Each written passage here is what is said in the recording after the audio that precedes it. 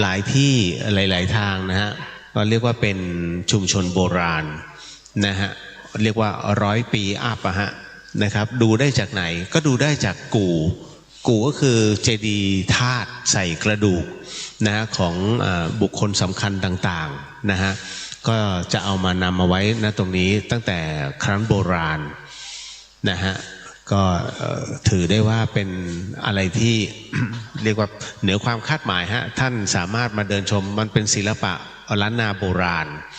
นะครับที่นี่จะมีทั้งอุโบสถนะครับมีทั้งวิหารนะมีศาลาการประเรียนพร้อมก็ต้องบอกนะว่าในคณะอดีตนั้นด้วยวัดฝายหินเป็นอรัญญวาสีนะฮะก็จะมีเรื่องเล่าของครูบาหลวงวัดฝายหินซึ่งเรียกว่าครูบาโสภาฮะนะฮะเราเรียกว่าครูบาฝายหินครับท่านก็เจริญภาวนานะวิปัสสนาอยู่ณที่นี้อยู่ในถ้ำบ้างนะอยู่ในกุฏิท่านบ้างนะด้วยท่านศึกษาคัมภีร์มูลกัจจายนะนะฮะบาลีใหญ่บ้างนะฮะมูลแล้วก็ยังมีเรียกว่าศรัทธา8 มรรคนะฮะซึ่งท่านก็สำเร็จทุกอย่างนะครับเดี๋ยวมีโยมจะหอมกฐินนะครับเพิ่มเติมอโมทนาสาธุกับพี่โจจะทำตรงไหนดีให้ถิ่นฐานไม่ได้ให้ถิ่นฐานนี่เดี๋ยวหอมตัวเองนะฮะเดี๋ยวมีตู้ใช่ไหมใส่ที่ตู้เลยอโมทนาสาธุครับนะครับก็เรียกเป็นกฐินสมทบนะครับเมื่อกี้เล่าค้างเอาไว้นะด้วยครูบาหลวงท่านเนี่ยนะเป็นพระที่ปฏิบัติดีปฏิบัติชอบท่านจะไม่บอกฮะว่าท่านบำเพ็ญอะไรยังไงแต่ว่าทุกๆครั้งเวลาฉันภัตตาหารนะที่หอฉันเนี่ยซึ่งตอนนั้นมันจะเป็นป่าวัดฝายหินเนี่ยมีความเมตตาสูงมากว่ากันว่าอันนี้ทุกอย่างเล่าเป็นนิยายนะฮะเล่าเป็นนิยายฟังเอาไว้ฟังหูไว้หูฮะนะฮะในท่านมีหมาตัวหนึ่งนะชื่อว่าไอ้ขาวนะไอ้ขาวเนี่ยเป็นหมาที่เรียกว่าเป็นหมาวัดเนี่ยคอยเฝ้าวัดตลอดนะยามค่ำคืนนะมันจะเหมือนกับเป็นยามดีๆนี่เองนะคอยเห่าเวลามีบางอย่างเกิดขึ้นนะมันเห่าทุกคืนนะฮะจนกระทั่งคืนหนึ่งฮะเสียงไอ้ขาวเนี่ยมันเห่าอยู่แล้วก็เงียบไปเลยนะฮะครูบาหลวงท่านก็ไม่ได้ว่าอะไรฮะท่านก็พอถึงเช้าเสร็จปุ๊บนะฮะโยมก็มาใส่บาตรแล้วก็ท่านก็ฉันภัตตาหารเช้ากันก็จะมีทั้งพระลูกวัดนะสามเณรแล้วก็ครูบาท่านในขณะที่ท่านฉันอยู่เนี่ยท่านจะฉันเรียกว่าจะฉันรวมนะจะไม่มีการฉันแยกเหมือนปัจจุบันในขณะที่ฉันรวมกันอยู่ปรากฏว่าทั้งพระทั้งเนรแตกฮือนะฮะเนื่องจากว่ามันมีเสือโคร่งสมัยก่อนดอยสุเทพนี่อุดมไปด้วยสัตว์นานาพันธุ์นะฮะมันมีเสือโคร่งตัวหนึ่งนะฮะเดินมาที่หอฉันโอ้แล้วทุกรูปนะฮะพระเนรกระเจิงหมดยกเว้นครูบาหลวงครับครูบาหลวงท่านก็ยังนั่งฉันภัตตาหารตามปกติคือท่านเคร่งในเรื่องพระวินัยมากคือพระวินัยเนี่ยคือถ้าพระนั่งฉันแล้วลุกไม่ได้ลุกแปลว่าอิ่มแต่อันนี้พระยังไม่อิ่มแต่มีเหตุให้ลุกเพราะเสือโคร่งตัวนี้มันเดินมานะมันเดินมาแล้วในปากเสือโคร่งนั้นเนี่ยมันมีไอ้ขาวอยู่คาบอยู่ที่ปากนะฮะทุกคนก็บอกครูบาให้ดูนะเสือมันกำลังกินไอ้ขาวจริงๆมันไม่ได้กินนะมันคาบอยู่นะแล้วไอ้ขาวนะหมดสติแล้วนะฮะทุกท่านบอกว่ามันตายแต่จริงๆมันแค่สลบนะฮะเสือตัวนั้นเนี่ยเอาไอ้ขาวมาตรงครูบาแล้วก็วางไอ้ขาวลงนะแล้วเสือตัวนั้นเนี่ยนะครูบาทั้งเสือตัวนั้นก็เลยมองหน้าครูบาท่านก็เลยชะเง้อมองหน้านะฮะเรียกว่าแหงนหน้ามองเสือตัวนั้นแล้วก็ยิ้มนะสักครู่เสือตัวนี้ฮะเสือโคร่งตัวนี้ก็หันหลังแล้วก็เดินขึ้นไปบนป่าดอยสุเทพนะฮะครูบาจึงใช้ให้พระเนรเนี่ยท่านบอกว่าไม่ต้องกลัวนะฮะเสือมันไปแล้วให้เอาน้ำนะฮะให้เอาน้ำเนี่ยใส่ขันแล้วไปตั้งไว้นะฮะแล้วก็เอาน้ำไปหยดตรงปากไอ้ขาวปรากฏว่าพระลูกวัดก็ทำตามเอาน้ำไปหยดตรงปากไอ้ขาวหมาตัวนั้นนะฮะสุดท้ายมันฟื้นขึ้นมานะฮะ นั่นก็คือเป็นอีกหนึ่งเรื่องราวที่แปลกประหลาดนะฮะและหลายคนเนี่ยเรียกว่าเป็นที่โจทย์ขานมากในเรื่องของสิ่งที่ครูบาท่านได้รับรู้นะฮะก็ถึงได้บอกว่าเป็นอีกหนึ่งเรื่องราวเรื่องเล่าซึ่งมีในบันทึกนะครับของวัดฝ่ายหินนะครับก็ขอเชิญเดี๋ยววันนี้จะมีงานกฐินนะครับที่เรียกว่าคณะศรัทธานะจากมหาวิทยาลัยเชียงใหม่นะทั้งท่านอธิการบดีท่านรองอธิการรวมไปถึงคณะกรรมการสภามหาวิทยาลัยนะบุคลากรแล้วก็นักศึกษานะครับก็200 กว่าชีวิตครับนะครับก็จะมาขึ้นมาสู่วัดฝ่ายหินบริเวณนี้ในช่วงเวลาประมาณ 9 โมงถึง 9 โมงครึ่งและจากนั้นก็จะเริ่มพิธีการนั้นนิดเดียวฮะไม่ได้มีอะไรมากมายไม่ได้มีอะไรพิเศษเลยใช้เวลา45 นาทีจบเลยนะครับนะแล้วก็พระภิกษุสงฆ์ก็การกล่าวกรานกฐินนะฮะสวดให้พรจบนะฮะด้วยกฐินนะครั้งที่แล้วก็บอกไปแล้วในเรื่องของกฐินกับผ้าป่ามันต่างกันยังไงกฐินก็คือการถวายผ้านะครับโดยที่ไม่เจาะจงพระภิกษุสงฆ์นั่นหมายถึงว่าในพรรษาพระภิกษุผู้จำพรรษาครบไตรมาสเนี่ยนะฮะเมื่อมีพระบรมพุทธานุญาตนะให้สามารถเปลี่ยนผ้าครองได้ดังนั้นเมื่อมีศรัทธาเอาผ้ามาถวายนะฮะโดยไม่เจาะจงพระภิกษุสงฆ์ท่านก็จะตกลงกันเองนะว่าผ้าพระกฐินเนี้ยนะครับจะตกไปอยู่กับพระรูปหนึ่งรูปใดนะที่คณะสงฆ์ต่างๆได้เห็นพ้องโดยที่ไม่มีผู้ใดคัดค้านนะก็ถามว่าเคยมีคนคัดค้านไหมท่านคิดว่ามันจะมีไหมฮะคนคัดค้านในเรื่องของการครองผ้าทุกอย่างคือประชาธิปไตยมีฮะในครั้งพุทธกาลก็มีการคัดค้านพระสงฆ์รูปนี้ไม่เห็นไม่สมควรนะฮะมีการทักท้วงขึ้นมาในหมู่สงฆ์นะฮะแต่ในขณะเดียวกันท่านขอเหตุผลเมื่อขอเหตุผลเสร็จปุ๊บเนี่ยนะฮะก็จะมีองค์ประธานกับองค์รองเนี่ยก็ให้เหตุผลมาสู้กันว่าเนี่ยในเมื่อท่านรูปนี้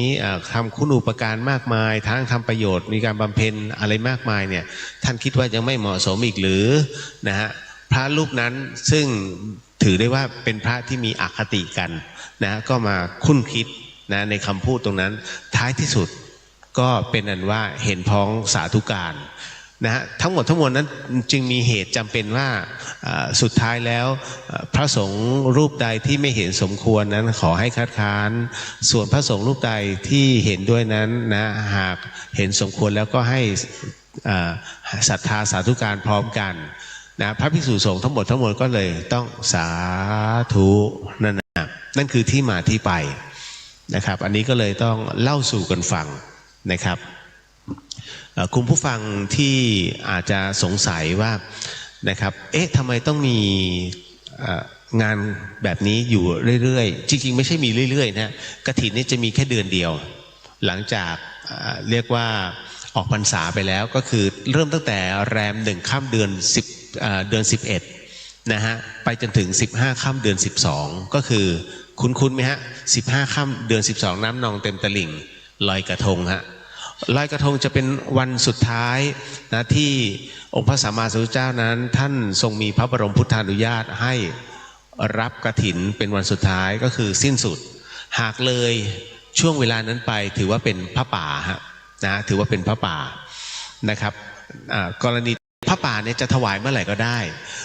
นะเหล่าคณะศรัทธาก็มักจะถามอยู่เรื่อยๆครับว่ากฐินกับพระป่าเนี่ยแรงบุญเนี่ยมันประมาณไหนนะฮะคือจริงๆบุญเนี่ยมันแปลว่าความสุขความเจริญนะฮะคุณผู้ฟังดังนั้นความสุขความเจริญเนี้ยนะฮะจะทำอะไรก็แล้วแต่เมื่อทำแล้วมันมีความสุขทุกสิ่งเป็นบุญนะฮะมันไม่มีใครเอาบุญมาชั่งนะฮะในกิโลนะฮะบุญอันนี้หนักกว่าบุญอันนี้เบากว่าไม่มีฮะถ้าเมื่อไหร่ก็ตามที่ใจเราอิ่มเอิบด้วยบุญนะในสิ่งที่เราทำด้วยความดีด้วยกุศลอันนั้นนะเป็นบุญอันยิ่งใหญ่สำหรับเรานะฮะมันก็เหมือนกับความสวยความหล่อเราอาจจะไม่สวยสำหรับใครบางคนแต่เราก็จะสวยสำหรับใครบางคน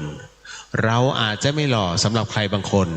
แต่เราอาจจะหล่อสำหรับใครบางคนเพราะฉะนั้นมันวัดกันไม่ได้นะฮะบุญก็เช่นกันแต่เอาจริงๆแล้วที่เขานิยมจองเป็นกฐินนะฮะ ก็จะบอกว่าโอ้บุญนี้บุญใหญ่จริงๆแล้วการถวายผ้าพระกฐินเนี่ยมันเป็นบุญเฉพาะการซึ่งมีแค่1 เดือนนะครับและหลายๆคนก็จะถามว่าเอาแล้วนี้มันทำจันทร์ถึงศุกร์ไม่ได้เหรอทำไมต้องเสาร์อาทิตย์ท่านจะเห็นนะฮะว่าเสาร์อาทิตย์จะเต็มเลยทุกวัดจะนิยมทำกฐินกันนั่นไม่ใช่เพราะเขาอยากจะให้คณะศรัทธาเนี่ยฮะได้มาร่วมงานกันเยอะๆนะก็จะได้คือบุญเนี่ยมันก็จะกระจายได้นะครับไม่เกี่ยวกับปัจจัยนะไม่เกี่ยวเลยนะฮะเพราะปัจจัยเขาทำกันมาตอนก่อนหน้านั้นเป็นที่เรียบร้อยแต่ในส่วนตรงนี้ที่ไม่นิยมจันทร์ถึงศุกร์เพราะว่าเป็นวันทำงานมาตั้งแต่ครั้งโบราณแล้วนะฮะตั้งแต่ครั้งการเขาเรียกกำหนดการทำงานในหน่วยงานราชการท่านต้องยอมรับนะว่าถ้าย้อนกลับไปนะฮะ100 กว่าปีที่ผ่านมานะครับระบบราชการไทยนั้นนะครับ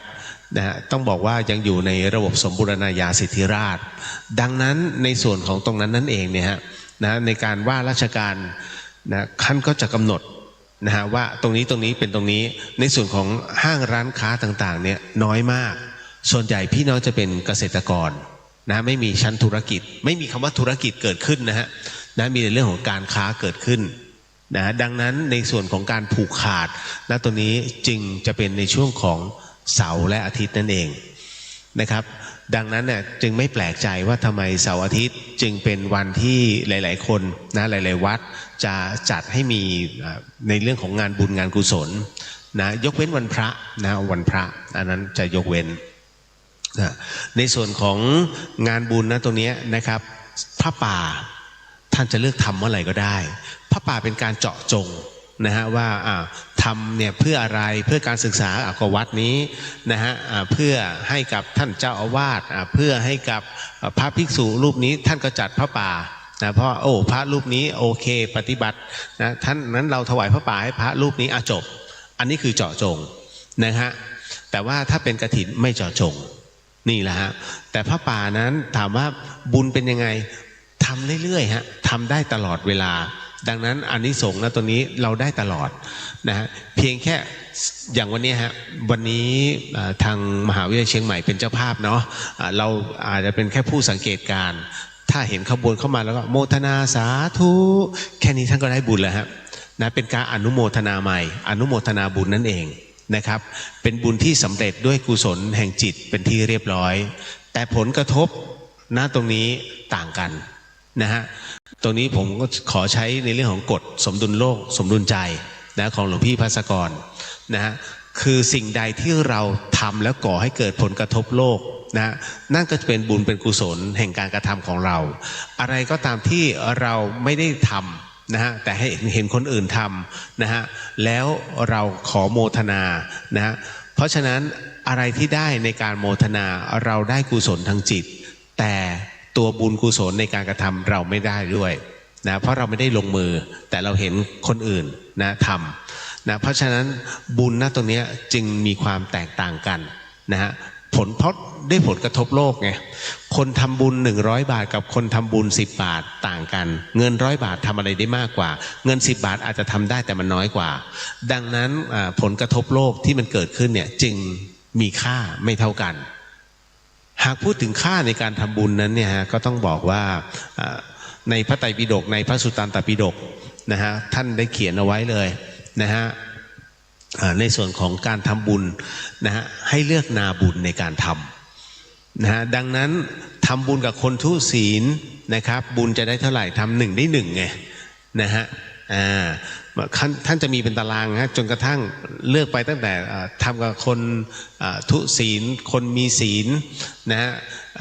กัลยาณชนนะประมาณไหนอะไรยังไงนะไปจนถึงพระโสดาบันพระสกิทานะอนาคาไปจนถึงพระอรหันต์นะฮะจะมีค่านะฮะของบุญนั้นตามมาตามความบำเพ็ญส่วนเราจะรู้ได้อย่างไรนะฮะตอนนี้พระสงฆ์ท่านให้พรอยู่ในวิหารนะเป็นการฉันภัตตาหารเช้านะครับ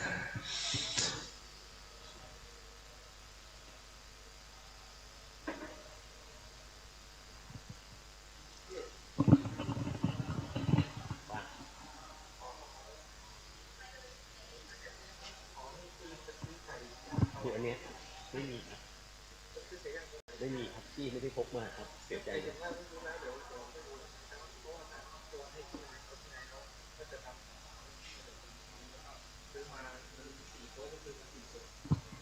ตอนนี้พระให้พรอยู่นะฮะ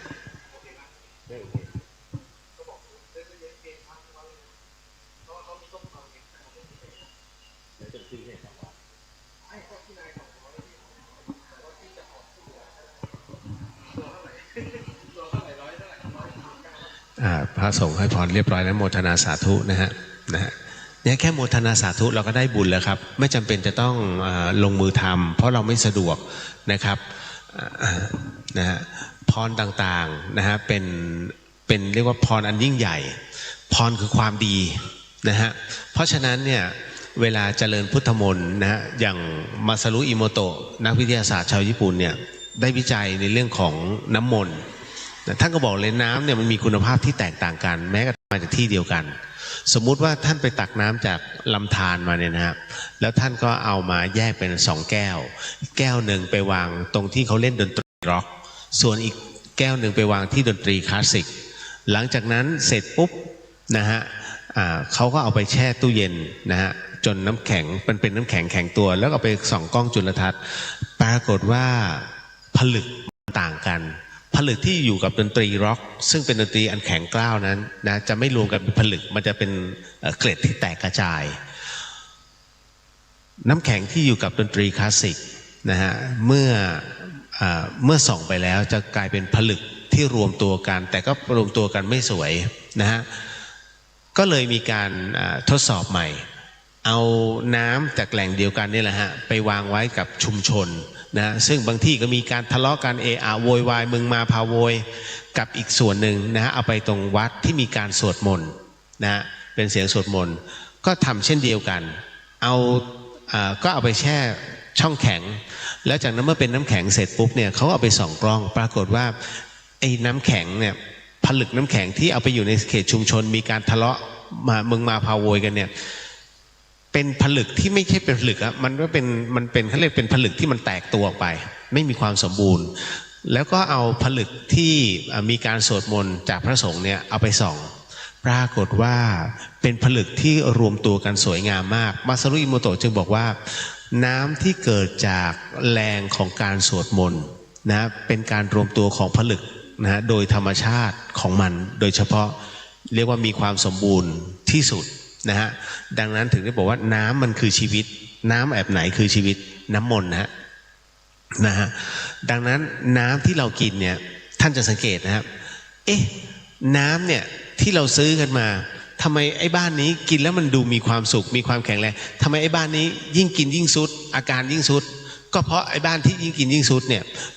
เดี๋ยวมันทะเลาะกันกินเสร็จปุ๊บทะเลาะกันไอ้นู่นไอ้นี่นะครับดูไม่เข้าใจมันเป็นภาวะของอารมณ์มีผลกับน้ำนะครับดังนั้นเนี่ยถึงได้บอกว่าถ้าเราอยากจะกินน้ำเนี่ยต้องอยู่ในบรรยากาศที่ดีๆนะฮะมีความเย็นนะทางด้านจิตใจนะครับน้ำนั้นก็จะส่งผลกับร่างกายของเราด้วยเช่นกันนะฮะท่านอย่าไปดื่มน้ำในขณะที่หงุดหงิดนะฮะมันเหมือนน้ำอะไรก็ไม่รู้เหมือนน้ำกรดที่เข้าลงไปนะตรงนั้นนี่นะครับก็เป็นอีกหนึ่งอันแล้วกันฮะที่บอกเอาไว้นะครับณส่วนตรงนี้นี่เองนะฮะเดี๋ยวอีกสักครู่หนึ่งนะครับก็คงจะได้เวลานะครับพอสมควรแล้วล่ะนะครับในส่วนตรงนี้เสียงที่คุณผู้ฟังได้ยินอยู่นะตรงนี้เนี่ยจากวัดฝายหินหลังมหาวิทยาลัยเชียงใหม่นะเพราะวันนี้เป็นงานกฐินนะครับซึ่งทางมหาวิทยาลัยเชียงใหม่นั้นได้เป็นเจ้าภาพก็ต้องกราบขออภัยนะพี่น้องชาวบ้านนะครับที่อาจจะต่างศาสนากันหรือว่าท่านอาจจะมองว่ากฐินมันก็คืองานธรรมดานี่แหละนะจริงๆแล้วเนี่ยมันไม่ใช่หรอกครับนะแต่เสียงตรงนี้ที่มันเสียงดังก็ต้องขออภัยมาณที่นี้นะครับเพราะถือว่าเป็นงานใหญ่ของชาวพุทธของเรานะครับซึ่งนานๆจะมีสัก1 ปีมี1 ครั้งนะครับ1 ปีมี1 ครั้งนะครับก็เลยต้องขออนุญาตนิดนึงแล้วกันในการใช้เสียงนะตรงนี้และที่สำคัญก็คือว่าขอเชิญนะท่านที่อยากจะร่วมบุญ แค่ขึ้นมาธรรมดาก็ได้ครับไม่จำเป็นต้องอะไรมากมายนะฮะหรือว่าหยิบจับขยะที่มันดูรกตารกหูรกตานะฮะท่านก็หยิบจับแล้วก็ใส่ถังนั่นก็เป็นบุญนะฮะเพราะว่าท่านทำกุศลอีกหนึ่งอันยิ่งใหญ่นะก็คือช่วยการรักษาความสะอาดนั่นเองนะครับขอเชิญนะครับงานบุญเนี่ยไม่ได้แบ่งแยกชนชั้นนะฮะเราทุกคนก็ทำได้ซึ่งในอดีตนะฮะเศรษฐีท่านหนึ่งทำบุญเขาเรียกว่าทำบุญแบบเอาหน้าทำบุญเอาหน้าก็คือว่าในขณะที่มีเหตุการณ์นะฮะที่ต้องการความช่วยเหลือนะก็เรียกว่าคุณหญิงท่านนี้เนี่ยก็เลยทำสัก1 ล้านบาทนะฮะโดยที่แบบมีเพื่อนๆในหมู่คณะนะอยู่ตรงนั้นด้วยทุกคนก็โอ้โหเธอทำตั้ง1 ล้านเลยเหรอโอ้ยนี่เธอต้องรวยมากๆแน่ๆและสักพักจะมีชื่อของคนนี้ขึ้นที่ทีวีกับอีกท่านหนึ่งนะซึ่งมีรายได้น้อย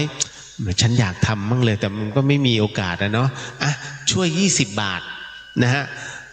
แล้วแต่ว่าโมทนาสุดจิตสุดใจเลยขอ20 บาทนี้ขอให้ฉันได้มีบุญมีกุศลนะอันสมบูรณ์ด้วยเถิดและพอดีเห็นตัววิ่งของคนนี้ทำ1 ล้านเอ้าคนนี้เขาก็ทำเหรออุ๊ยฉันโมทนาสาธุในความดีท่านเชื่อไหมพอตายลงปุ๊บเนี่ยนะคุณหญิงท่านนี้วิมานลิบหลี่มากนะวิมานเล็กๆนะฮะเพราะว่าอะไรเพราะว่าตอนที่ทำบุญทำเอาหน้าไม่ได้ทำด้วยสุดจิตสุดใจนะส่วนคนที่ทำ20 บาทแล้วก็ร่วมโมทนากับคนที่ทำ1 ล้านเนี่ยวิมานใหญ่มากเพราะเขาทำอย่างสุดจิตสุดใจและโมทนาสาธุด้วยจิตอันบริสุทธิ์นั่นเองนะครับแต่พอเกิดใหม่อย่างที่บอกไว้ฮะผลกระทบโลกมันไม่เหมือนกันคนทำ1 ล้านบาทเนี่ยมันช่วยคนได้มหาศาลดังนั้นกุศลตรงนี้จึงเกิดกับเขาเยอะคนทำ20 บาทเนี่ยนะเมื่อเกิดใหม่นะฮะเขาก็ต้องรับสภาพนะกับ20 บาทที่เขาได้ทำนะตรงนี้นะเพราะฉะนั้นเนี่ยเมื่อค่าบุญที่มันมากระทบโลกเนี่ยมันก็จะมีผลเช่นกันนะฮะของฟรีจึงไม่มีในโลกความบังเอิญก็ไม่มีในโลกนะฮะดังนั้นในวันนี้ท่านที่ได้มาร่วมงานตรงนี้นะครับท่านจึงเป็นส่วนหนึ่งของคนบุญงานบุญที่เกิดขึ้นความยิ่งใหญ่ที่เกิดขึ้นของเหล่าพุทธศาสนิกชนเนี่ยนะฮะมันก่อให้เกิดจิตอันเป็นกุศลที่เกิดขึ้นนั่นเองแต่ในขณะเดียวกันวันนี้นะฮะก็ถือได้ว่าเป็นอีก1 วันที่ชาวไทยทุกคนอยู่ในความเศร้าโศกนะเพราะเหตุจากเป็นประกาศจากสำนักพระราชวังเมื่อคืนนี้นะเมื่อเวลา 21:21 นาทีนะฮะก็เป็นประกาศจากสำนักพระราชวังนะข่าวการสวรรคตขององค์สมเด็จพระนางเจ้าพระบรมราชินีนาถนะพระพันปีหลวงในรัชกาลที่9นะก็เสด็จสวรรคตณโรงพยาบาลจุฬาลงกรณ์สภากาชาดไทยครับก็ยังความเศร้าโศกนะเรียกว่าใจหายนะใจหายเพราะว่าพระองค์ท่านนั้นมีท่านทำคุณูปการมากมายฮะให้กับปวงชนชาวไทยโดยเฉพาะยิ่งที่เด่นๆเลยก็คือในส่วนของศูนย์ศิลปาชีพทั้งหมดทั้งมวลทั้ง4 ภาคนะฮะเนื่องจากว่าอะไรท่านจะติดตามในหลวงรัชกาลที่9นะฮะพระบาทสมเด็จพระเจ้าอยู่หัวภูมิพลอดุลยเดชเนี่ยไปทุกที่ทั่วแห่งท่านรู้ไหมฮะพระองค์ไม่เคยห่างพระวรกายในหลวงรัชกาลที่9เลยยกเว้นว่าเมื่อไหร่ก็ตามที่ในหลวงรัชกาลที่9นั้นนะได้เสด็จพระราชดำเนินสู่ชายแดนนะท่านจะให้พระราชินีเนี่ยนะอยู่ที่ณที่พักนะพระราชินีนะฮะพระบาทสมเด็จพระบรมราชินีนาถเนี่ยท่านก็มองว่าในเมื่อในหลวงนั้นทรงปฏิบัติพระราชภารกิจณชายแดนท่านจึงขอดูแลชาวบ้านประสบนิกรที่เป็นชาวบ้านดังนั้นท่านจึงไปเสาะแสวงหาทุกพื้นที่ของประเทศไทยว่าณตรงไหนชาวบ้านตรงไหนเนี่ยที่เขามีฝีมือนะไม่ว่าอาชีพในเรื่องของหัตถกรรมศิลปะหัตถกรรมต่างๆท่านพยายามจะรวบรวมนะฮะแล้วก็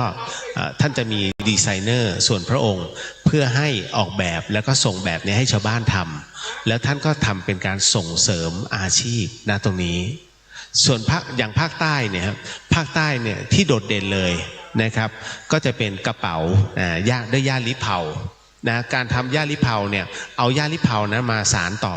นะซึ่งกันและกันนะฮะส่วนทางอีสานจะเป็นผ้าไหมนะผ้าไหมอีสานส่วนภาคเหนือของเราท่านจะเห็นนะพระองค์ท่านจะสวมเสื้อผ้า นะส่วนอาภรณ์ของท่านเนี่ยด้วยศิลปะแล้วก็ลวดลายของชาวไทยภูเขาณตอนนั้นนะฮะท่านจะส่งเสริมมากๆโดยเฉพาะอย่างยิ่งชาวไทย7 เผ่าที่ดอยดำนะฮะดอยดำที่เวียงแหงนะฮะแล้วก็สถานที่ต่างๆนะครับโดยที่ท่านใช้เรียกพระตำหนักต่างๆเรียกว่าเป็นศูนย์รับซื้ออย่างอีสานจะใช้ภูพานนะฮะอย่างภาคใต้ก็จะใช้พระตำหนักทักษิณนะครับส่วนภาคเหนือของเราก็จะมีพระตำหนักภูพิงนะแล้วก็จะมีกระจายไปตามที่ต่างๆนะฮะหลายๆท่านบอกโอ้ทำไมพระองค์ท่านจึงมีพระตำหนักมากมายท่านเอาตรงนั้นไปเป็นศูนย์กลางในการรับซื้อนะฮะรับซื้อสินค้าต่างๆเนี่ยจากประชาชนนะฮะท่านใช้เงินส่วนพระองค์ในการซื้อแล้วก็จำหน่ายท่านจำหน่ายเนี่ยที่ศูนย์ศิลปาชีพด้วยแล้วก็ส่งออกต่างประเทศด้วยเป็นการสร้างรายได้ให้กับพี่น้องประสบนิกรของท่านนะโดยเฉพาะอย่างยิ่งในเรื่องของการใช้ปีกแมงทับท่านเคยเห็นปีกแมงทับไหมที่สีเขียวๆนั่นแหละฮะองค์สมเด็จพระนางเจ้าเราจะเรียกพระองค์ท่านนะสั้นๆว่าสมเด็จพระนางเจ้าสมเด็จพระนางเจ้าท่านนะฮะท่านมีพระราชดำรัสว่าปีกแมงทับเนี่ยมันสวยแล้วแมงทับเนี่ยมันชอบสะบัดปีกทิ้งดังนั้นเลยให้อาจารย์โสพลบัวชาติอาจารย์โสพลบัวชาติเป็นอาจารย์อยู่ที่ศูนย์ศิลปาชีพบางไทรนะบอกท่านมีกระแสรับสั่งให้อาจารย์โสพลบัวชาติเนี่ยนะฮะได้คิดวิธีการว่าเราจะเอาปีกแมงทับนั้นทำอะไรได้บ้างโอ้อาจารย์โสพลคิดเลยฮะเอาไปทำประดับเป็นทั้งกระเป๋าบ้างประดับเป็นรูปภาพบ้างปีกแมงทับเนี่ยนะสวยงามมากนะฮะดังนั้นจึงเป็นที่มาที่ไปในการส่งเสริมนะฮะต่างๆนานานะฮะก็เป็นคร่าวๆและที่สำคัญนะที่มีผลกับประสบนิกรชาวไทยมากที่สุดก็คือสมเด็จพระนางเจ้าท่านเนี่ยนะฮะท่านได้เรียกว่าได้คิดเขาเรียกว่าคิดเผื่อประสบนิกรชาวไทยในเรื่องของอาหารเพราะมันมีอยู่ช่วงหนึ่งฮะที่ข้าวยากหมากแพงมากนะครับเป็นส่วนของข้าวยากหมากแพงท่านมองว่าตอนนั้นประเทศไทยเสียดุลนะเสียดุลการค้าให้กับต่างชาติท่านจึงบอกว่าถ้าอย่างนี้ราคาอาหารมันจะพุ่งมากท่านก็เลยคิดโครงการเขาเรียกว่าฟู้ดแบงค์ฮะนะฟู้ดแบงค์เป็นการเอาอาหารแบบธรรมชาตินะครับใช้ธรรมชาติในหมู่บ้านนั้นๆน่ะเป็นอาหารนะโดยการเลี้ยงไก่ก็คือไก่ก็ให้มันไปตามธรรมชาตินะปลูกต้นไม้ต่างๆนานานะครับในรูปแบบตรงนั้นคือเรียกว่ามีกินไม่สิ้นสุดนั่นเป็นโครงการฟู้ดแบงค์นะครับซึ่งกระจายอยู่30 กว่าที่ทั่วประเทศไทยนะฮะเป็นในพื้นที่กันดารทั้งสิ้นก็เลยทำให้พี่น้องประชาชนนะฮะในทางด้านชายขอบเนี่ยนะฮะได้มีอาหารที่ยั่งยืนครับโอ้มากมายครับนะฮะในเรื่องของโครงการเด็กทารกนี่ฮะนี่คือสิ่งที่พระองค์ท่านนะฮะได้คิดเอาไว้นะณวันนี้ก็เรียกว่ายังคงความเศร้าสลดให้กับพี่น้องประชาชนชาวไทยนะฮะกับข่าวที่ได้ทางสำนักพระราชวังนั้นได้ประกาศไว้เมื่อคืนนี้นะในเรื่องของการสวรรคตของพระองค์ท่านนะครับเดี๋ยวก็ต้องรอแถลงการต่อไปจากสำนักพระราชวังนะฮะในเรื่องของการแต่งกายนะแต่ว่าพระบาทสมเด็จพระเจ้าอยู่หัวนะก็มีพระบรมราชโองการนั้นให้ไว้พระศพเป็นเวลา1 ปีนะพระที่นั่งดุสิตมหาปราสาทพระบรมมหาราชวังนะครับก็เป็นเรียกว่าตามเหตุนะครับนะตรงนี้นะทุกๆครั้งไปครับเดี๋ยววันนี้นะครับช่วงเวลา9 โมงครึ่งจะเป็นการแห่นะขบวนกฐินนะครับของมหาวิทยาลัยเชียงใหม่นะครับซึ่งก็จะตั้งแถวกันด้านล่างนะขวงวัฒนธรรมขวงภาษาเหนือมันแปลว่าลานกว้างนะฮะขวงสิงห์อย่างเงี้ยนะฮะขวงท่าแพนะคือลานกว้างนะครับอันนี้ก็เป็นขวงเหมือนกันนะครับแล้วก็ถ้าเป็นม่อนก็จะเหมือนเนินนะฮะเนินเขาเล็กๆนะจริงๆวัดฝายหินเนี่ยเรียกว่าม่อนก็ได้นะฮะ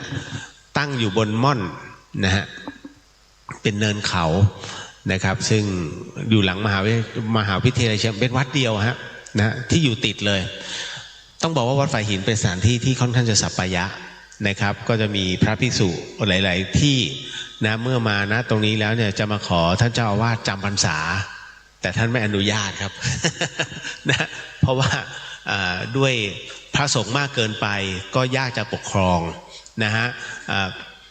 เนื่องจากว่าจะเรียกความอึกกระทึกมันจะเกิดขึ้นนะการบำเพ็ญหรือว่าการปฏิบัติเนี่ยมันก็จะทำให้ไม่เป็นที่เสถียรนะฮะดังนั้นท่านจึงจำกัดพระภิกษุนะฮะแล้วก็ต้องเรียกว่าอยู่นิสัยกันก่อนนะต้องดูอุปนิสัยว่าท่านใดที่จะมาบวชเนี่ยนะฮะก็ต้องมาให้ท่านรับรู้นะที่มาที่ไปนะดังนั้นวัดฝายหินจึงเป็นอีกวัดหนึ่งที่หลายๆท่านเนี่ยนะหลายๆรูปนะฮะอยากจะมาอยู่เพราะมีความสงบแล้วติดอุทยานดังนั้นความสงบจึงเกิดขึ้นนะฮะเต็มที่ 100%แต่ถ้าต้องการสิ่งของ300 เมตรฮะแค่เดินจากวัดฝายหินลงไป300 เมตรก็จะเจอสถานที่ต่างๆซึ่งมีอุปกรณ์ครบครันในเรื่องของอะไรต่างๆนานาที่มันขาดนะฮะก็ได้เลยนะเพราะฉะนั้นที่นี่จึงกลายเป็นวัดที่สอนธรรมะนะฮะไม่เราจะไม่เน้นในให้เป็นสถานที่ท่องเที่ยวเพราะว่าเมื่อไหร่ก็ตามที่วัดเป็นสถานที่ท่องเที่ยวเดือดร้อนพระฮะสังเกตไหมฮะวัดใหญ่ๆเลยนะฮะไม่ว่าจะเป็นวัดเบญจนะฮะวัดสุทัศน์นะครับที่ต่างๆเนี่ยนะฮะพระภิกษุนะฮะต้องอยู่เขาเรียกเป็นคณะนะฮะก็จะอยู่เต็มเป็นคณะต่างๆนะโดนกักนะท่านจะไม่ออกไปไหนเพ่นพ่านไม่ได้นะแต่ถ้าเป็นวัดอย่างเราเนี่ยเพราะวัดฝายหินเนี่ยอดีตเป็นวัดป่านะเป็นอรัญญวิเวกนะฮะท่านจะเดินปีกวิเวกไปตรงนั้นตรงนี้ได้นะฮะและยิ่งตอนนี้มีสถานที่นะที่ใช้เป็น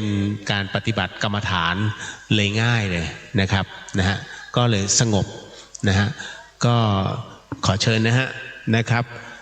คณะศรัทธาสาธุชนท่านใดที่อยากจะร่วมบุญนะฮะตรงนั้นจะมีตู้ที่เป็นกฐินสมทบนะครับก็สามารถผมต้องเรียนนิดนึงนะฮะวัดฝายหินเป็นอีกหนึ่งวัดที่เราไม่มีตู้รับบริจาคนะครับไม่มีตู้รับนะฮะถ้าใครอยากจะร่วมบุญนะครับก็เรียกว่าแจ้งนะฮะเจ้าหน้าที่หรือว่าท่านเจ้าอาวาสนะเจ้าหน้าที่ก็จะนำพาไปหาท่านเจ้าอาวาสหรือว่าพระที่ท่านรับตรงนี้โดยเฉพาะไม่รับพร่ำเพรื่อนะฮะมีเฉพาะงานบุญใหญ่ๆที่ทางท่านเจ้าอาวาสนั้นอนุญาตในอย่างวันนี้ฮะให้ตั้งตู้ได้เพราะว่าเป็นกฐินร่วมนะฮะเป็นกฐินสมทบท่านจึงอนุญาตให้มีการโยมไม่สะดวกหยอดเลยทำบุญไปนะฮะก็เป็นตามเหตุปัจจัยเพราะโดยปกติไม่รับฮะแต่จะเห็นทุกๆวัดเดี๋ยวนี้จะเห็นตั้งตู้ตั้งอะไรกันใช่ไหมฮะนะมันก็เลยทำให้ศรัทธามันมีความรู้สึกไม่ดีนะฮะแต่วัดฝายหินจะไม่ใช่นะครับอันนี้ต้องบอกไว้ก่อนนะครับแล้วก็ท่านมองว่าพระธรรมพระพุทธศาสนาเนี่ยนะครับเมื่อเกิดขึ้นแล้วเราเผยแผ่นะฮะเราเผยแผ่ธรรมะพระพุทธเจ้านะเพราะว่าในครั้งพระพุทธเจ้านั้นท่านเป็นเจ้าชายสิทธัตถะคำว่าเจ้าชายสิทธัตถะเนี่ยฮะนะเป็นสากยวงศ์เนี่ยรวยอยู่แล้วแต่ทำไมท่านจึงสละทุกอย่างเพื่อออกผนวดนะฮะหรือว่าบวชนั่นเองก็เพราะว่าท่านมองว่าสิ่งเหล่านี้นะฮะมันไม่จีรังดังนั้นท่านจึงพิจารณานะฮะในเรื่องของความโลภโกรธหลงนะซึ่งเป็นหนทางไปสู่พระนิพพานนะครับนะเมื่อท่านพิจารณาท่องแท้แล้วนะได้อริยสัจแล้วนะครับรวมไปถึงได้ธรรมะอันยิ่งใหญ่แล้วท่านจึงออกเผยแผ่พระพุทธศาสนานั่นเองนะฮะก็ถือได้ว่าวันนี้เรามาร่วมบุญอันยิ่งใหญ่นะครับในส่วนของงานกฐินนะซึ่งกฐินทานในวันนี้เนี่ยนะครับก็จัดขึ้นนะครับเป็นประจำทุกปีฮะทุกปีแล้วก็ต้องขอโมทนาสาธุนะกับท่านอธิการบดีนะแล้วก็ทางคณะกรรมการสภามหาวิทยาลัยรวมไปถึงโมทนาสาธุกับคณาจารย์ โมทนาสาธุกับบุคลากรมหาวิทยาลัยและก็โมทนาสาธุกับน้องๆนักศึกษานะฮะมหาวิทยาลัยเชียงใหม่นะครับที่ร่วมบุญกันในวันนี้ครับก็ตอนนี้เดี๋ยวตอนนี้พระภิกษุนะสามเณรก็ฉันเสร็จเป็นที่เรียบร้อยนะฮะก็ขอบพระคุณเจ้าภาพทุกท่านนะฮะก็แล้วก็ต้องขอบพระคุณทั้งบุคลากรมากมายที่ร่วมกันในวันนี้นะทั้งชาวบ้านนะฮะทั้งในส่วนของคณะกรรมการหมู่บ้านรวมไปถึงทั้งเจ้าหน้าที่ต่างๆทั้งอสม.นะฮะทั้งเจ้าหน้าที่ของมหาวิทยาลัยเชียงใหม่ที่อำนวยความสะดวกนะและแน่นอนที่สุดฮะเหล่าคณะพระภิกษุสามเณรนะครับที่วันนี้มานะครับเรียกว่าท่านก็ตื่นแต่เช้าเลยนะฮะมาร่วมกันทำงานนะครับเดี๋ยวต้องนะตอนนี้เดี๋ยวต้องขออนุญาตนะฮะนิดนึงแล้วกันฮะในส่วนของการพักเสียงนะครับเพราะว่าต้องอาศัยในช่วงตรงนี้นะครับในการจัดพื้นที่นะอีกครั้งหนึ่งนะอย่างเป็นทางการนะก็ต้องขอบพระคุณทุกๆฝ่ายนะแล้วก็ท่านยังคงเดินทางมาที่วัด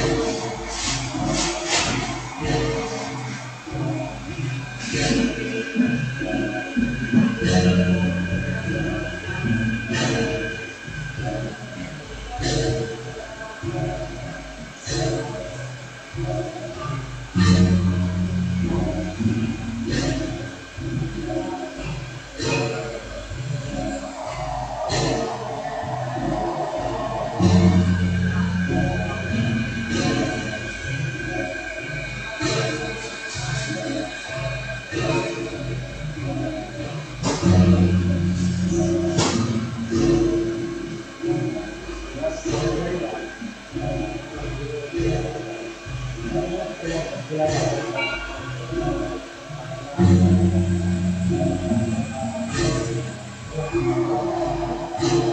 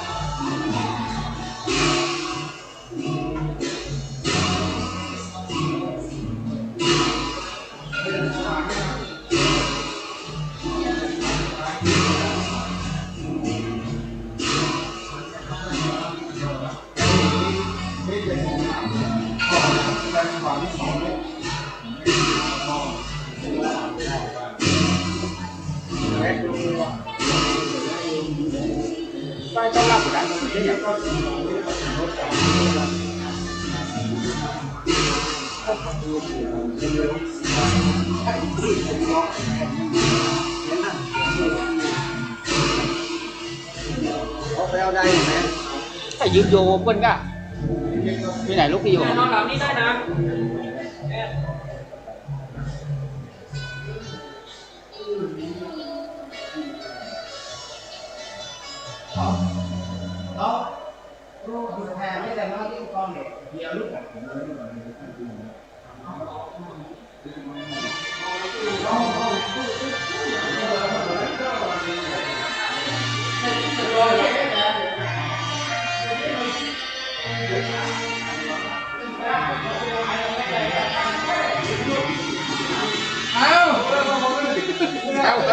อ่างเงินไว้ก่อน ละไล่กล้องละหลวงพี่นะไล่กล้องอ่ะ อ่างไว้ง่ายเพราะว่าพอนั่นเสร็จปุ๊บมันก็ ไม่กลัวไอซีมันละลาย เบาๆปวดเบา ไล่ตัว ให้มันคลายบ้างวะ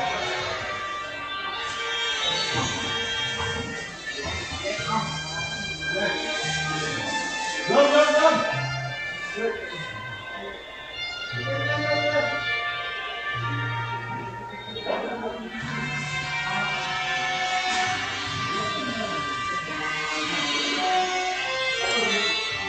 ลัวมันจะเป็นสิบเจ็ด ฮะ กลัวมันจะขึ้นฟ้าว่าต้องเปลี่ยนอันละแบบนี่รับไปมันหนาจืดหมดอ่ะจะได้ของหมด แรงๆดิเปิดแรงดิ ค่อยเดี๋ยวลมให้นะครับชื้นหมดจะได้ของ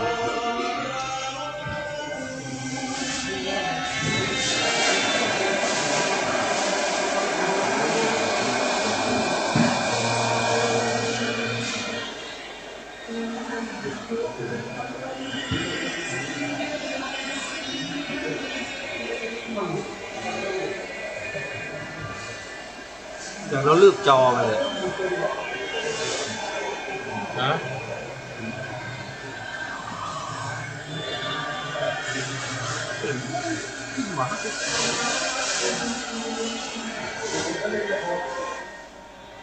เดี๋ยวต้องอังไว้เนี่ยขึ้นไปแก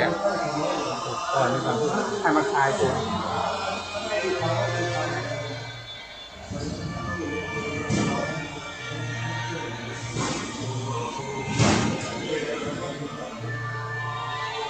ความร้อนขนาดนี้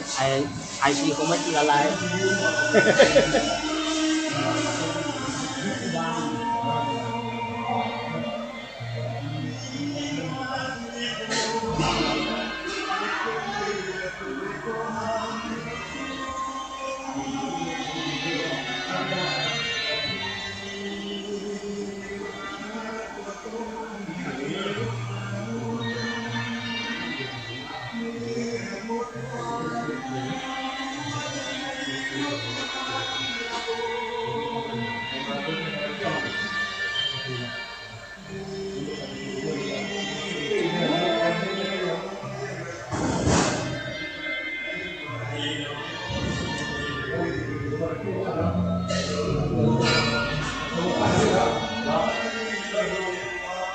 ดวงไฟเอาอะไรมาเสริมสวย น่าจะต้องทั้งคืน เดี๋ยวพี่เขาไม่สวยนะ ยุ่งเลยนะ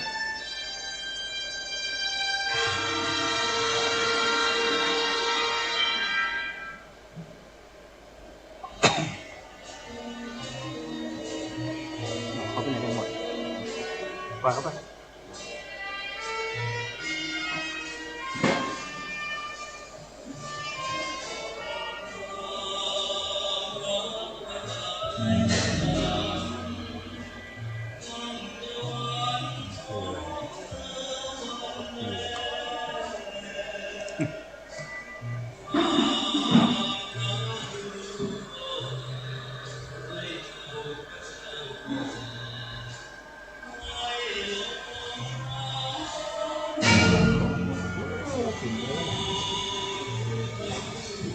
คราบน้ำเลยเอาไว้ไปครึ่งเดือนมันไปกับหลวงพี่เหรอหรือว่าไปคนเดียวหรอ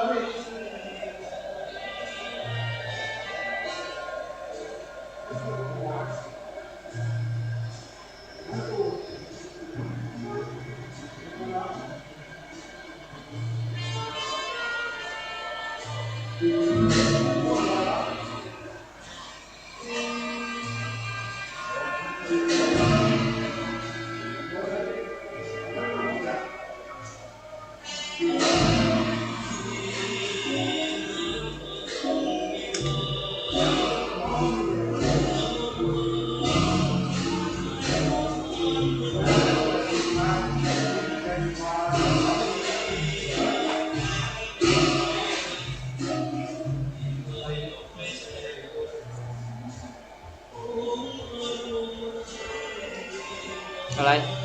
ข้างหน้านอนไหนดาบี้นอนไหนครับ ที่นอนไอ้เป็นเลิก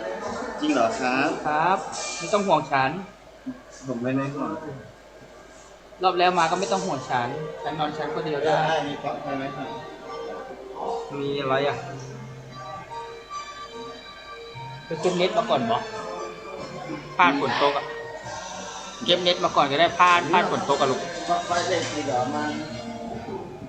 วิ่งเลยด้วยเดี๋ยวให้ครับ ฮะ เห็นปลั๊กไฟน้อยๆในกล่องเนี่ยที่ยังเป็นสีส้ม ไม่รู้ครับ ๆอ๋อเอาแบบนี้นะครับ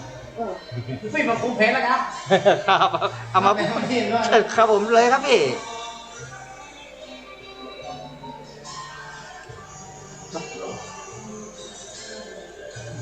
เห็นว่ามึงเปิดตุ้นลุงบรรยงได้ก็ใส่ชุดขาวของขาวแล้วนะเขาไม่ยังไม่ได้เปลี่ยนผ้ากันเพื่อน อย่าบอกก้นหัวจ้ามันพูดลูกพี่มาเนาะแล้วลูกน้องเตรียมงานเรียบร้อยเลยเข้าท่าเนาะ มาต้องงานหลวงพ่อ ไปช่วยงานหลวงพ่อนี่หลวงพ่อเจ้าหน้าเบอร์นี่ หลวงพ่อสาธุนะครับ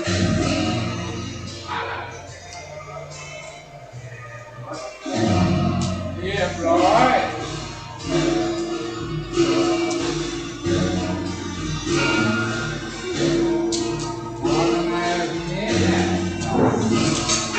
เอาละเห็นหลวงพี่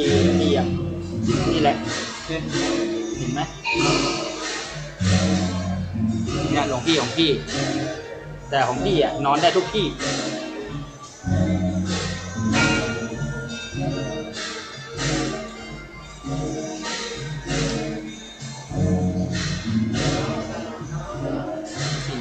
ห้องก่อนเนี่ยน้อยบอกผม ยืมของโยมขึ้นมาแต่ตอนแรกว่าจะหลวงพี่อะไรบอกหลวงพี่ไม่ให้แข่งที่รอบจะทำยังไงดีเดี๋ยว ก็เทปน่ะ ของหลวงพี่ไม่แห้ง ก็เทปในที่ห้องอิ่มก็เทปดอง อ๋อแล้วหลวงพี่ไปไหนติดบ้านแล้วเหรอ ถอยเมื่อกี้ก็หลอกพลาดตรงนี้นะ ขึ้นมาเจอนะเนาะเอาเนาะ ครับ ปีนึงนี่ขึ้นมากี่เดือน หลายเปลี่ยนแล้วครับการ นี่ตั้งแต่เขายกช่อฟ้าเนี่ยมันได้ขึ้นมายกช่อธาตุอ่ะ มีต้นนี่เอาพวกมาแตนต้ม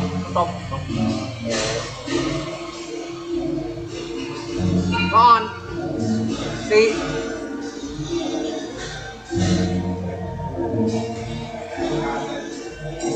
ีหมาอ่อนemต้นliều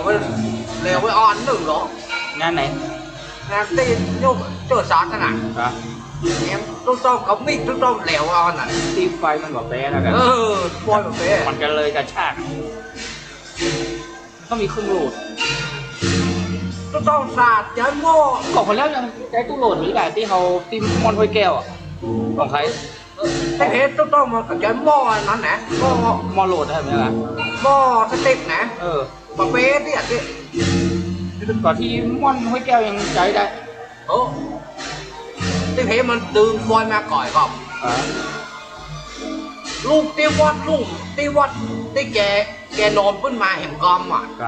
พี่มันจะแม่ถึงเข้าก็เรื่องของอ่อนนะกะเตียงที่เขาลงเตียวสมมติว่าเขาเตียวขึ้นโดยเขาติดแข่งเขาลงอ่อนบอยมันกับมือก่อนนะกะ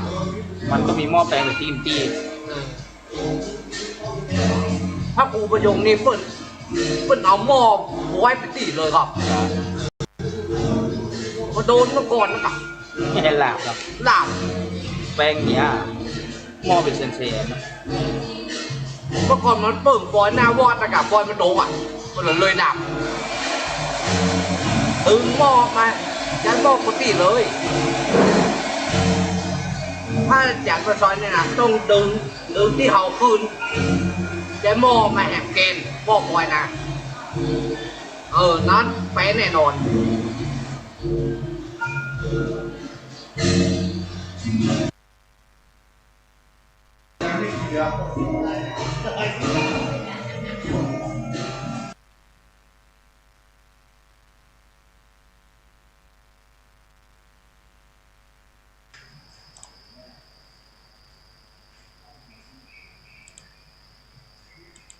หลวงพี่โยมน้องหลวงพี่จะมาน่ะ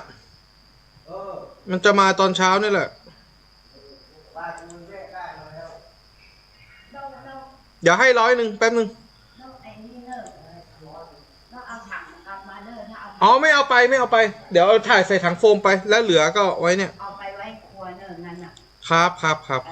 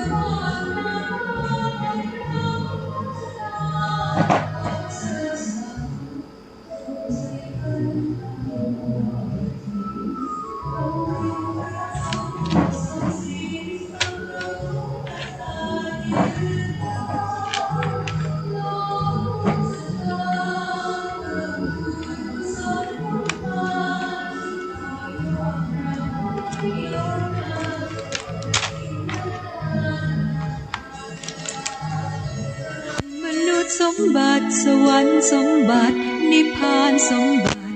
เพิ่มพูนศรัทธาไกลชีวาสร้างเหตุความร่ำรวยด้วยกฐินทานล้ำค่าสร้างเหตุปัจจัยด้วยศรัทธาด้วยปัญญารู้เห็นทำตามจริงขอเชิญสาธุชนสร้างบุญกุศลยิ่งใหญ่ร่วมทอดกฐิน ถินด้วยใจสร้างหลักใช้ชีวิตไว้พึ่งพิงทำให้ครบถ้วนเกิดสุขแท้จริงเพิ่มบุญกุศลสูงยิ่งบุญทอดกฐินทาน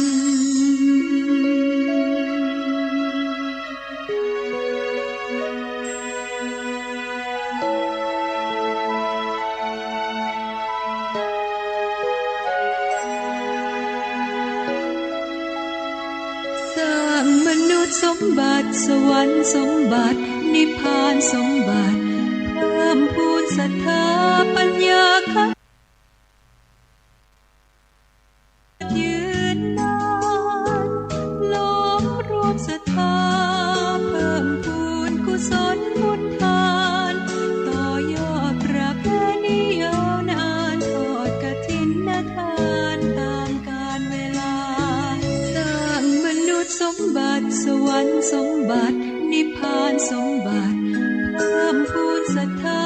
ปัญญาขจัดความตระหนี่ห่างไกลชีวาสร้างเหตุความร่ำรวยด้วยกฐินทานล้ำค่าสร้างเหตุปัจจัยด้วยศรัทธาด้วยปัญญารู้เห็นทำตามจริงขอเชิญสาธุชน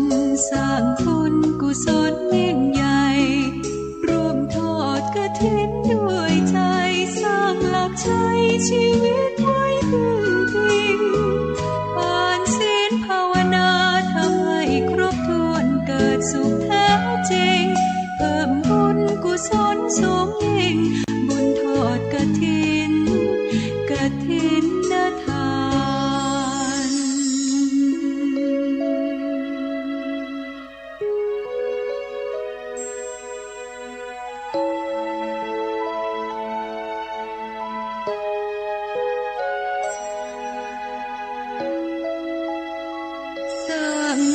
สมบัติสวรรค์สมบัตินิพพานสมบัติเพิ่มพูนศรัทธาปัญญาขจัดความตระหนี่ห่างไกลชีวาสร้างเหตุความร่ำรวยด้วยกฐินทานล้ำค่าสร้างเหตุปัจจัยด้วยศรัทธาด้วยปัญญารู้เห็นทำตามจริงขอเชิญสาธุชนสร้างบุญกุศลยิ่งใหญ่ร่วมทอดกฐินด้วยใจสร้างหลักใช้ชีวิตไว้พึ่งพิงทานศีลภาวนาทำให้ครบถ้วนเกิดสุขแท้จริงเพิ่มบุญกุศลสูงยิ่งบุญทอดกฐิน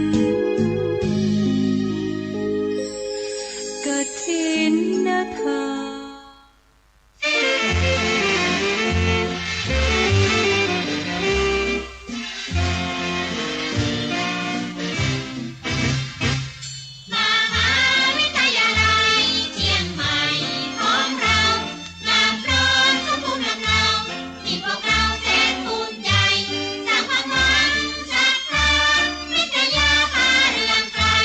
พวกเราขอเถิดทูลไว้ด้วยดวงใจพระเพียง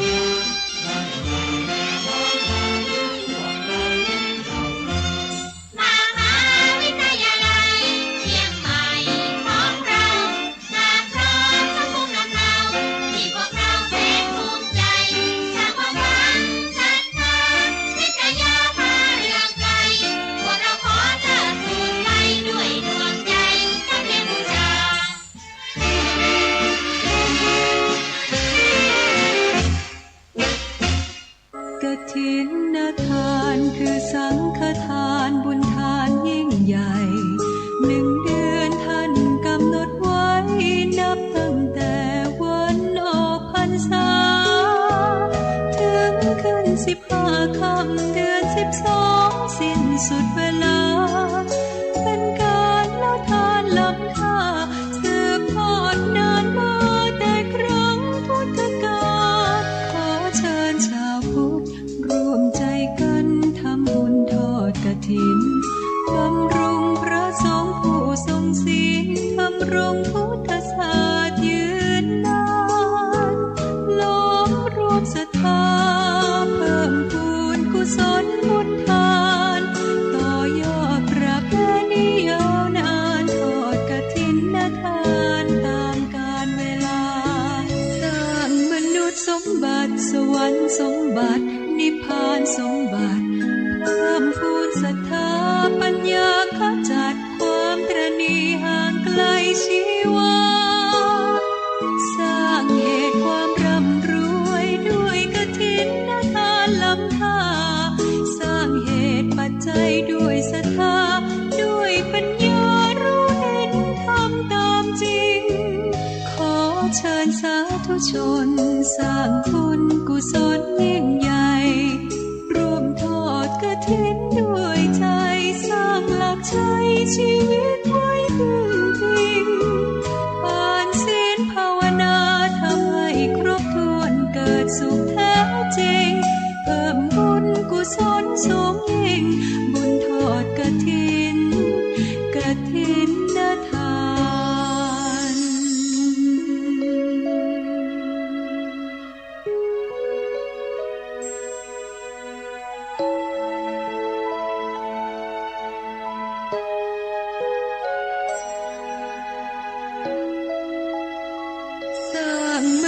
สมบัติสวรรค์สมบัตินิพพานสมบัติเพิ่มพูนศรัทธาปัญญาขจัดความตระหนี่ห่างไกลชีวาสร้างเหตุความร่ำรวยด้วยกฐินทานล้ำค่าสร้างเหตุปัจจัยด้วยศรัทธาด้วยปัญญารู้เห็นทำตามจริงขอเชิญสาธุชนสร้างบุญกุศลยิ่งใหญ่ร่วมทอดกฐินด้วยใจสร้างหลักชัยชีวิตไว้พึ่งพิงทานศีลภาวนาทำให้ครบถ้วนเกิดสุขแท้จริง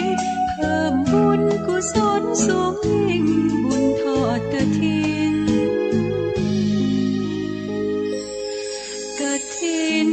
ทาน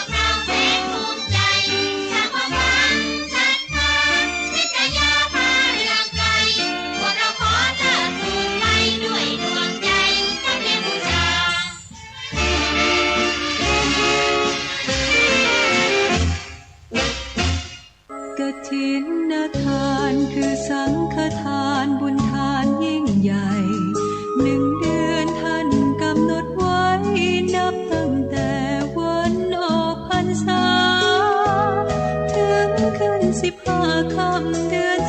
12 สิ้นสุดเวลาเป็นการเล่าทานล้ำค่าสืบทอดนานมาแต่ครั้งพุทธกาลขอเชิญชาวพุทธร่วมใจกันทำบุญทอดกฐินบำรุงพระสงฆ์ผู้ทรงศีลทำรงพุทธศาสตร์ยืนนานล้อมรวมศรัทธาเพิ่มพูนกุศลบุญทานต่อยอดประเพณียาวนานทอดกฐินทานตามกาลเวลาสร้างมนุษย์สมบัติสวรรค์สมบัตินิพพานสมบัติเพิ่มพูนศรัทธาปัญญาขจัดความตระหนี่ห่างไกลชีวาสร้างเหตุความร่ำรวยด้วยกฐินทานล้ำค่าสร้างเหตุปัจจัยด้วยศรัทธาด้วยปัญญารู้เห็นทำตามจริงขอเชิญสาธุชนสร้างบุญกุศลยิ่งใหญ่ร่วมทอดกฐินด้วยใจสร้างหลักชัยชีวิตไว้พึ่งพิงผ่านศีลภาวนาทำให้ครบถ้วนเกิดสุขแท้จริงเพิ่มบุญกุศลสูงยิ่งบุญทอดกฐินทาน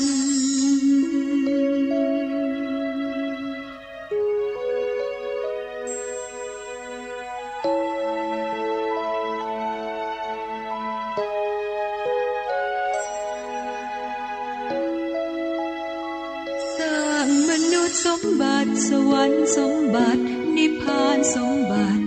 เพิ่มพูนศรัทธาปัญญาขจัดความตระหนี่ห่างไกลชีวาสร้างเหตุความร่ำรวยด้วยกฐินทานล้ำค่าสร้างเหตุปัจจัยด้วยศรัทธาด้วยปัญญารู้เห็นทำตามจริงขอเชิญสาธุชนสร้างบุญกุศลยิ่งใหญ่ร่วมทอดกฐินด้วยใจสร้างหลักชัยชีวิตไว้พึ่งพิงทานศีลภาวนาทำให้ครบถ้วนเกิดสุขแท้จริงเพิ่มบุญกุศลสูงยิ่งบุญทอดกฐิน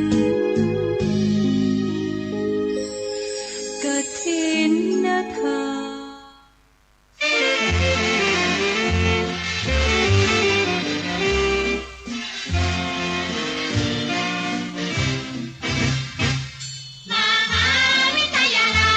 เชียงใหม่ของเราน้ำร้อนก็มุ่งลำนา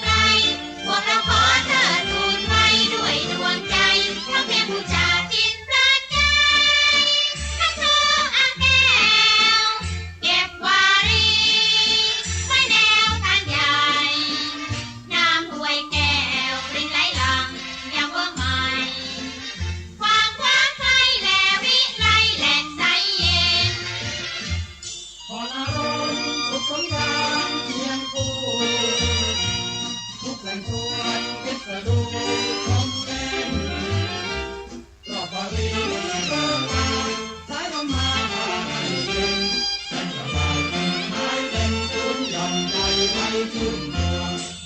หาวิทยาลัยเชียงใหม่ของเรางามพร้อมสมบูรณ์ลำเนาที่พวกเราแสนภูมิใจจากความหวังศรัทธาวิทยาพาเรื่องไกลพวกเราขอเทิดทูนไว้ด้วยดวงใจน้องเทพบูชาจากแดนไทยทั้งไกลและไกลแต่รวมใจ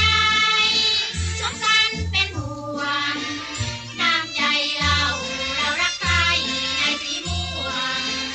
มุ่งสัมพันธ์กันทั้งปวงห่วงทุกครา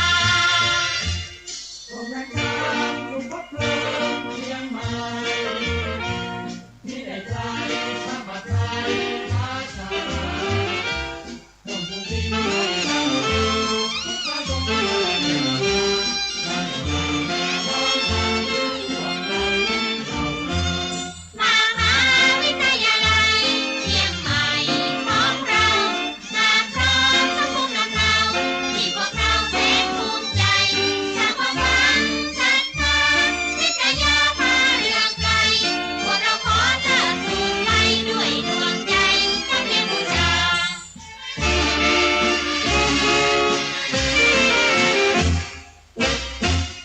กฐินทานคือสังฆทานบุญทานยิ่งใหญ่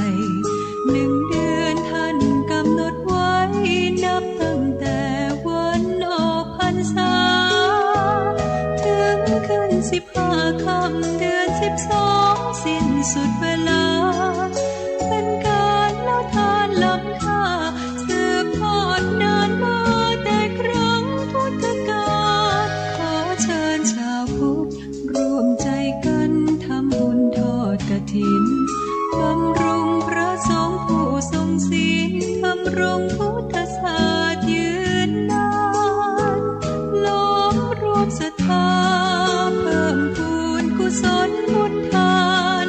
ต่อยอดประเพณียาวนานทอดกฐินทานตามกาลเวลาสร้างมนุษย์สมบัติสวรรค์สมบัตินิพพานสมบัติเพิ่มพูนศรัทธาปัญญาขจัดความตระหนี่ห่างไกลชีวาสร้างเหตุความร่ำรวยด้วยกฐินทานล้ำค่าสร้างเหตุปัจจัยด้วยศรัทธาด้วยปัญญารู้เห็นทำตามจริงขอเชิญสาธุชนสร้างบุญกุศลยิ่งใหญ่ร่วมทอดกฐินด้วยใจสร้างหลักชัยชีวิตไว้พึ่งพิงผ่านศีลภาวนาทำให้ครบถ้วนเกิดสุขแท้จริงเพิ่มบุญกุศลสูงยิ่งบุญทอดกฐินทาน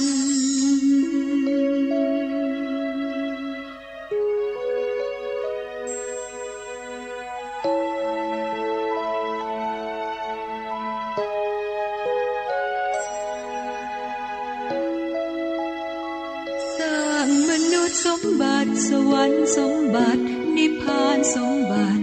เพิ่มพูนศรัทธา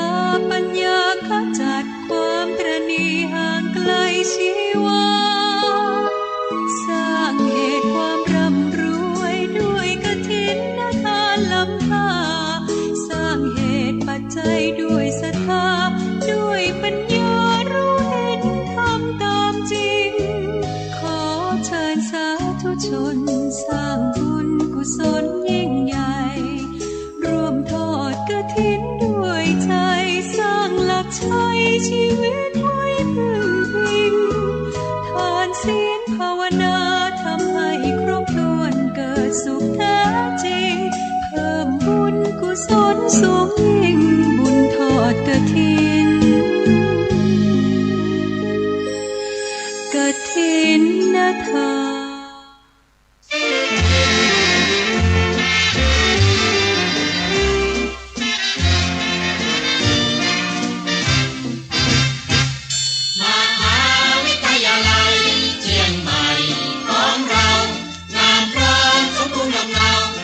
พวกเราแสนภูมิใจ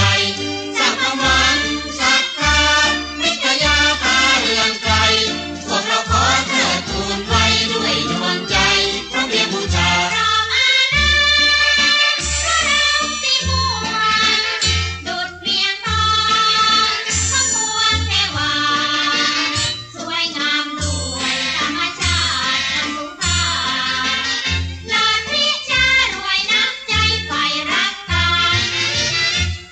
มื่อต้องฟ้าวดอกสีแดงเต็มต้นฟังจิตตรึงซึ่งกะมนเรามันภาพน้ำตาทุกครามองเหมือนลานทองอันผ่องพันรับสุรีแห่งสายันใต้สุขวันนั้นขาดไปมหาวิทยาลัยเชียงใหม่ของเรางามพร้อมสมบูรณ์ลำเนา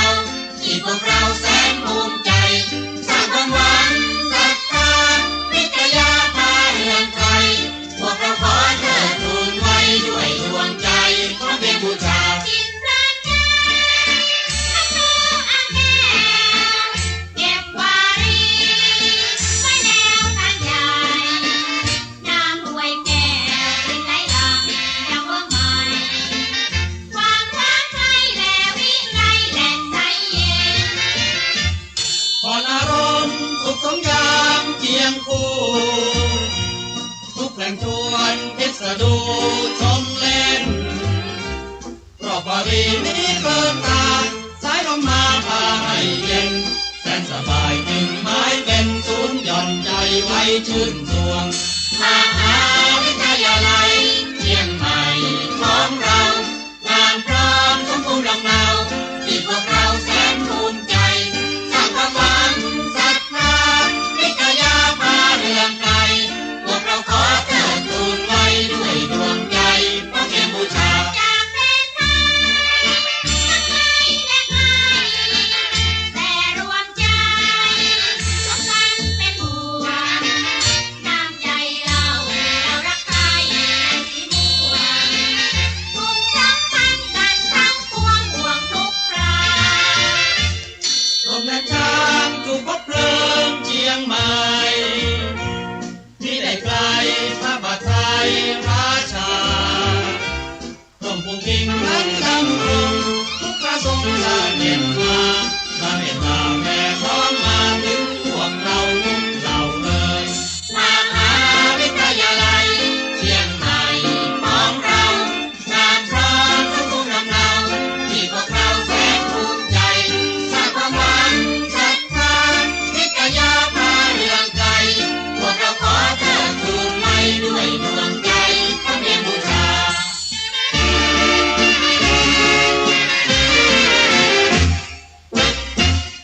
กฐินทานคือสังฆทานบุญทานยิ่งใหญ่1 เดือนท่านกำหนดไว้นับตั้งแต่วันออกพรรษาถึงขึ้น15 ค่ำเดือน12สิ้นสุดเวลาเป็นการละทานล้ำค่าสืบทอดนานมาแต่ครั้งพุทธกาลขอเชิญชาวพุทธร่วมใจกันทำบุญทอดกฐินบำรุงพระสงฆ์ผู้ทรงศีลทำรงพุทธศาสตร์ยืนนานล้อมรวมศรัทธาเพิ่มพูนกุศลบุญทานต่อยอดประเพณียาวนานทอดกฐินทานตามกาลเวลา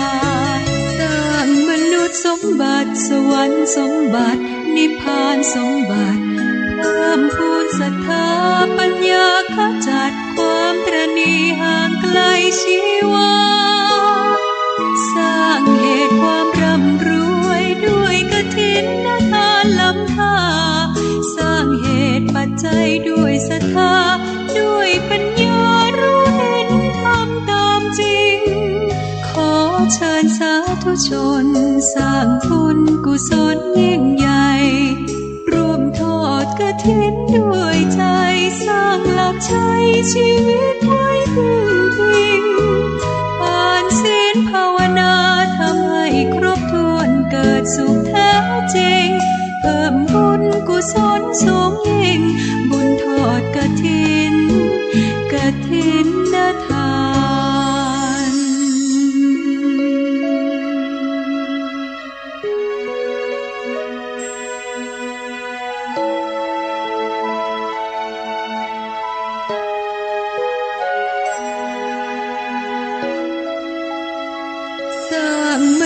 สมบัติสวรรค์สมบัตินิพพานสมบัติ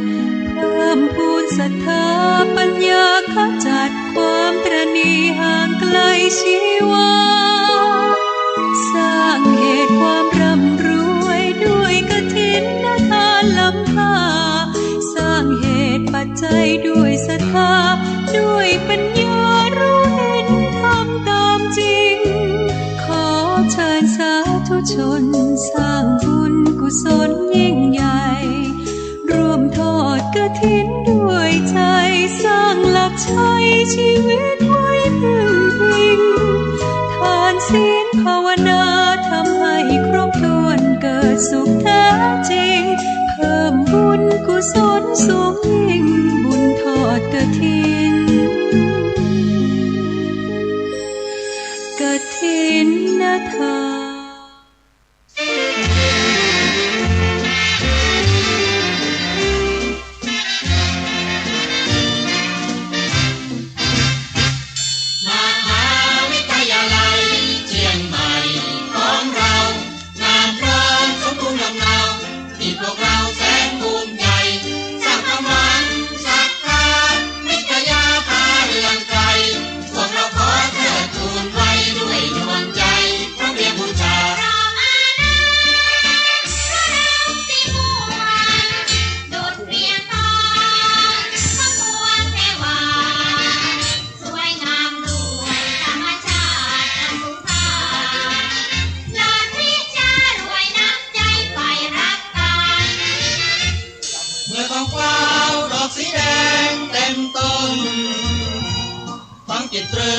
ครับก็ในส่วนนี้นะในช่วงขณะนี้เสียงที่คุณผู้ชมคุณผู้ฟังกำลังได้ยินและเห็นภาพอยู่นะฮะก็เป็น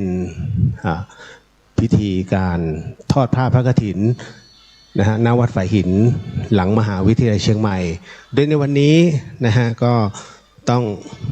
ขอขอบพระคุณนะฮะแล้วก็อนุโมทนาบุญนะฮะให้กับท่านอธิการบดีนะฮะทั้งคณะกรรมการสภามหาวิทยาลัยนะฮะคณาจารย์บุคลากรรวมไปถึงนักศึกษานะฮะมหาวิทยาลัยเชียงใหม่แล้วก็รวมไปถึงศรัทธาสาธุชนที่อยู่บริเวณวัดฝ่ายหินแล้วก็ได้ยินซุ้มเสียงนะตรงนี้ผ่านสถานีวิทยุ FM 104.50 เมกะเฮิรตซ์นะครับนะฮะ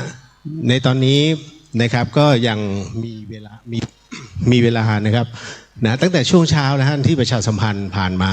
แล้วตอนนี้ท่านใดที่อยากจะมาร่วมในงานบุญกฐินในครั้งนี้1 ปีเพียง1 ครั้งเท่านั้นนะครับ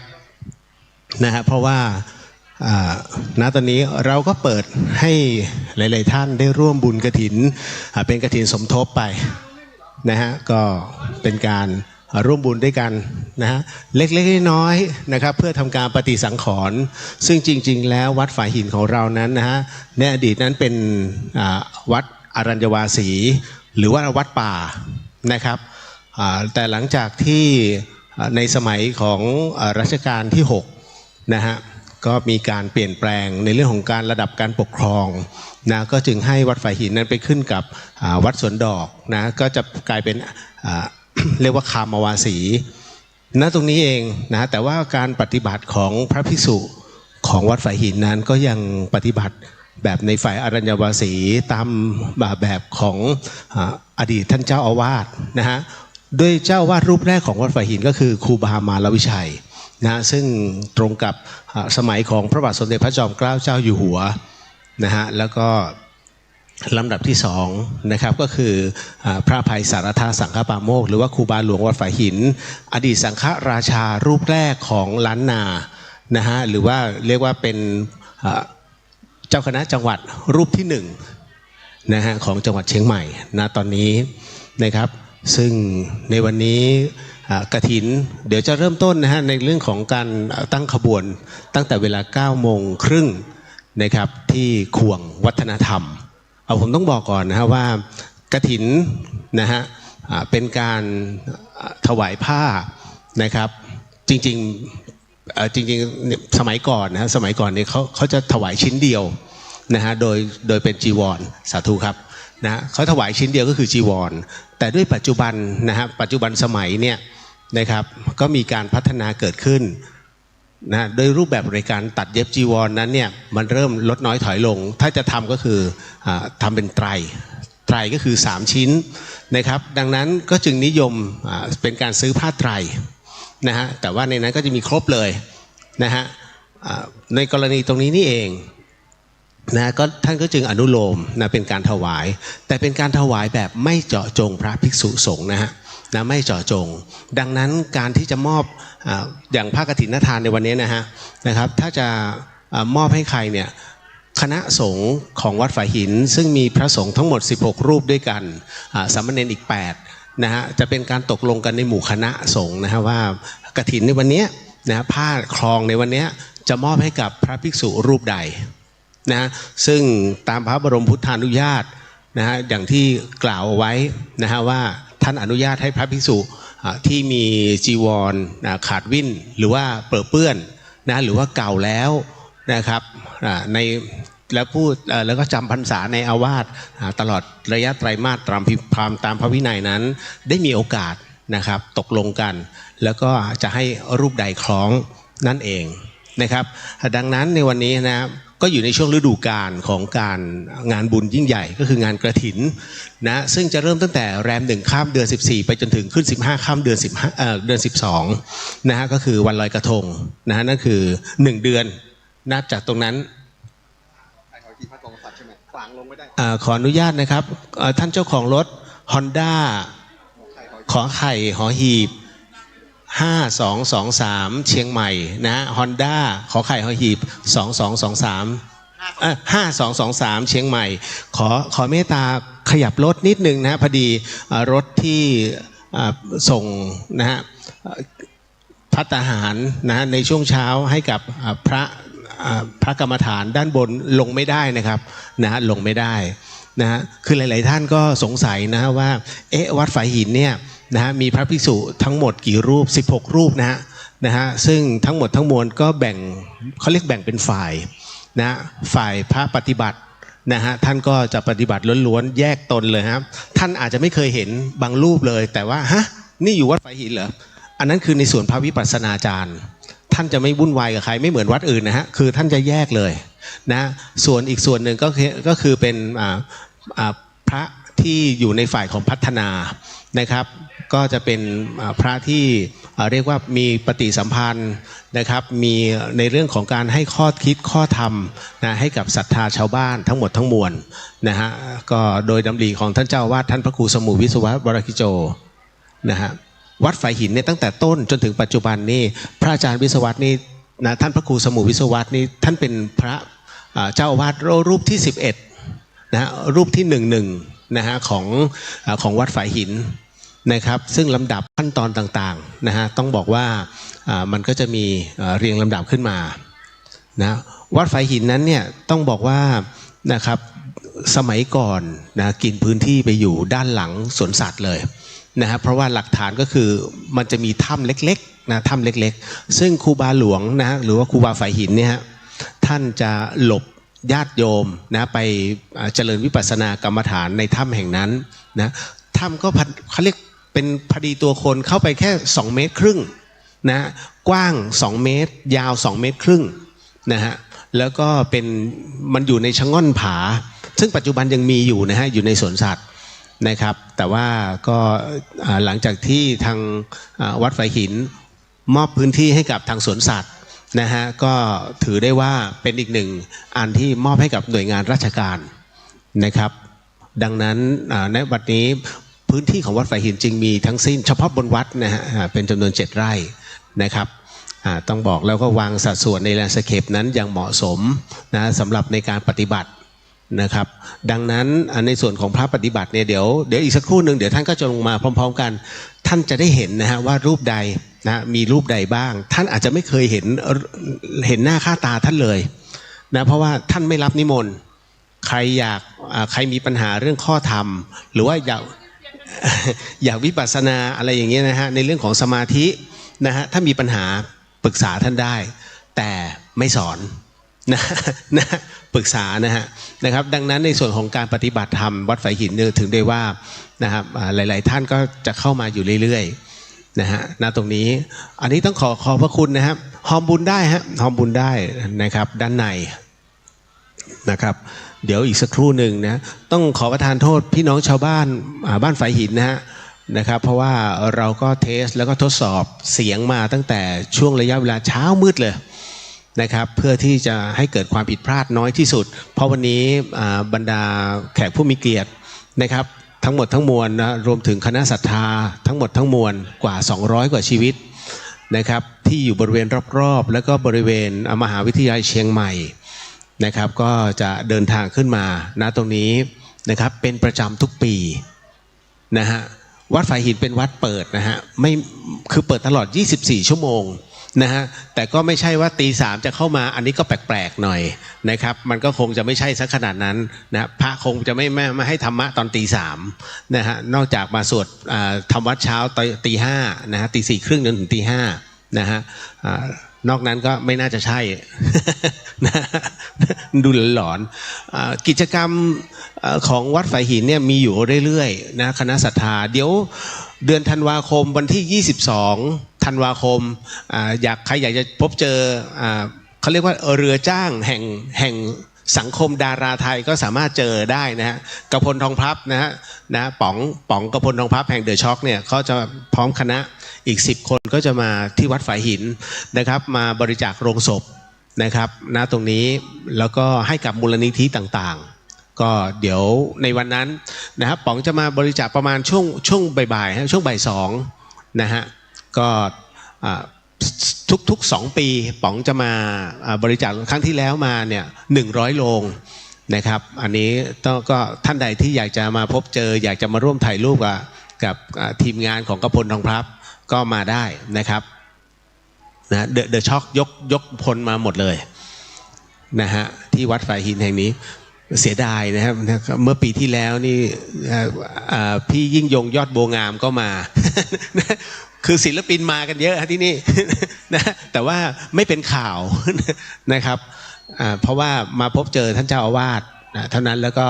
ก็กลับนะไม่ได้มีอะไรมากบางท่านมาขอข้อธรรมะนะมาแก้ใจ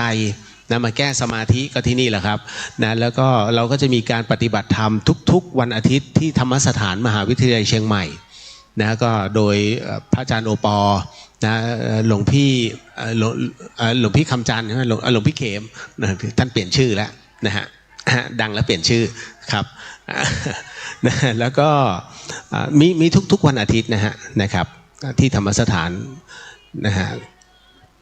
ก็ขอเชิญนะด้านในยังว่างนะครับแล้วก็ในการนี้ต้องขอบพระคุณทุกหน่วยงานไม่ว่าจะเป็นเจ้าหน้าที่รปภนะฮะ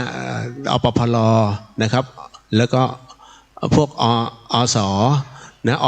ยไม่มีนะฮะอสนะครับรวมไปถึงหน่วยงานต่างๆนะครับแล้วก็พี่น้องชาวบ้านนะฮะสมาคมแม่บ้านฝายหินนะครับที่ร่วมมือร่วมใจกันนะแล้วก็ขอบพระคุณทุกท่านใดที่ไม่ได้กล่าวถึงก็ต้องขอน้อมกราบขออภัยณที่นี้นะฮะเพราะไม่ได้มีแจ้งมา นะครับส่วนพื้นที่ในการจอดรถนั้นเรามีนะครับที่หน้าลานธรรมสถานมหาวิทยาลัยเชียงใหม่ก็สามารถจอดรถได้นะฮะถ้าคุณผู้ชมนะคุณผู้ฟังขึ้นมาบนวัดฝายหินผมจะบอกนะครับว่าวัดฝายหินเนี่ยดูเหมือนวัดธรรมดาแต่ไม่ธรรมดาที่ไม่ธรรมดาเพราะว่าท่านเคยไปอินเดียกันบ้างไหมฮะน้อยคนนะฮะที่จะไปแต่ที่วัดฝายหินของเรานั้นยกเอาสังเวชนีนะทั้ง4นะฮะรวมไปถึงสถานที่ที่เผานะฮะสรีระสังขารขององค์พระสัมมาสัมพุทธเจ้าเนี่ยมาไว้ที่นี่นะฮะคือถ้าท่านเข้ามาที่ศาลาอเนกประสงค์เนี่ยด้านหลังจะมีบอกเลยนะว่าสังเวทั้ง4นั้นมีที่ไหนบ้างนะครับเป็นสถานที่สำคัญนะสถานที่ประสูติตรัสรู้แสดงปฐมเทศนาปรินิพพานและสถานที่เผาสรีระสังขารขององค์พระสัมมาสัมพุทธเจ้านะฮะซึ่งเราก็มีองค์แทนนะครับพระพุทธเจ้าคือดินฮะเป็นดินจากพื้นที่จริงๆนะฮะซึ่งได้รับความอนุเคราะห์จากหลวงพี่นันทวัฒน์นะหลวงพี่อู๊ดที่ท่านจารึกด้วยเท้ารอบประเทศอินเดียนะฮะก็นำเอามาไว้ณตรงนี้นะฮะเพื่อเป็นตัวแทนเป็นองค์แทนของพระพุทธเจ้าหรือว่าแผ่นดินที่พระพุทธเจ้านั้นได้ทรงแสดงนะฮะเอาไว้นะครับผม โอ้สาธุครับนะครับผมก็ที่เป็นดินนะเพราะว่าวัดฝายหินเนี่ยยึดถือคล้ายๆกับพระพี่นางสุพรรณกัลยาท่านรู้จักใช่ไหมฮะนะเป็นองค์พี่สาวของสมเด็จพระนเรศวรมหาราชสมเด็จพระพี่นางนะสุพรรณกัลยาหรือว่าองค์ประกันเนี่ยตอนที่ต้องเขาเรียกว่าไปเพื่อเป็นบรรณาการนะไปเป็นมเหสีของพระเจ้าบุเรงนองนะครับที่หงสาวดีตอนที่ท่านจะออกจากเมืองพิษณุโลกสองแควนะฮะท่านก็รู้แล้วล่ะว่าท่านไปครั้งนี้ไม่มีทางกลับมาที่สยามประเทศท่านซึ่งเป็นองค์ประกันเนี่ยท่านจึงเอาดินนะฮะดินของแผ่นดินสยามเนี่ยที่หน้าตำหนักของท่านใส่ไปในผ้าเช็ดหน้านะฮะแล้วก็ติดตัวพระองค์ไปด้วยเมื่อไปถึงเรียกว่าหงสาวดีนะฮะเมื่อครั้งใดก็ตามที่พระพี่นางสุพรรณกัลยานั้นนะฮะคิดถึงสยามประเทศนะพระพี่นางก็จะคลี่นะฮะผ้าเช็ดหน้านั้นออกเพื่อที่จะได้สัมผัสผืนดินสยามณตรงนั้นนะฮะณตรงนี้นี่เองเนี่ยฮะวัดฝายหินก็เลยยึดเอาตรงนี้นะครับว่าเมื่อเราคิดถึงองค์พระสัมมาสัมพุทธเจ้านะไม่ว่าจะเป็นการประสูตินะฮะตรัสรู้แสดงปฐมเทศนานะที่พระนครศรีนะจนไปถึงสถานที่ที่เรียกว่าปรินิพพานก็คือกุสินาราและก็สถานที่เผานะก็เอาดินจากตรงนั้นนะเอามาเพื่อให้หลายๆท่านได้เห็นแล้วก็บูชานะได้รับรู้ว่าอ๋อถ้าขึ้นมาบนวัดฝายหินนี่นะฮะเราถึงแล้วนะประเทศอินเดียนะฮะประเทศเนปาลทั้ง4จุดด้วยกันนะซึ่งปัจจุบันเนี่ยเขามีขายนะฮะแต่ว่าเป็นการเขาเรียกเป็นเนื้อดินรวมเป็นเนื้อดินรวมแต่ไม่ได้แยกอันเนี้ยหลวงพี่อู๊ดซึ่งหลวงพี่นันทวัฒน์เนี่ยเวลาท่านจาริกด้วยเท้าเนี่ยฮะท่านจาริกตอนนี้เกือบจะ 70,000 กิโลแล้วนะฮะจาริกจนหัวเข่าเริ่มเจ็บนะฮะปกติตอนนี้หลวงพี่อู๊ดจะไม่อยู่เลยนะฮะท่านจะเดินด้วยเท้ากับเพชรบูรณ์นะฮะแต่ว่าเนื่องจากว่าท่านมีอาการบาดเจ็บนะครับที่หัวเข่านะฮะโอ้เดี๋ยวพอดีเลยฮะเดี๋ยวให้คุณหมอนะคณาจารย์คณะแพทย์ ได้ตรวจหัวเข่านิดนึงนะฮะพอดีเลยก็ณตรงนั้นฮะหลวงพี่อู๊ดได้จาริกไปที่คือมีพระสงฆ์9 รูปนะฮะได้จาริกที่ประเทศอินเดียนะครับแล้วก็ท่านก็ได้นำเอาดินนะจากสถานที่สำคัญนะพกติดตัวกลับมานะนิดหนึ่งเพื่อให้ชาวพุทธที่อยู่ในประเทศสยามเนี่ยที่ประเทศไทยเนี่ยที่ไม่ค่อยได้มีโอกาสไปได้สัมผัสนะตรงนี้นะก็อยู่ที่ตรงนี้แล้วฮะศาลาอเนกประสงค์แห่งนี้นะฮะเดี๋ยวอีกสักครู่หนึ่งก็คงจะได้เวลานะที่ขบวนกฐินนะครับของมหาวิทยาลัยเชียงใหม่นำโดยท่านอธิการบดีมหาวิทยาลัยเชียงใหม่นะฮะก็จะขึ้นมานะฮะสู่วัดฝายหินอันนี้ต้องขอความร่วมมือจากพี่น้องชาวบ้านฝายหินนะฮะว่าท่านใดที่จอดรถขวางทางนะทางขึ้นนะวัดฝายหินไม่ว่าจะเป็นทางบันไดนาคหรือว่าทางด้านถนนขอเมตตาขยับรถนิดนึงนะฮะเอาเรียกว่าแบบเป็นที่เป็นทางเพื่อที่จะเรียกว่าไม่ขุ่นข้องหมองใจเวลาทำบุญนะฮะเราอย่าติดขัดนะฮะบุญมันแปลว่าความสุขความเจริญนะฮะหากทำบุญไม่มีความสุขบุญที่ได้ถือว่าเป็นบุญโมฆะนะฮะเหมือนกันกับกฐินเนี่ยฮะถ้ากฐินเนี่ยมีการยัดเยียดกันเขาเรียกกฐินดอกนะกฐินดอกคือกฐินที่เรียกว่าเขาเรียกฟาวอ่ะ นะทำไปก็เหมือนกับถวายสังฆทานธรรมดานะฮะอานิสงส์ก็ถ้าเต็มใจก็ได้ตามอานิสงส์ตรงนั้นแต่ว่ามันไม่ได้บุญใหญ่เพราะบุญกฐินนั้นถือว่าเป็นบุญเฉพาะการคนเดียวกันอันที่จะรายการเมื่อคืนเมื่อก่อนไม่หรอกจ้ะครับเดี๋ยวเรียนจ้ะก็ถือได้ว่านะตรงนี้ก็เลยอธิบายให้ฟังนะฮะว่าวิธีการนะฮะเวลาเราทำบุญเรานอบน้อมนะฮะจะมากน้อยแล้วแต่ตามเหตุปัจจัยเนาะครับเดี๋ยวก็คงจะได้เดี๋ยวขอต่อหน่อยหนึ่งนะกับตอนนี้ขบวนกฐินกำลังตั้งกันอยู่นะครับที่ ห่วงวัฒนธรรมนะครับตั้งขบวนกันแล้วนะครับเนาะมาปีนี้นะครับเนื่องจากว่าขบวนกฐินที่จะขึ้นมาเนี่ยนะครับวันนี้ก็จะไม่ได้มีก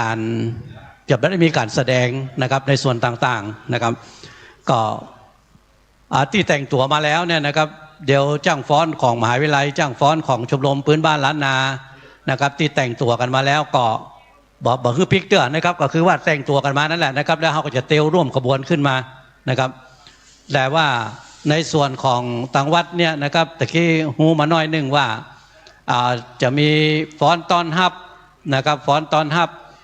คณะกฐินนะแต่จะอยู่ตั้งหน้าวิหารที่เยื้องไปทางใต้น้อยนึงนะครับก็จะฟ้อนท่านนะครับในคณะที่ขบวนกำลังจะขึ้นมานะครับในคณะขบวนก็จะขึ้นมาเนี่ยนะครับจะมีฟ้อนท่านน้อยหนึ่งนะครับก็ฟ้อนไปเรื่อยๆนะครับและขบวนก็จะเข้ามาสู่ในศาลานะครับแต่ว่าขบวนที่ยังมีการประกวดกันอยู่นะครับสำหรับของมหาวิทยาลัยก็คือขบวนการจัดขบวนนะครับการเตลขึ้นมาทางบนเนี่ยนะครับก็ยังมีอยู่นะครับแต่ว่าเขาขอความร่วมมือนะครับในการงดการแสดงนะครับก็คือว่าการฟ้อนการลำจะบ่มีละนะครับก็อันนี้ก็เป็นตั้งขอความร่วมมือนะครับของทางมหาวิทยาลัยนะครับที่ขอความร่วมมือไปกับทุกๆหน่วยงานนะครับก็ได้แจ้งได้บอกกันไปถึงหมดถึงมวลแล้วนะครับเนาะครับพี่น้องที่เคารพทุกท่านนะครับที่ฟังทาง FM 104.50 อยู่นะครับหรือว่าที่อยู่ในวัดฝ่ายหินของเฮาที่นี่นะครับได้ยินเสียงนี้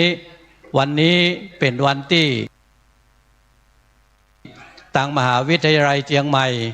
โดยการนำของท่านนายกสภามหาวิทยาลัยเชียงใหม่ท่านอธิการบดีมหาวิทยาลัยเชียงใหม่พร้อมกันด้วยคณะผู้บริหารอาจารย์เจ้าหน้าที่นักศึกษานะครับถึงมดถึงมวลได้นำกฐินขึ้นมาทอดถวายที่วัดฝ่ายหินของเฮาที่นี่นะครับซึ่งเป็นประจำอยู่ทุกปีที่มหาวิทยาลัยเชียงใหม่จะได้นำเอากฐินมาทอดถวายที่นี่นะครับเพราะถือว่าวัดฝ่ายหินคือวัดประจำของมหาวิทยาลัยเชียงใหม่นะครับการทำนุบำรุงพระศาสนาวัดวาอารามก็ถือกันว่าเป็นส่วนหนึ่งของภารกิจของมหาวิทยาลัยนะครับในการทำนุบำรุงศิลปะวัฒนธรรมนะครับบำรุงพระศาสนา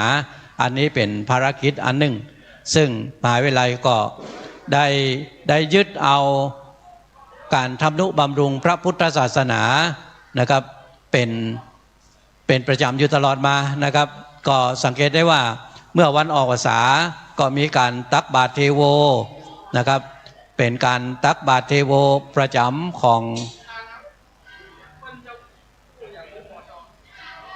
สาธุมาว่าประกวดมาประกวดเนาะก็เขาว่าประกวดอยู่แต่ว่าทำได้ทั้งมันเนี่ยประเดี๋ยวนี้ก็คือสมัยนี้ภาษาเอกชัยก็มาขอโลกเลยเจ้านี่มันประมีประกวดอะไรถึงอาจารย์ที่รถเหรอไม่ของงดประกวดขบวนแล้วก็มอบรางวัลในปีนี้นะคะโอเคอยากได้เลยเป็นขบวนอยู่นะครับครับอาจารย์ส่งเสริมเรียบร้อยแล้วครับก็คือว่าขอแก้ตำแหน่งนึงนะครับก็คือว่ารางวัลจากการขบวนก็ขอยกนะครับขอยกไปก่อนนะครับเนาะก็ตีว่าตะกี้นี่ก็คือว่ายังมีขบวนอยู่นะครับขบวนก็มีขบวนอยู่นั่นแหละนะครับแต่มีการประกวดขบวนเนี่ยนะครับแต่ตอนนี้ขอยกเลิกนะครับในการประกวดขบวนนะครับคือบ่มีการประกวดขบวนละแต่ว่าขึ้นมาร่วมด้วยกันถึงหมดเลยนะครับอันนี้ก็ล่าสุดละนะครับหลังจากที่ออกประกาศออกกันไปต่อคืนนี้ต่อเช้านี้นะครับก็คือว่าเอาจะบ่มีการ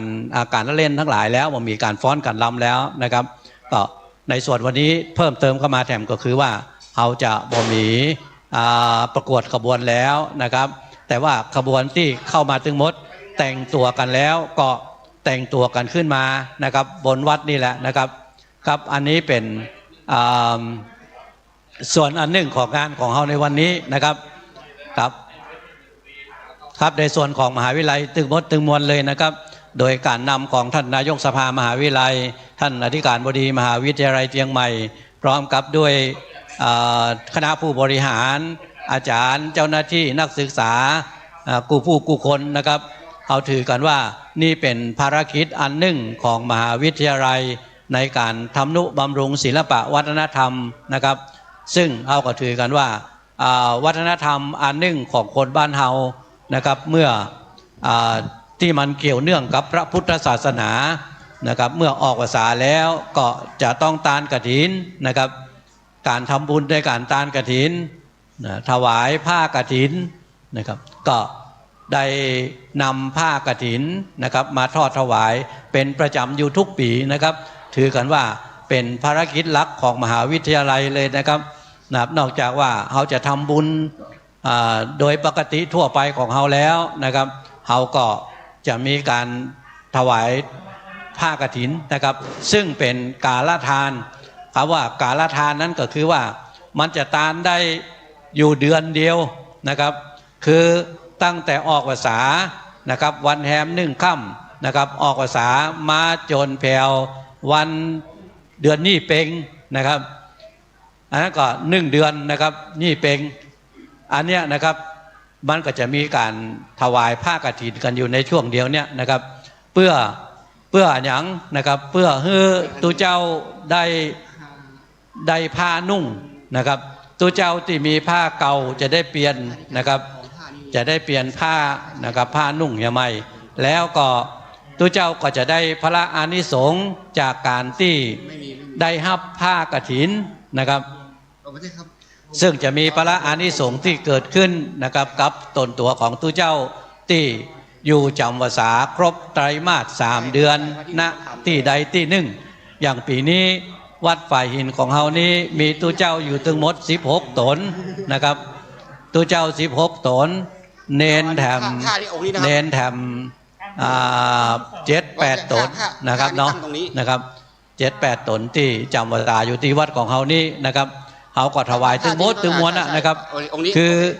คือนอกจากว่าเขาจะถวายผ้ากฐินสำหรับองค์ครองนะครับองค์ครองกฐินก็จะถวายผ้าอย่างอื่นนะครับกับพระสงฆ์องค์เจ้าที่อยู่จำพรรษาที่ของเขานี่ถึงหมดของเขาอาจจะบ่เหมือนที่อื่นนะครับคือตั้งเหนือของเขาเนี่ยนะครับหลังจากออกพรรษาแล้วถ้าบ่มีกฐินสิ่งที่เขาจะทานก็คือว่าเขาก็จะทานผ้าพรรษานะครับทานผ้าพรรษานั้นก็แล้วแต่ครับว่าเขาจะให้จะหอมกันได้หมกใดนะครับสักปีก็เป็นจีวรสักปีก็เป็นสบงนะครับอันนี้เป็นผ้าพรรษาที่ตังกุวัดนะครับตังเหนือของเขาเนี่ยนะครับก็จะทานกับพระสงฆ์องค์เดนที่อยู่จำพรรษานะครับอันนี้เป็นฮีตตั้งบ้านเฮานะครับอันหนึ่งนะครับทีนี้มันจะเข้าสู่ยามหนาวแล้วนะครับก็จะทานผ้าตุ้มพระเจ้านะครับก็จะมีผ้าตุ้มพระเจ้าซึ่งพอมาบวกกับเรื่องของกฐินนะครับเฮาก็เลยมีผ้าตุ้มพระเจ้านะครับเป็นผ้าคลุมพระพุทธรูปนะครับผ้าตุ้มพระเจ้าแล้วก็ผ้าที่จะถวายนะครับเป็นผ้ากฐินนะครับกฐินเป็นชื่อของผ้านะครับเพราะฉะนั้นในเวลาที่เพิ่นฮ้องว่าแต่เฮาฮ้องกันสั้นๆว่าทานกฐินไปที่ไหนไปทานกฐินที่จริงแล้วซับเต็มของมันก็คือว่าทานผ้ากฐินนะครับและอย่างเป็นผ้ากฐินนะครับแล้วก็หั่นเอาผ้าเป็นไกรเนี่ยมานะครับยกผ้าเป็นไกรมายกผ้าจีวรมาเป็นได้มาฮ้องเป็นผ้ากฐินนะครับคือในสมัยพุทธกาลเนี่ยนะครับการที่จะแปลงจีวรได้ผืนหนึ่งก็บัดใจเรื่องง่ายๆนะครับ ตัวเจ้าจะต้องไปซ้อเก็บผ้าที่เราฮ้องกันว่าผ้าปังสุกุลเนี่ยนะครับไปเก็บมาแล้วก็เอามาซักนะเอามาซักเก็บไว้นะเมื่อจีวรตัวเก่าไปแล้วนะครับก็จะเอาผ้าที่เอามาซักเอามาเก็บเนี่ยนะครับก็จะเอามาตัดเอามายิบนะครับเพราะอย่างนั้นเนี่ยนะครับตัดยิบคนเดียวก็ไม่ได้ครับจะต้องไปขอความร่วมมือจากตู้เจ้าในวัดตึกมดมาช่วยกันนะครับเอาตู้เจ้ามาช่วยกันยิบผ้าจีวรนะครับและจะเป็นยิบอย่างไรนะครับเพราะยิบผ้าแล้วมันไหลนะครับท่านดร.สมทบมาแล้วนะครับอาจารย์ปิมก็มานะครับเอาพี่น้องทั้งหลายของเขากำลังมานะครับขบวนกำลังขึ้นมานะครับเนอะนะครับแต่ก่อนต้องยิบคนเดียวนะครับแต่ว่า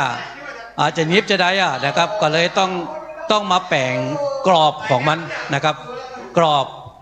อบของผ้าที่ยิบนั่นนะครับต้องเอาไม้มาตัดมาทำเป็นกรอบของมันเหมือนกับคันนาเหมือนกับโต๊ะกับนาเพราะฉะนั้นจีวรจะมีลักษณะเหมือนกับนาเหมือนกับต้งนะครับคือมันจะมีคันนานะครับแล้วก็ไม้ที่เอามาขึงมากางที่จะแปลงจีวรนั้นนะเปิ้นฮ้องว่าไม้กฐินนะครับไม้กฐินนะครับเปิ้นฮ้องเป็นไม้สะดึงนะครับไม้ที่ทำเป็นแบบในการทำผ้าเขาก็ลองฮ้องกันว่าผ้ากฐินนะครับอันนี้ก็ได้สืบกันมาอีกครับขบวนกำลังจะขึ้นมาครับวันนี้จะดับปิ้งเย็นไว้น้อยเนิ่นนะครับครับโดยการนำของท่านอธิการบดีมหาวิทยาลัยเชียงใหม่นะครับปีที่แล้วพลาดไปพร้อมกับด้วยคณะผู้บริหารนะครับกำลัง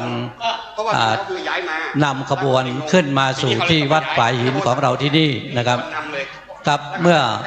ขบวนผ้ากฐินนะครับขึ้นมาถึงที่ด้านบนของเรานี่เรียบร้อยแล้วนะครับพิธีกรนะก็จะได้ดำเนินรายการกันไปซึ่งพิธีกรในงานวันนี้ก็คือคุณสราวุฒิชัยนินนะครับพร้อมกับด้วยทีมงานนะครับที่จะช่วยกันนะครับเพราะฉะนั้นพี่น้องของหมู่เฮาตึงมดตึงมวลนะครับก็ขอเอาเสียงอันนี้นะครับเอิญจ๋ากับพี่น้องของเฮาพี่น้องมช.ของเฮาพี่น้องฝ่ายหินของเฮานะครับเพื่อได้ช่วยกันนะครับครับเดี๋ยวขบวนขึ้นมาละนะครับเนอะนะครับเคลื่อนละนะครับเคลื่อนขบวนมาแล้วนะครับส่วนว่าจะฟ้อนต้อนรับอย่างใดนั้นเนี่ยนะครับถ้าตันก็ตันนะครับถ้าบัดตันก็จะบ่มีละนะครับ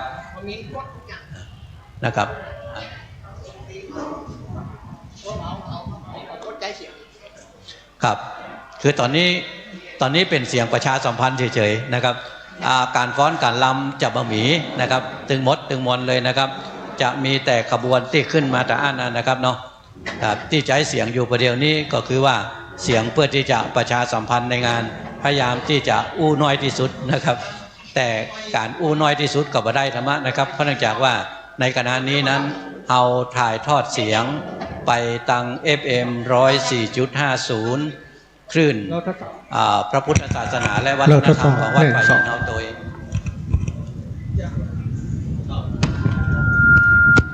เราทดสอบ1-2เช็คเสียงหน่อยหนึ่งช่วยเช็คคือกรรมนะครับเนาะว่ามันหอนอยู่ก่อนพี่ไอ้ช่วยทำกรรมช่วยไม้ตัวนั้นทำกรรมมันยังดังอยู่ก่อนเข็มเช็คเสียงเราทดสอบ1-2-3ทดสอบเ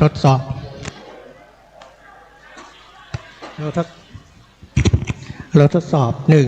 1-2-3โอเคครับ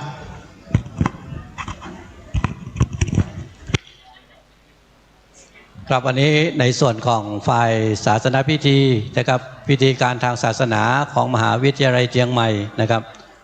ก็ขึ้นมาช่วยงานกัน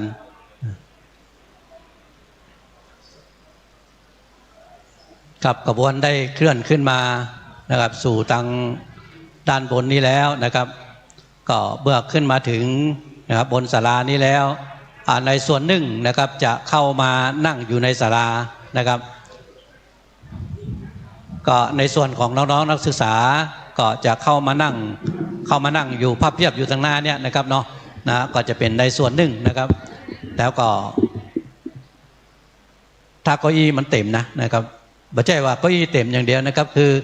ที่นั่งที่เก้าอี้แล้วส่วนน้องๆนักศึกษาจะเข้ามานั่งทางในนะครับในส่วนของชมรมพื้นบ้านนะครับในส่วนของหอพักนะครับจะเข้ามาทางในนี้นะครับ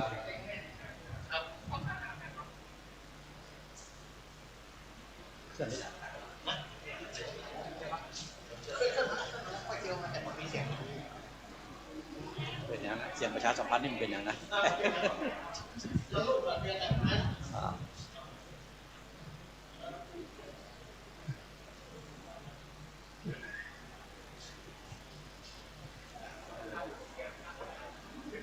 กับเนื่องจาก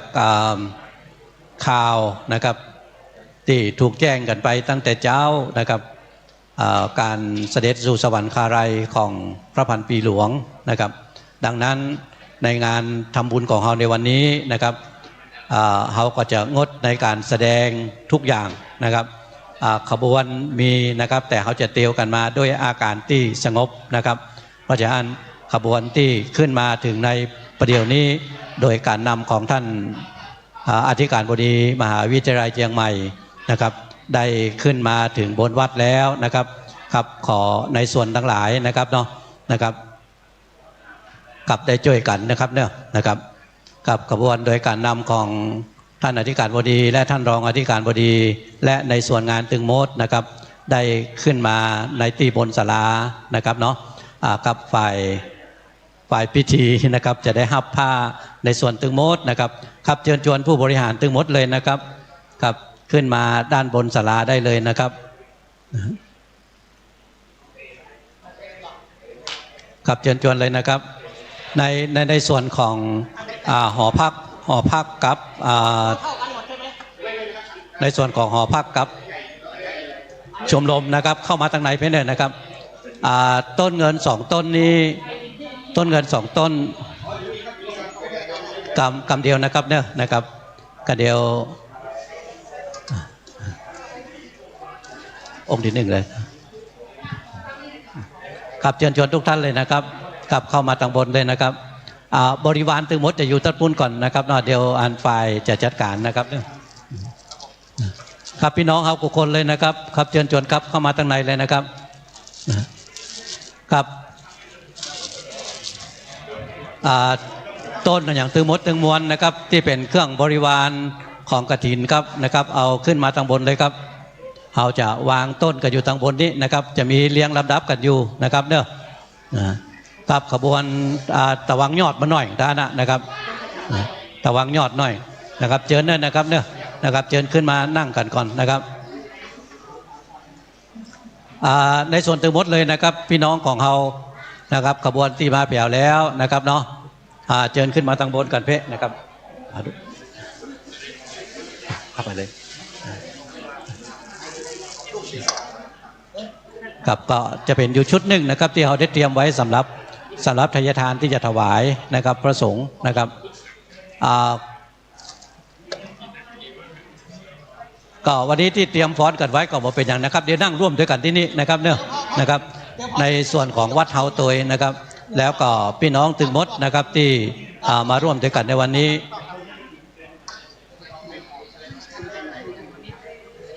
กับกระบวนนี้อาจจะช้าน้อยหนึ่งนะครับเพราะว่า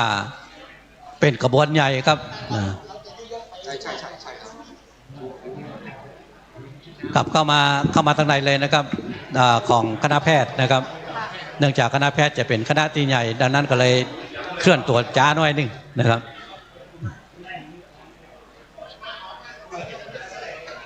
ครับเจอเลยครับขึ้นมากันทางบนนี้เอาจะถ่ายรูปก่อนถ้าจะถ่ายรูปมายืนถ่ายทางนี้จะถ่ายอย่างไรประเด็นนี้แล้วแต่นะครับเนี่ยนะครับในส่วนของพี่น้องคณะแพทยศาสตร์นะครับพี่น้องคณะแพทย์แล้วก็เอาจะถ่ายรูปถ่ายแล้วก็ฟังเข้ามาเนี่ย ครับกระเดียวช่วยกันนะครับเนี่ยสองต้นนะครับ2 ต้นนะครับนี่อะไรครับพี่น้องขบวนนำหน้านะครับเข้ามาแล้วเจอเลยนะครับเนี่ยนะครับเข้าทางในเลยนะครับเจอเลยครับ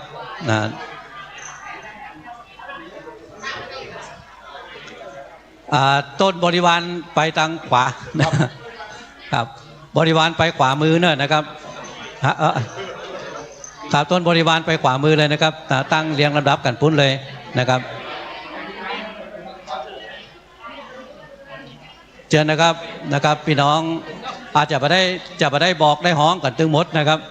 เนื่องจากว่า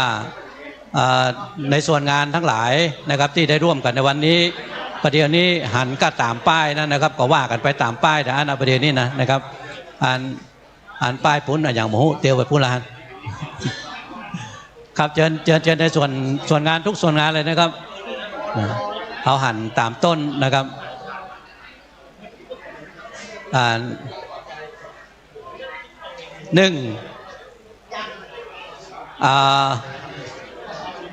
ส่วนตัวของบุคคลนั้นนะครับก็คือว่าเรามีเก้าอี้อยู่ตั้งบนนะครับเก้าอี้ตั้งบนกาสุมาเตอร์นะครับเนาะตั้งบนนี้จะเป็นในส่วนของผู้บริหารนะครับนั่งกันไปนะครับเด้อนะครับถ้าเต็มก็นั่งตั้งลุ่มนะครับ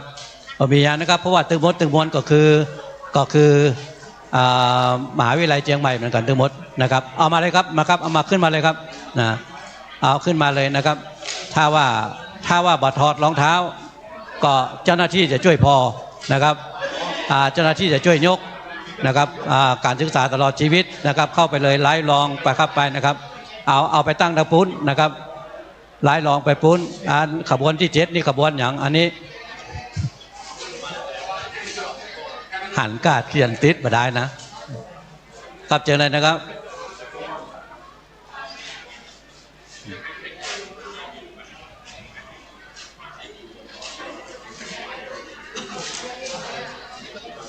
อาจจะใช้เวลานิดหนึ่งนะครับสำหรับขบวนที่เข้ามานะครับครับต้องขอสุมาด้วยกรรมนะครับเนาะเพราะว่าอาจจะเป็นเสียงบอกเสียงบอกที่เบาๆไปน้อยหนึ่งนะครับสัตวแพทย์นะครับเอาเข้ามาเลยครับนะครับเข้ามาเลยขบวนนำหน้าจะต้องโวยน้อยหนึ่งแล้วครับประเดี๋ยวนี้นะครับ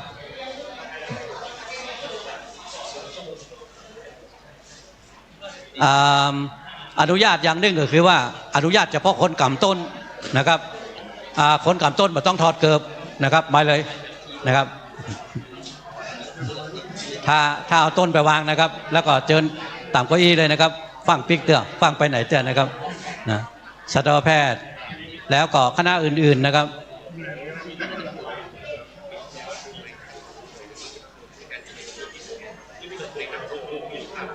เนื่องจากว่ากระบวนของเขาเนี่ยนะครับสาวกว่าคณะนะครับตึงมดตึงมวลเลยนะครับร่วมกันครับสถาบันนะครับวิทยาลัยนะครับก็ในแต่ละชุดนั้นก็มีอย่างละต้นนะครับแล้วก็หน่วยงานอื่นๆแถมนะครับอันนี้ก็จะได้มาช่วยกันนะครับฉะนั้นการได้มาช่วยกันตรงนี้นะครับก็ขบวนอาจจะยาวน้อยนึงแล้วก็จ้าน้อยนึงนะครับกำต้นขึ้นมาคนเดียวเลยนะครับไปครับเอาขึ้นมาแล้วก็นั่งกันแล้วแต่นะครับ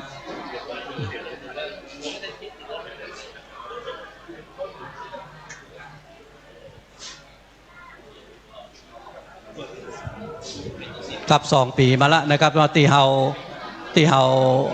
แต่ก่อนนั้นเขาเคยต่อถวายตอนนะครับเนาะแต่ว่ามาในช่วง2 ปีเนี่ยนะครับเอาต่อถวายกันตอนเมื่องายนะครับครับวันนี้กระเดียวเมื่อขบวนขึ้นมาถึงตึงมดแล้วเราก็จะได้เริ่มประกอบพิธีกันแล้วนะครับ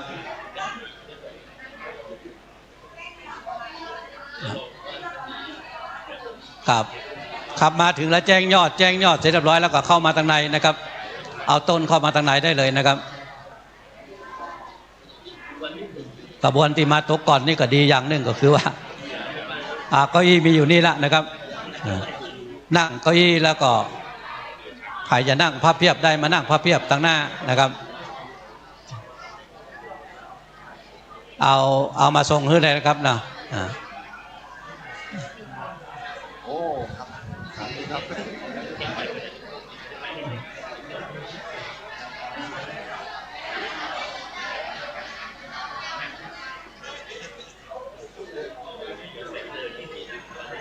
ครับที่เป็นบริวารทั้งหมดนะครับบริวารของกฐินนะครับครับเอาขึ้นมาตั้งบนเอามาตั้งอยู่ที่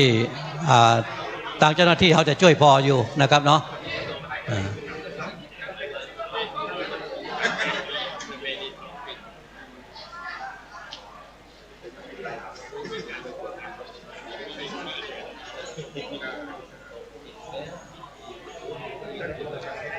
ครับปีนี้จะมีในส่วนต่างๆนะครับที่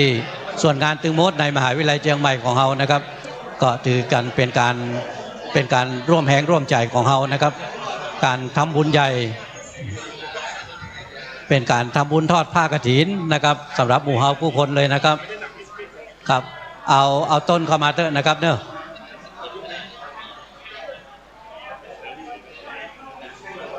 ก็บอกตอนนี้นะครับเนาะฝ่ายที่แจ้งก็แจ้งไปนะครับส่วนฝ่ายที่พร้อมแล้วก็เอาเข้ามาเลยนะครับ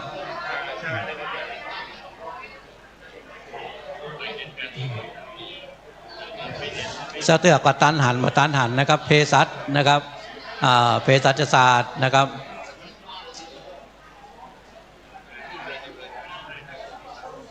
กลับเอาเข้ามาเลยนะครับเนี่ยนะทางพุทธรู้สึกจะเป็นคณะสังคมนะครับตึงเภสัชตึงสังคมนะครับเอาต้นเข้าไปนะครับจะมีในส่วนของหมู่เฮาที่ช่วยกันพอนะครับส่วนของคณะสังคมมาแล้วนะครับเนี่ยนะครับเชิญตำบลเลยนะครับพอกับคณะสังคมคณะเศรษฐศาสตร์นะครับ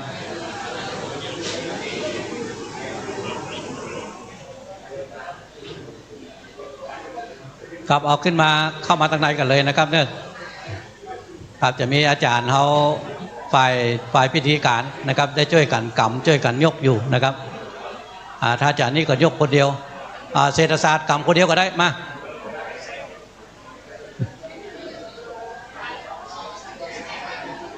แล้วก็เลือกที่นั่งเอาคนเดียวเนอะนะครับหลังจากที่วางต้นเสร็จเรียบร้อยแล้วก็ครับมีโต๊ะต่างมานั่งก็มีมานั่งเก้าอี้อยู่นะครับเชิญนะครับ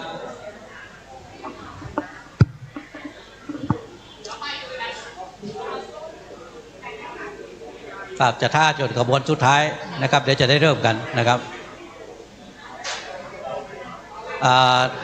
ต้นทั้งหลายนะครับเอามาทางเพเลยนะครับเลี้ยวขวานะครับเลี้ยวขวามาเพนะครับมาเลยครับเนี่ยนะสามารถนั่งพื้นตรงนี้ได้เลยครับขอจัดการเดี๋ยวเอานักศึกษา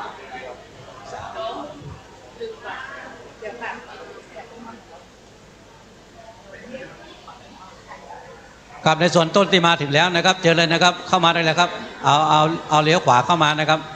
เอาเข้ามาทางไหนนี่เลยครับก็เดี๋ยวมาถึงแล้วก็เลือกพอนะครับนั่งกันได้นะส่วนทางบนนี้ไผ่ที่จะนั่งพับเพียบได้นะครับมานั่งพับเพียบตัวนะครับแล้วก็ในส่วนของนักศึกษาหอพักนะครับก็จะเอาขึ้นมาทางบนนี้หมดเหมือนกันนะครับ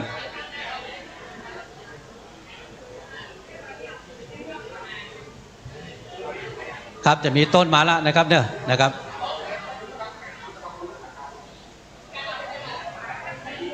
กับสมาคมนักศึกษาเก่านะครับเนาะ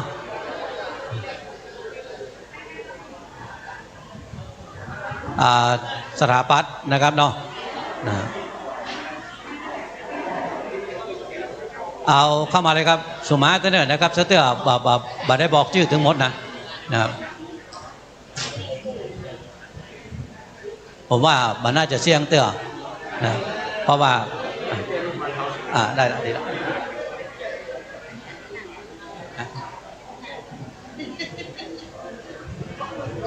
นั่งตะลุง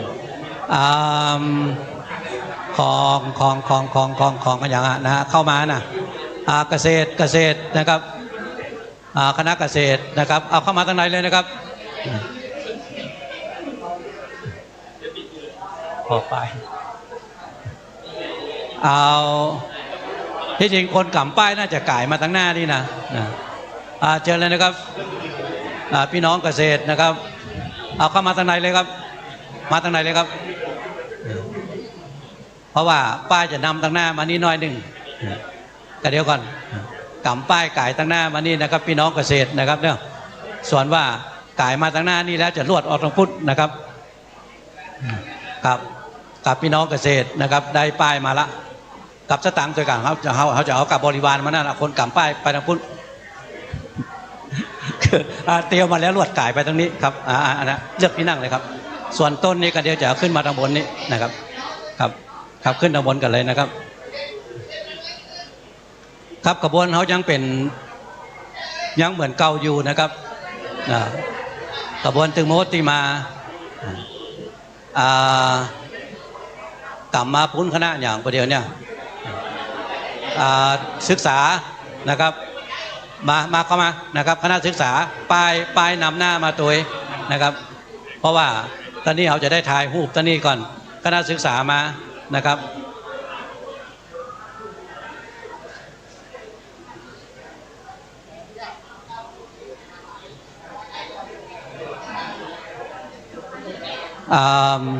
ขออนุญาตครับพระคุณเจ้านะครับนอกว่าเก้าอี้ที่จะถวายเนี่ยประเดี๋ยวเนี่ยนะครับขอใจงานเลย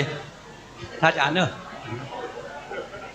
นะเอาเลยครับเก้าอี้ที่จะใจงานเนี่ยนะครับเอามาพี่น้องศึกษามาเลยนะครับพี่น้องศึกษาเอาป้ายไปทางพุทธนะครับที่เหลือนะครับเอากระต้นมานี่นะครับส่วนคนนั้นเลือกที่อยู่เอานะครับสเตอร์มันพอประหารป้ายที่สเตอร์ก็บ่ได้หันนะครับสุมาเตอร์เนอร์นะครับประเดี๋ยวนี้เขาจะต้องตั้งเก้าอี้เพิ่มครับแล้วเขาจะเอาเก้าอี้ที่เป็นเก้าอี้ที่เขาจะตานเนี่ยนะครับลวดเลยนะครับขออนุญาตแล้วนะครับทันตาเนาะนะครับไปนะครับเจอเนอะถ้าปอตั้งตั้งหน้านี่ก็ได้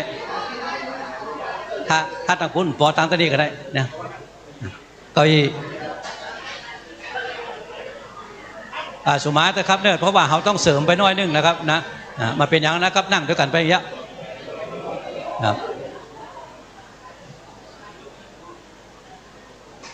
บ่งบอกถึงความร่วมไม้ร่วมมือของ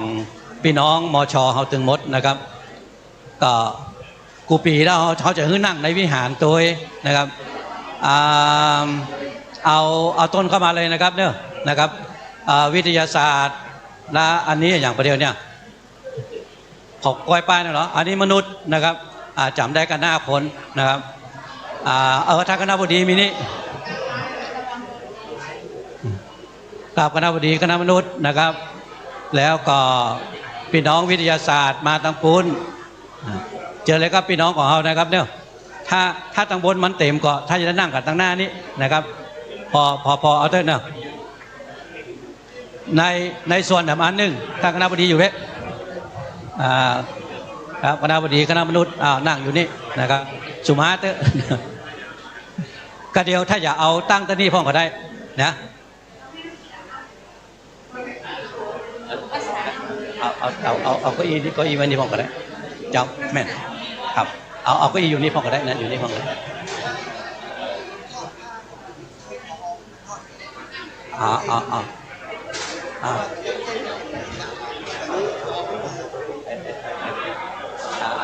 โจครับเจอเลยนะครับครับหอพักครับนักศึกษาหอพักถึงหมดเลยนะครับเข้ามาทางบนนี้นะครับน้องโนสั่งสั่งว่าบอกนักศึกษาหอพักขึ้นทางบนเลยครับครับนักศึกษาจากหอพักนะครับหอพักนักศึกษาขึ้นมาข้างบนนะครับครับเอาน้องนักศึกษาขึ้นมาเลยนะครับเครื่องบริวารทั้งหมดเอาเข้าไปข้างในเลยนะครับ สุมาที่บอกคือกล้าอ่อนนักศึกษาขึ้นทางบนนี่นะมันใช่อย่างเขาสามารถที่จะนั่งพับเพียบได้เขาจะนั่งพับเพียบได้ดีก็เลยบอกให้เขาขึ้นทางบนนะครับลูกสามารถที่จะเลี้ยงตัวนี้ก็ได้ลูกเลี้ยงไว้ข้างๆพวกก็ได้ลูกเอาเลี้ยงไว้ข้างๆพวกก็ได้รองเท้านะครับครับลูกเอารองเท้าไปเลี้ยงไว้ข้างๆพวกเลยลูกนะขึ้นไปทางบนเลยลูก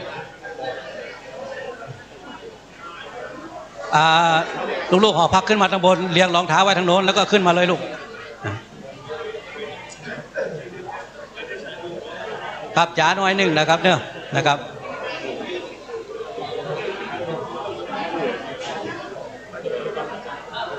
ครับลูกๆเอารองเท้าไปเลี้ยงด้านโน้นเลยนะครับแล้วก็เข้าไปด้านในเลยไปพาน้องๆเข้าไปเลยพาน้องๆเข้าไปเลยเข้าไปนั่งด้านในเลยลูกเข้าไปเลยครับโน้นตั้งแต่ด้านหน้าโน้นเลยท่านสมทบจะดู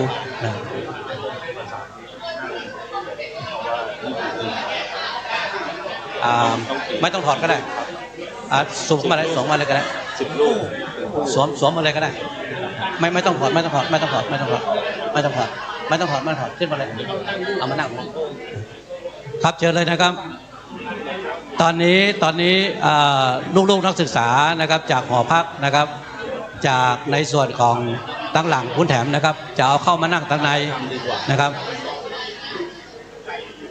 ครับถอดรองเท้าแล้วก็เอารองเท้าไปไว้ตรงโน้นนะครับแล้วก็เดินเข้าด้านในเลยลูกครับวันนี้ลูกๆนักศึกษานะครับก็เยอะๆกันมากๆเลยนะครับกับในงานบุญของมหาวิทยาลัย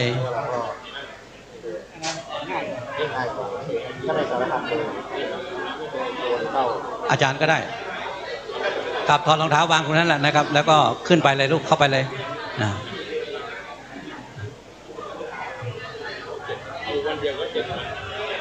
สมโภ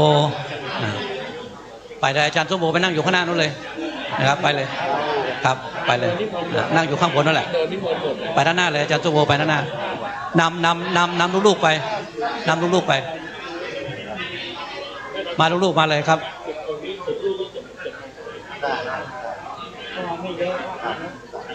ครับวางด้านโน้นแล้วก็นั่งเดี๋ยวเราจะนั่งเต็มหมดเลยนะครับตรงนี้แล้วก็จะมาถึงทางหน้านี่ตัว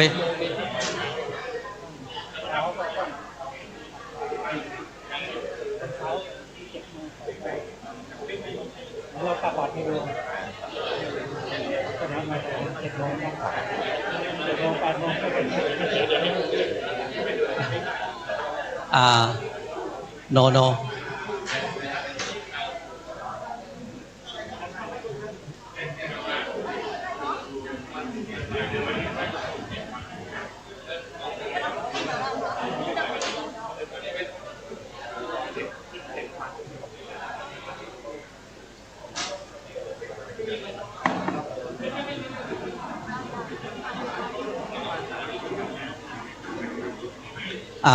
น่าจะเป็นปิดท้ายแล้วนะครับ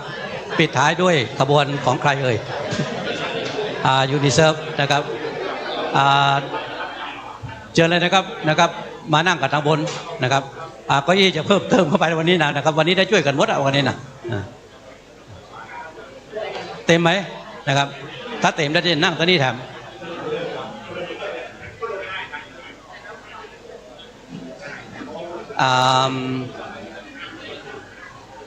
ณตอนนี้ก็คือว่าลูกนั่งเก้าอี้เลยลูกลูกนั่งเก้าอี้เลยลูกนั่งเก้าอี้เลยลูกไปลูกนั่งเก้าอี้เลยลูกครับจ๋าลูกนั่งเลยลูก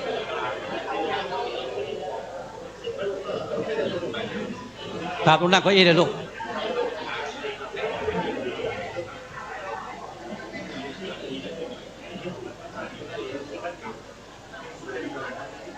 มาเลยนะครับลูกขึ้นมาลูกขึ้นมานั่งเก้าอี้มาบนรูนนี่ก็ดีไปอย่างนอกจากใส่รองเท้ามาด้วยไปแล้วนั่งเก้าอี้ลูกนั่งเลยครับ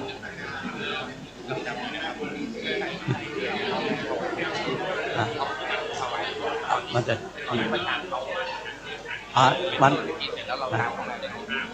มันต้องทีหลังหลังจากที่ถวายพระนั้นเสร็จเรียบร้อยแล้วครับได้ครับ ลูกๆมาเลยครับนะเก้าอี้เต็มยัง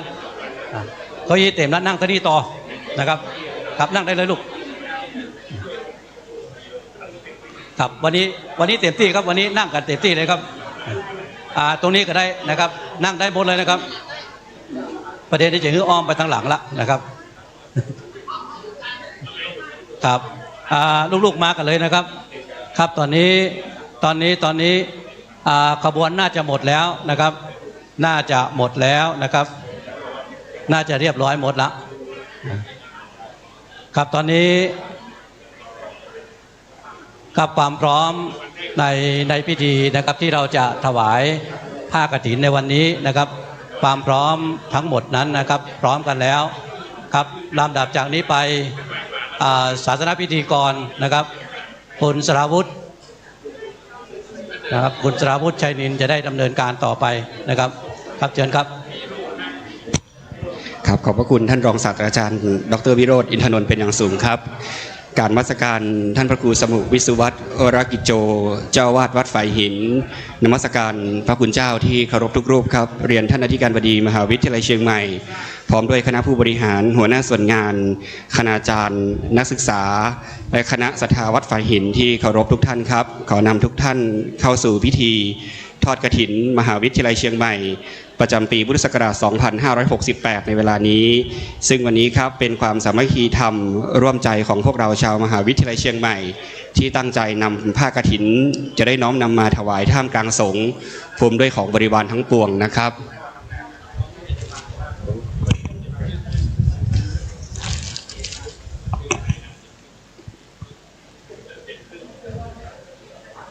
ครับในโอกาสนี้ครับขอเรียนเชิญท่านศาสตราจารย์ดร.นายแพทย์พงษ์รักษ์ศรีประดิษฐ์มงคลอธิการบดีมหาวิทยาลัยเชียงใหม่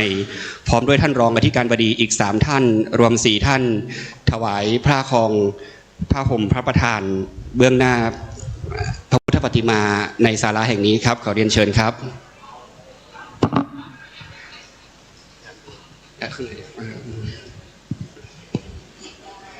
ท่านที่การบดีพร้อมด้วยท่านรองที่การบดีอีก3ท่านจะได้เป็นผู้แทนพวกเราชาวมหาวิทยาลัยเชียงใหม่ถวายผ้าคองพระพุทธปฏิมาประธานในศาลาธรรมของวัดฝ่ายหินแห่งนี้นะครับชยันตัวโพธิยามูเลสักยังนังนันทิวัฒโนเอวังตาวังวิชัยโยโหหิชัยสุชัยมังคะเลอปราชิตปันลังเกสีเสปทวิโปคะเรอภิเสเกสัพพพุทธานังอังคาปะโตปะโม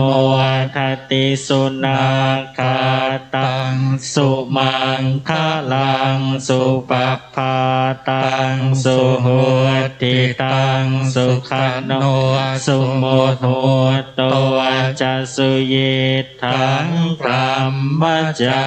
ริสุปทาคินังกายกรรมังวาจากรรมังปทาคินังปทาคินังมโนกรรมังปณิทิเตปทาคินาปทาคินา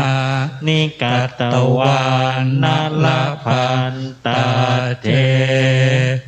ปาทาคิเนครับท่านอธิการบดีพร้อมด้วยท่านรองอธิการบดีมหาวิทยาลัยเชียงใหม่ได้เป็นผู้แทนในการถวายผ้าห่มผ้าครองพระพุทธปฏิมาประธานในศาลาธรรมวัดฝ่ายหินแห่งนี้เป็นที่เรียบร้อยแล้วทั้งนี้พระสงฆ์จำนวน21รูปได้เมตตาเจริญชัยมงคลคาถาเป็นมหามงคลในพิธีเป็นที่เรียบร้อยครับระดับต่อไปจะเข้าสู่พิธีทางศาสนาขอเรียนเชิญท่านประธานในพิธีคือท่านศาสตราจารย์ดร.นายแพทย์พงษ์รักษ์ศรีบัณฑิตมงคลอธิการบดีมหาวิทยาลัยเชียงใหม่กรุณาให้เกียรติจุดธูปเทียนบูชาพระรัตนตรัยครับ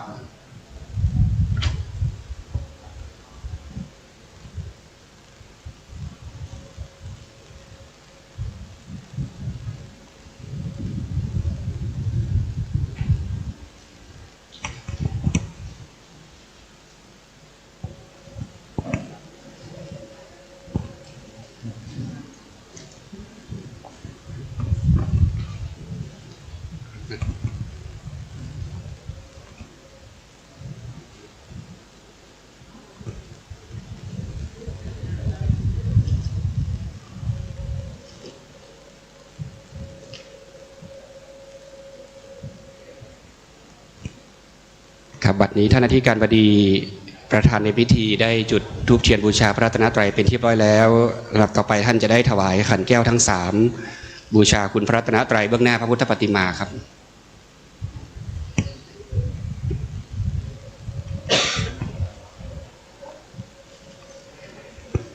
ครับขอบพระคุณและขออนุโมทนากับท่านที่การเป็นอย่างสูงครับ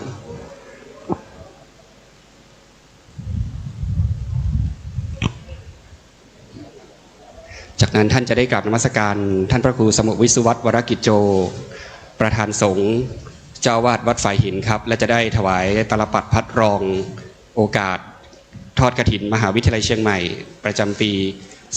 2568 ครับผมซึ่งประธานสงฆ์จะได้ใช้ตลปัดพัดรองนี้ฉลองศรัทธาในงานกฐินเป็นงานแรก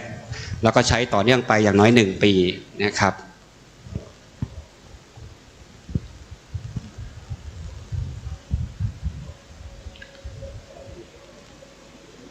ขอบพระคุณและขออนุโมทนากับท่านอธิการบดีเป็นอย่างสูงครับลำดับต่อไปขอเชิญท่านอาจารย์ดร.ส่งเสริมแสงทองประธานอนุกรรมการฝ่ายศาสนพิธีได้กรุณานำศาสนพิธีต่อไปครับลำดับต่อไปขอกราบเรียนเชิญแขกผู้มีเกียรติทุกท่านได้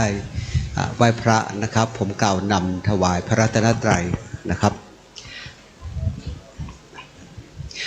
อิมินาสการเรนะพุทธังอภิปูชยามะพุทธังอภิปูชยามะอิมินาสการเรนะอิมินาสการเรนะธัมมังอภิปูชยามะธัมมังอภิปูชยามะอิมินาสการเรนะอิมินาสการเรนะสังฆังอภิปูชยามะสังฆังอภิปูชยามะไหว้พระพร้อมกันนะครับอะระหังสัมมาสัมพุทโธภควาพุทธัมภควันตังอภิวาเทมิสวากขาโตภควตาธัมโมธัมมังนัมมัสสามิสุปฏิปันโนภควโตสาวกสังโฆสังฆังนัมมามิอันดับต่อไปขอเรียนเชิญท่านประธานคณะกรรมการอำนวยการจัดงานกฐินมหาวิทยาลัยเชียงใหม่น้อมถวายขันศีลขอเรียนเชิญท่านศาสตราจารย์ปฏิบัติดร.เอกชัยมหาเอกรองอธิการบดีครับ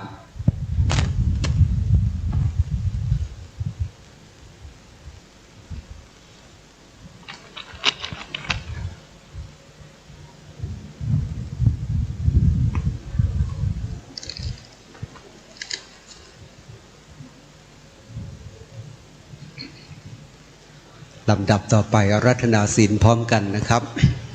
มะยัมพันเตติสรเนนะสห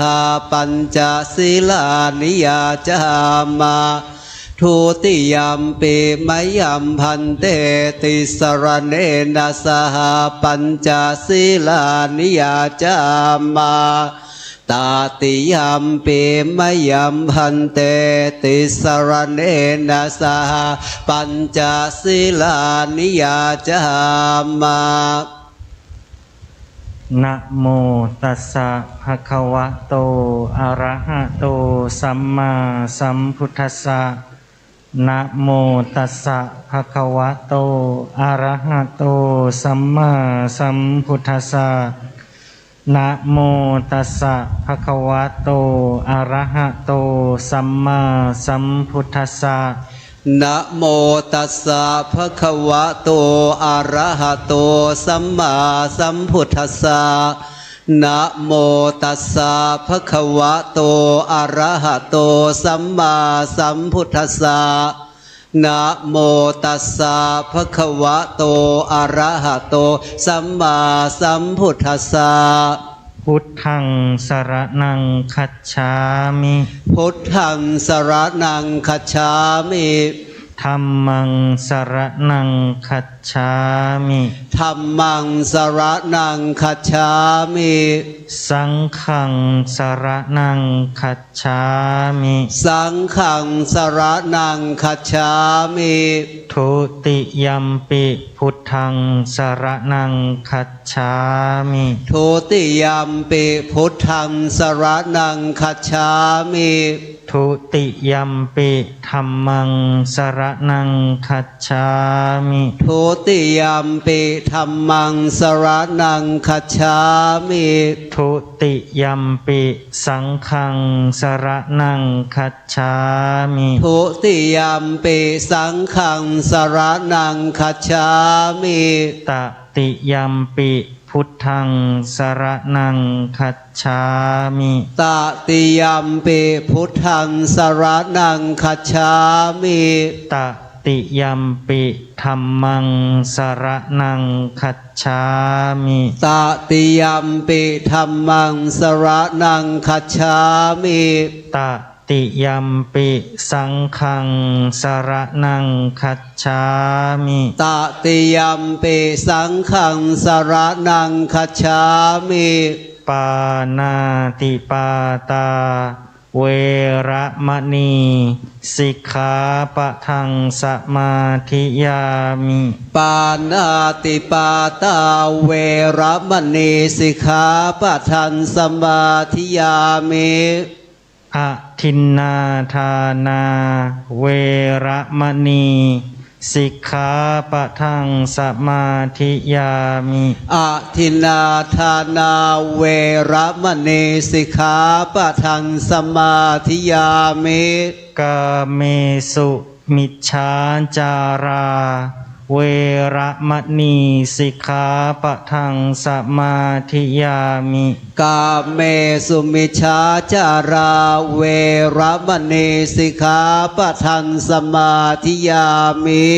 มุสาวาทาเว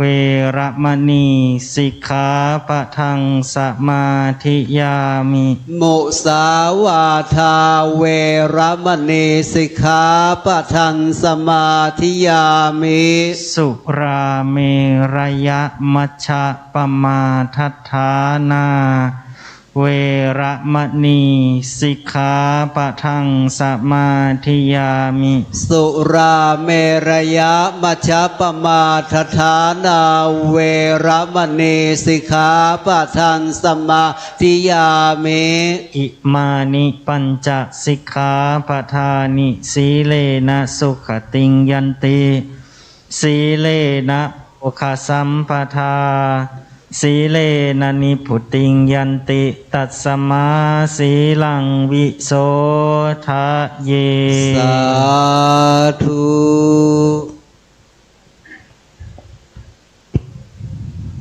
ลำดับต่อไปจะเป็นการสูงมาครัวตาลตามแบบเบ้าโบราณล้านนา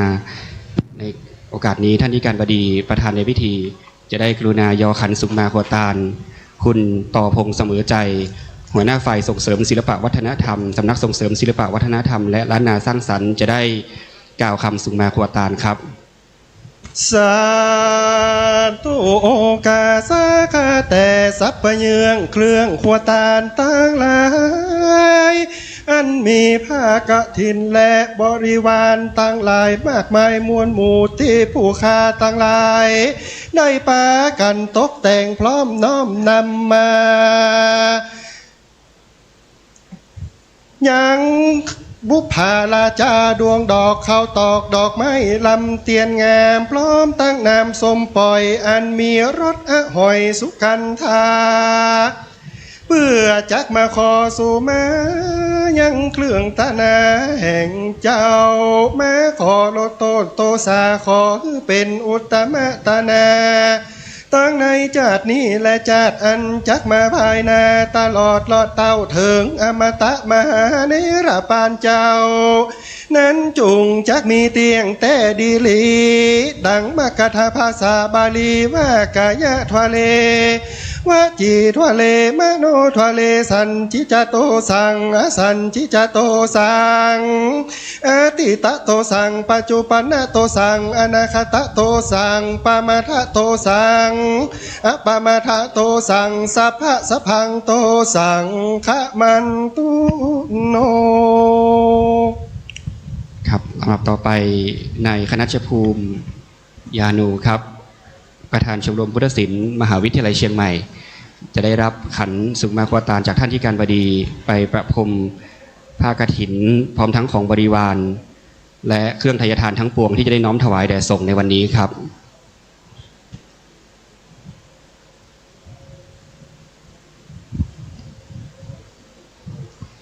ลำดับต่อไปจะเป็นการถวายผ้ากฐินของมหาวิทยาลัยเชียงใหม่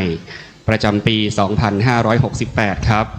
ขอเรียนเชิญท่านประธานในพิธีครับศาสตราจารย์ดร.นายแพทย์พงษ์รักศรีบัณฑิตมงคลอธิการบดีมหาวิทยาลัยเชียงใหม่ครับขอเรียนเชิญผู้แทนนักศึกษาเก่ามหาวิทยาลัยเชียงใหม่คือคุณเพ็ญสุวรรณนาคปรีชาเลขาธิการสมาคมนักศึกษาเก่ามหาวิทยาลัยเชียงใหม่ในนามผู้แทนนายกสมาคมนักศึกษาเก่ามหาวิทยาลัยเชียงใหม่ครับขอเรียนเชิญนายปุณวิวัฒน์จิรนัทสิทธินนท์ประธานกรรมการหอพักนักศึกษามหาวิทยาลัยเชียงใหม่ในนามผู้แทนนักศึกษาปัจจุบันของมหาวิทยาลัยเชียงใหม่ครับ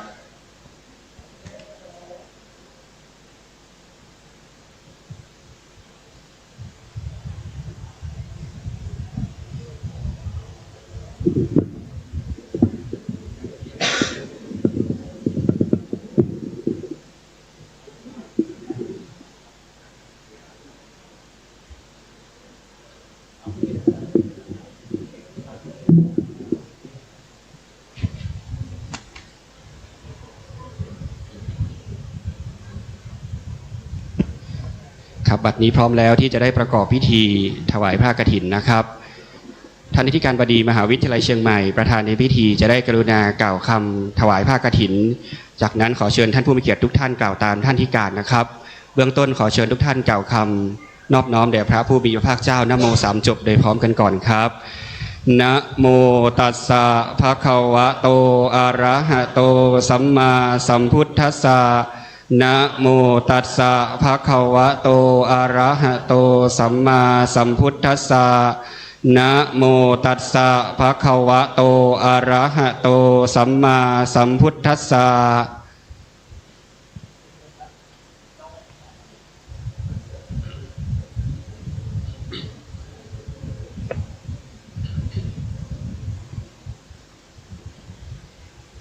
อิมังมะยังพันเต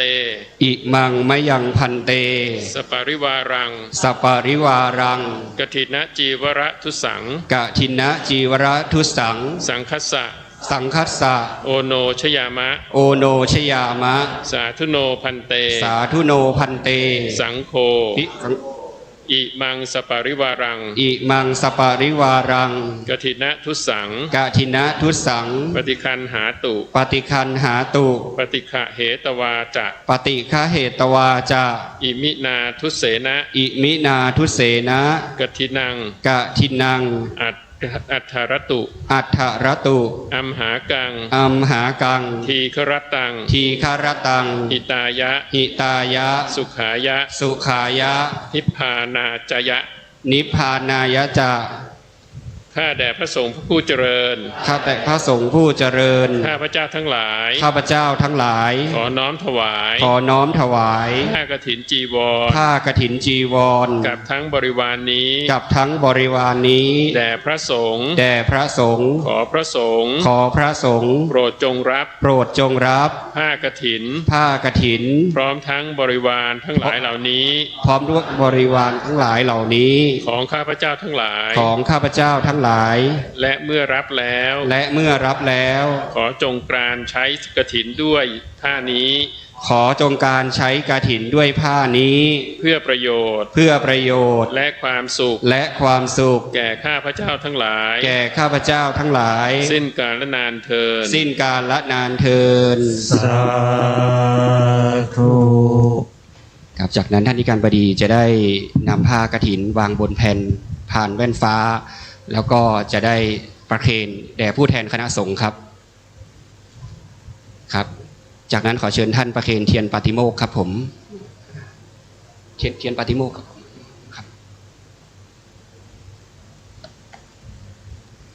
รับจากนั้นเชิญคุณเพ็ญสุวรรณนะครับปีชาแล้วก็น้องผู้แทนนักศึกษาครับถวายผ้าบริวารต่อได้เลยครับ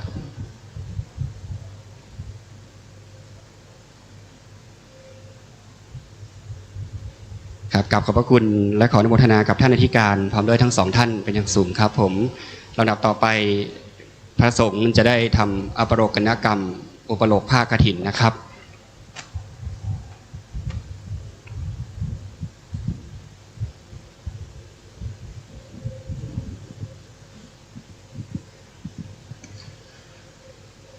ผ้ากฐินทานกับผ้าอดิสังสะบริวารทั้งปวงนี้เป็นของศาสตราจารย์ด็อกเตอร์นายแพทย์พงษ์รักศรีบัณฑิตมงคลอธิการบดีมหาวิทยาลัยเชียงใหม่ผู้บริหารคณาจารย์เจ้าหน้าที่นักศึกษามหาวิทยาลัยเชียงใหม่และคณะศรัทธาวัดฝายหินผู้ประกอบด้วยศรัทธาอุตสาหะพร้อมเพรียงกันนำมาถวายแด่พระภิกษุสงฆ์ผู้อยู่จำพรรษาท่วนไตรมาสในอาวาสนี้ก็แลผ้ากฐินทานนี้เป็นของบริสุทธิ์ดุจเลื่อนลอยมาโดยนภาอากาศแล้วแลตกลงในที่ประชุมสงฆ์จะได้จำเพาะเจาะจงลงว่าเป็นของพระภิกษุรูปใดรูปหนึ่งก็หาไม่ได้มีพระบรมพุทธานุญาตไว้ว่าให้พระสงฆ์ทั้งปวงยอมอนุญาตให้แก่ภิกษุรูปหนึ่งเพื่อจะทำซึ่งกฐินธารกิจ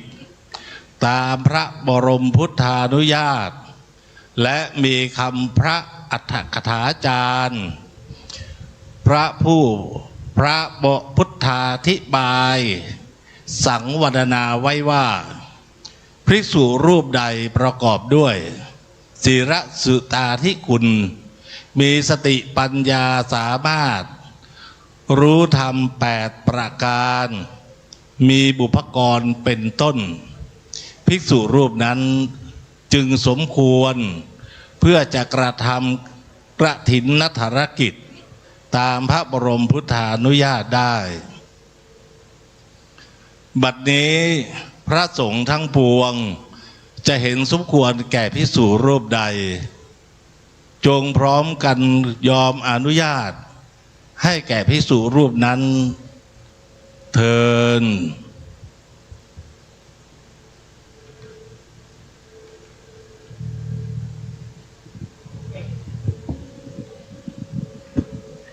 ผ้ากฐินทานกับทั้งผ้าอานิสังสบริวารทั้งปวงนี้ข้าพเจ้าพิจารณาเห็นสมควรแก่พระครูสมุวิสุวัตวรกิจโจซึ่งเป็นผู้มีสติปัญญาสามารถเพื่อจะกระทำกฐินธารกิจให้ถูกต้องตามพระบรมพุทธานุญาตได้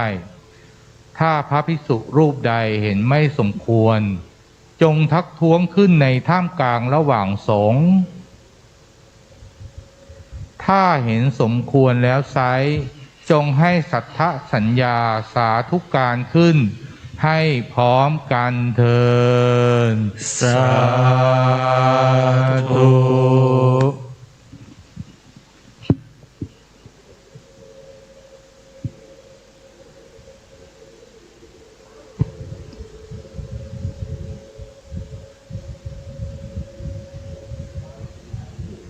พระสงฆ์ได้ทำอปโรกนกรรมเห็นสมควรมอบผ้านี้ให้ท่านพระครูสมุวิสุวัตวรกิจโจเจ้าวาดวัดฝ่ายหินนะครับซึ่งพระสงฆ์จะได้สวดยติหรือว่ากรานกฐินในเวลา 18 นาฬิกาช่วงเย็นวันนี้แล้วก็ทำพิธีอนุโมทนากฐินให้ถูกต้องตามธรรมวินัยต่อไปครับบัดนี้จะได้ถวายบริวารกฐินเบื้องต้น4ชุดนะครับจะได้เทียบเครื่องบริวารกฐินชุดเอกช่วงแรกก่อนนะครับ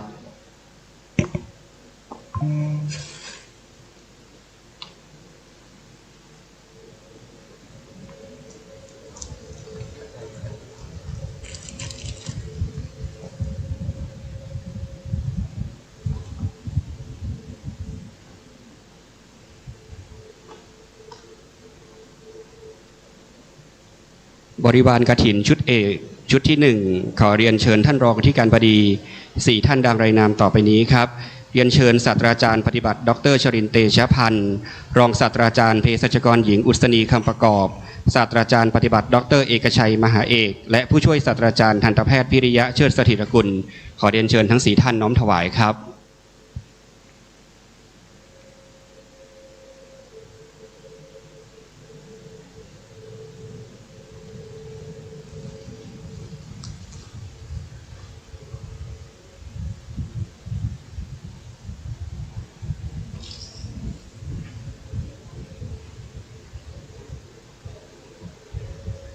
ขอบพระคุณและขออนุโมทนากับท่านรองอธิการบดีทั้ง4ท่านครับผมลำดับต่อไปจะได้เทียบบริวารกฐินซึ่งเป็นเครื่องไทยทานที่ทำเฉพาะงานนะครับจะได้น้อมถวายแด่สงฆ์เพื่อพิจารณาใช้สอยขออนุญาตใช้เวลาสักครู่หนึ่งนะครับเนื่องจากว่าคณะสงฆ์วัดฝ่ายหินเป็นคณะสงฆ์หมู่ใหญ่ประกอบไปด้วยพระสงฆ์16รูปสามเณร8รูปและแม่เนชีอีก2ท่านแต่ว่ามี1รูปที่บวชภายหลังพรรษาภายหลังวันเข้าพรรษานะครับจึงอนุโมทนากฐินเพียง15รูปนะครับรวมทั้งสิ้นก็23รูปครับผมถือว่าทุกท่านได้ทำบุญใหญ่อย่างยิ่งได้ถวายผ้ากฐินและของบริวารท่ามกลางสงฆ์หมู่ใหญ่แล้วก็ไม่จำเพาะเจาะจงรูปใดรูปหนึ่งเป็นการละทานเป็นมหาทานที่ยิ่งใหญ่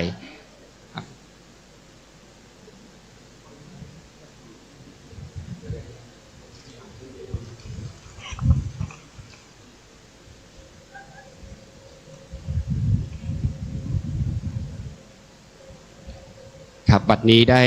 เทียบเครื่องไทยทานซึ่งเป็นบริวารกฐินชุดที่1เป็นเทียบร้อยแล้วประกอบไปด้วยถุงย่ามนะครับปักตราสัญลักษณ์กฐินมหาวิทยาลัยเชียงใหม่พร้อมด้วยปัจจัยไทยทานจะได้เรียนเชิญท่านหัวหน้าส่วนงานท่านผู้ช่วยที่การบดีและผู้บริหารจำนวน20ท่านดังรายนามต่อไปนี้นะครับผมขออนุญาตอ่านรายนามของท่านก่อนจากนั้นเรียนเชิญท่านเข้าประเคนพร้อมกันครับขอเรียนเชิญศาสตราจารย์ดร.สาครพรประเสริฐคณบดีคณะเทคนิคการแพทย์ผู้ช่วยศาสตราจารย์ทันตแพทย์ดร.นฤมนัส ขอวณิชคณบดีคณะทันตแพทยศาสตร์รองศาสตราจารย์ดร.สุกี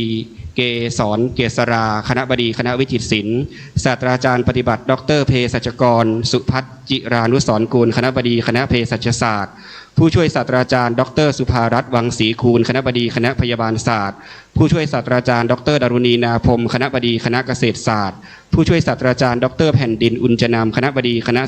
สถาปัตยกรรมศาสตร์ผู้ช่วยศาสตราจารย์ดร.ทิพรัตน์นพฤทธิ์คณบดีคณะศึกษาศาสตร์ผู้ช่วยศาสตราจารย์ดร.ระวีจันทร์ส่องคณบดีคณะมนุษยศาสตร์รองศาสตราจารย์นายแพทย์นเรศโชติรสนิรมิตคณบดีคณะแพทยศาสตร์รองศาสตราจารย์ดร.ไพลินผู้จีนาพันธ์คณบดีคณะรัฐศาสตร์และรัฐประศาสนศาสตร์รองศาสตราจารย์ดร.วสันต์ปริญญาแก้วคณบดีคณะสังคมศาสตร์ขอเรียนเชิญผู้ช่วยที่การบดีประกอบด้วยผู้ช่วยอธิการบดีรองศาสตราจารย์นายแพทย์รณภพเอื้อพันธเศษผู้ช่วยศาสตราจารย์ดร.ชมเจริญแสวงรัตน์ผู้ช่วยศาสตราจารย์ดร.ภัยรัตน์พิบูลรุ่งโรจน์ผู้ช่วยศาสตราจารย์ดร.ทันตแพทย์หญิงวรกัญญาบูรณพัฒนารองศาสตราจารย์นายแพทย์อดิศักดิ์ตันติวรวิทย์ผู้ช่วยศาสตราจารย์ดร.วินันท์บัณฑิตรองศาสตราจารย์ดร.ปรารถนาใจผ่องผู้ช่วยศาสตราจารย์ดร.วรพจน์เสรีรัตน์และขอเชิญท่านที่ปรึกษาสมาคมนักศึกษาเก่ามหาวิทยาลัยเชียงใหม่คุณสิริมาชัยสุโรธขอเรียนเชิญทั้ง21ท่านครับ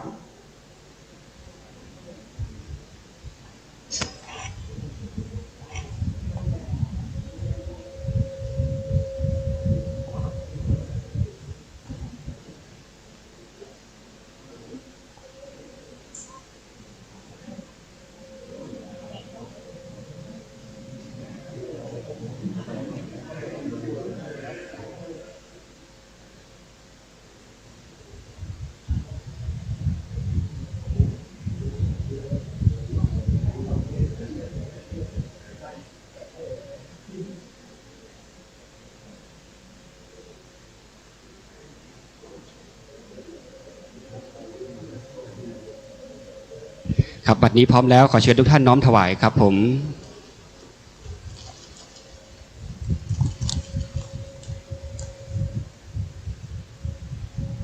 ครับขอบพระคุณและขออนุโมทนากับทั้ง21ท่านเป็นอย่างสูงครับขอเชิญทุกท่านกลับที่นั่งรับรองครับผม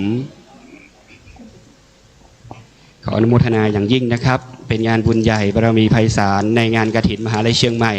โดยสามัคคีธรรมของทุกส่วนงานครับลำดับต่อไปจะได้เทียบภัตตาหารจำนวน21ชุดและจะได้เรียนเชิญท่านผู้มีเกียรติอีก21ท่านน้อมถวายนะครับ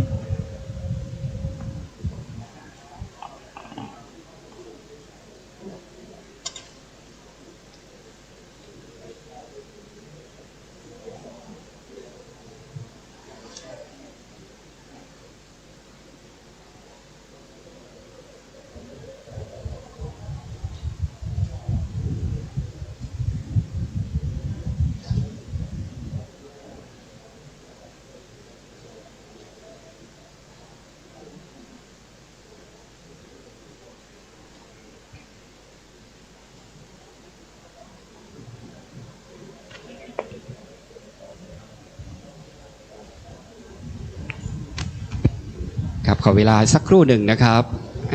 ตอนนี้คณะกรรมการฝ่ายพิธีการจะได้เทียบภัตตาหาร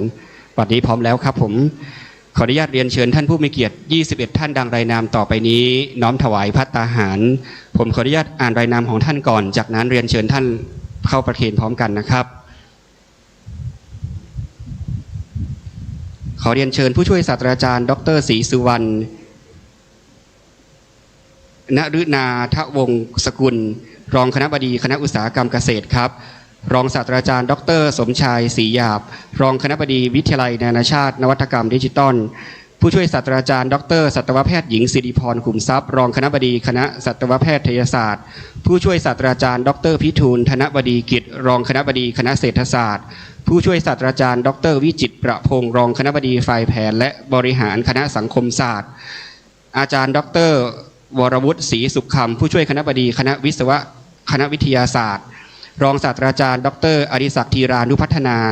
ประธานธรรมนุบำรุงศาสนาและศิลปวัฒนธรรมคณะบริหารธุรกิจท่านผู้อำนวยการปราดสงวนศักดิ์ผู้อำนวยการสำนักหอสมุดศาสตราจารย์เกียรติคุณดร.สัญชัยจตุรสิทธาผู้อำนวยการสถาบันวิจัยพหุศาสตร์รองศาสตราจารย์ดร.พฤกษกุลช่างสัจไทยผู้อำนวยการสำนักทะเบียนและประมวลผลรองศาสตราจารย์ดร.ณัฐีสุรีผู้อำนวยการวิทยาลัยการศึกษาตลอดชีวิตศาสตราจารย์ปฏิบัติดร.เศรษฐ์สัมพัตตกุลผู้อำนวยการสำนักบริการวิชาการดร.กรวรรณสังฆกรรองผู้อำนวยการสำนักส่งเสริมศิลปวัฒนธรรมและล้านนาสร้างสรรค์ผู้อำนวยการชัดพลกุลโพธิสุวรรณผู้อำนวยการสำนักงานมหาวิทยาลัยอาจารย์ดร.รอมแพรสุวรรณผู้จัดการทั่วไปอุทยานวิทยาศาสตร์และเทคโนโลยีรองศาสตราจารย์ดร.ประโยชน์อุญจนามผู้อำนวยการศูนย์การศึกษามหาวิทยาลัยเชียงใหม่รองศาสตราจารย์ดร.ธนารักษ์สุวรรณประพิษผู้อำนวยการสำนักงานหอพักนักศึกษามหาวิทยาลัยเชียงใหม่ผู้ช่วยศาสตราจารย์ดร.ชายรังสียากูลผู้อำนวยการศูนย์บริหารจัดการเมืองเพื่อความยั่งยืนผู้อำนวยการนฤมลพูนเพียรผู้อำนวยการศูนย์ส่งเสริมพฤกษ์พลังผู้สูงอายุมหาวิทยาลัยเชียงใหม่และผู้อำนวยการมนศิชาแสวังผู้อำนวยการสำนักงานการตรวจสอบภายในมหาวิทยาลัยเชียงใหม่ขอเรียนเชิญทั้ง21ท่านครับ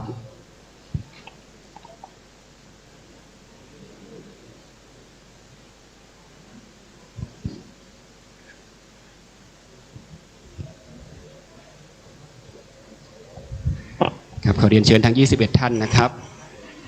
หากที่ได้ประกาศเรียนเชิญแล้วท่านไม่อยู่ในพิธีแล้วขอเชิญน้องนักศึกษาด้านหน้าเป็นผู้แทนนักศึกษาถวายได้เลยนะครับ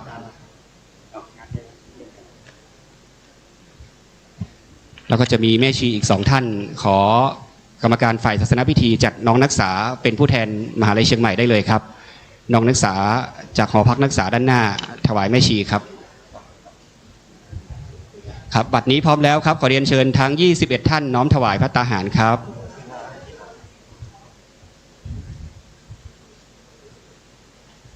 ขอบพระคุณและขออนุโมทนาครับขอเรียนเชิญท่านกับที่นั่งรับรองครับผม หากแต่จะได้อ่านชื่อนามสกุลท่านผิดพลาดไปบ้างต้องขอกราบขอขมาด้วยนะครับ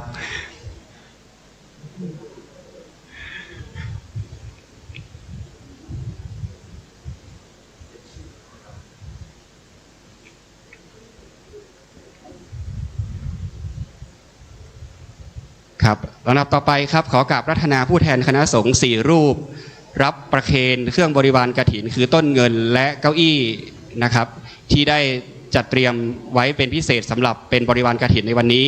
ขอเชิญผู้แทนทุกส่วนงานประจำต้นกฐินของท่านนะครับต้นเงินครับผมขออภัยครับขอผู้แทนทุกส่วนงานเลยครับผมเดี๋ยวพระคุณเจ้า4 รูปจะได้เมตตาเป็นผู้แทนคณะสงฆ์รับประเคนนะครับแล้วก็จบที่เก้าอี้ด้านนอกนะครับ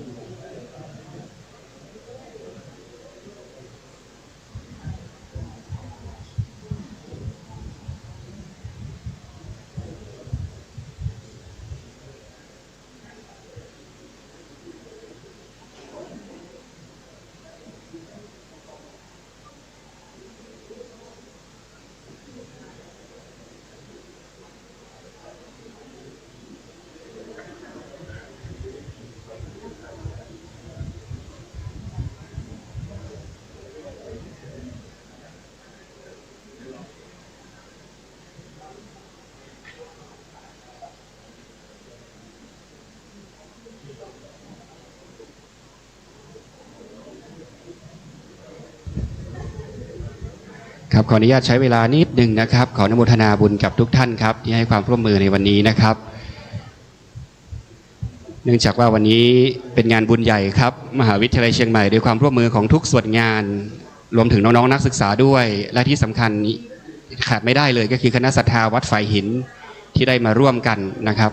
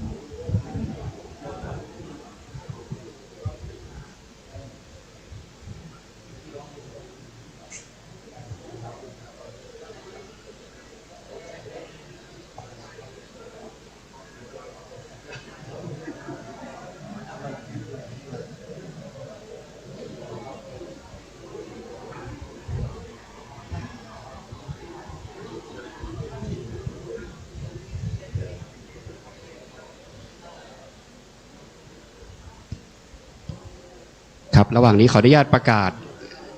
นะครับหลังจากนี้ขอเชิญกรรมการส่งเสริมศาสนามหาวิทยาลัยเชียงใหม่ทุกคณะนะครับหลังเสร็จพิธีขอเชิญประชุมด่วนที่นี่เลยนะครับเพื่อจัดพิธีพิเศษของมหาวิทยาลัยหลังเสร็จงานกฐินนะครับขออนุญาตครับขอจากทุกคณะเลยครับผม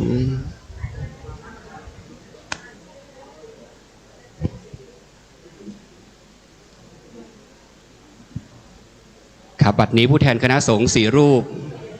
ได้เมตตาเป็นผู้แทนคณะสงฆ์ทั้งปวงรับเครื่องบริวารกฐินจากทุกส่วนงานเป็นที่เรียบร้อยแล้วนะครับ ลำดับต่อไปขอกราบรัตนาท่านพระครูสมุวิสุวัตรวรกิจโจเจ้าวาดวัดฝายหินเมตตากล่าวสัมโมทนียคถาและนำคณะสงฆ์อนุโมทนาเป็นลำดับต่อไปขอกราบรัตนาครับขอนอบน้อมต่อพระสัมมาสัมพุทธเจ้าซึ่งปรินิพพานนานแล้วขอนอบน้อมครูบาอาจารย์ที่ให้ความรู้ขอคารวะพระเถรานุเถระน้องสามเณร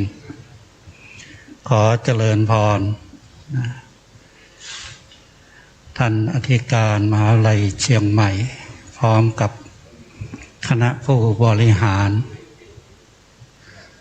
นักศึกษาศรัทธาสาธุชนคณะศรัทธาวัดฝายหิน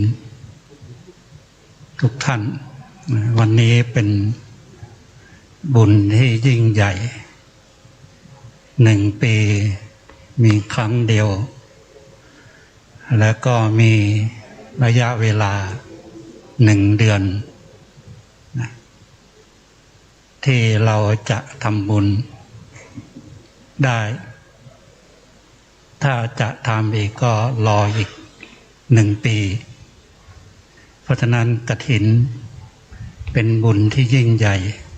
สำหรับชาวพุทธทุกท่านนะวันนี้อาตมาต้องขออนุญาต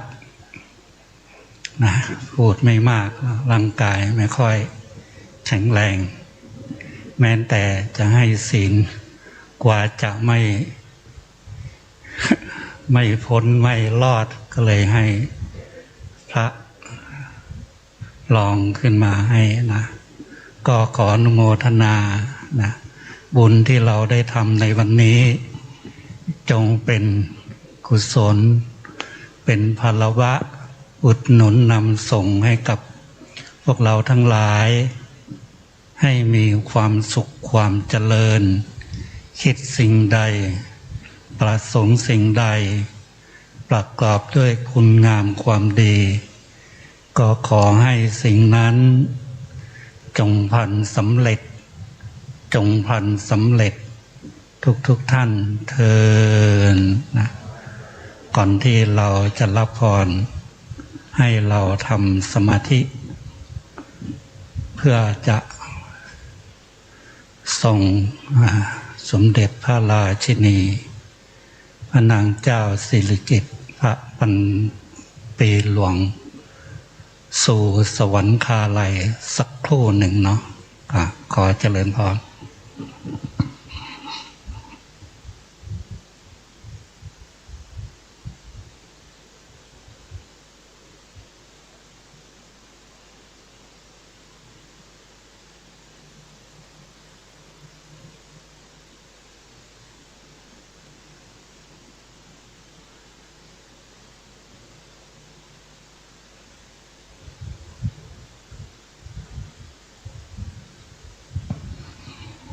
พอสมควรแก่เวลาเนาะต่อไป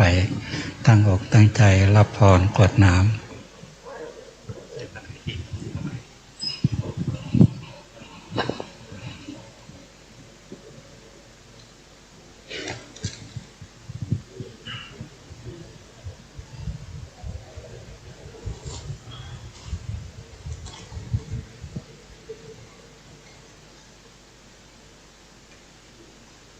ยะถาวาริวหาปุราปาริปุเรนติสาคารังเอวะเมวะอิโตทินังเปตานังอุปกัปปติอิชิตังปัฏฐิตังตุมหังคิปะเมวะสมิจฉันตุสัพเพปุเรนตุสังกัปปา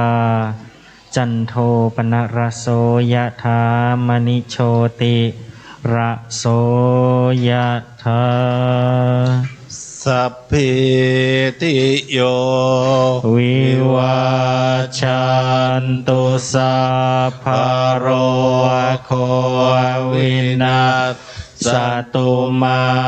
เตภวั ตวันตารา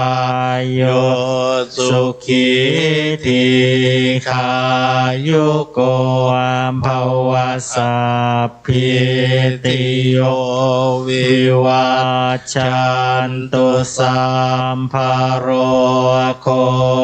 วินาศสตุมาเตภวัตวันตารายโยสุขีทีขายุโกภวสัพพิติโยวิวัชชันตุสัมภโรโควินาศสตุมาเตภวัตวันตารายโยสุขีทีขายุโกภวะอภิวาทนาสิริสนิจจังวุฒาปจายโนจัตตารโอธรรมวัฏฐานติอายุวันโนสุขังภาลังกาเลทัทานติสัพปัญญาวาทานโย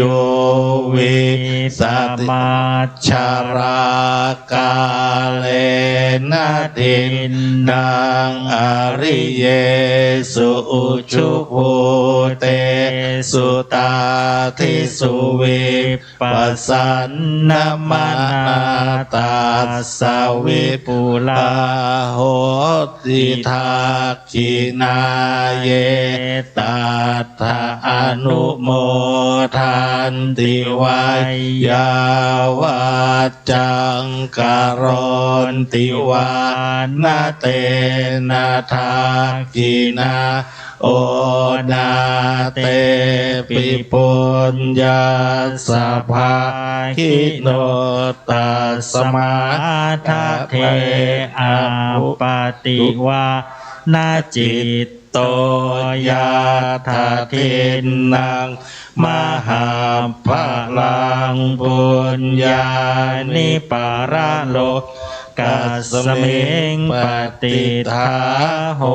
นติปะนินันติ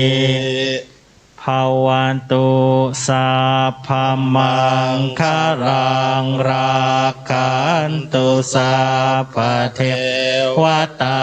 สัพพพุทธานุภาเวนัสสัทธา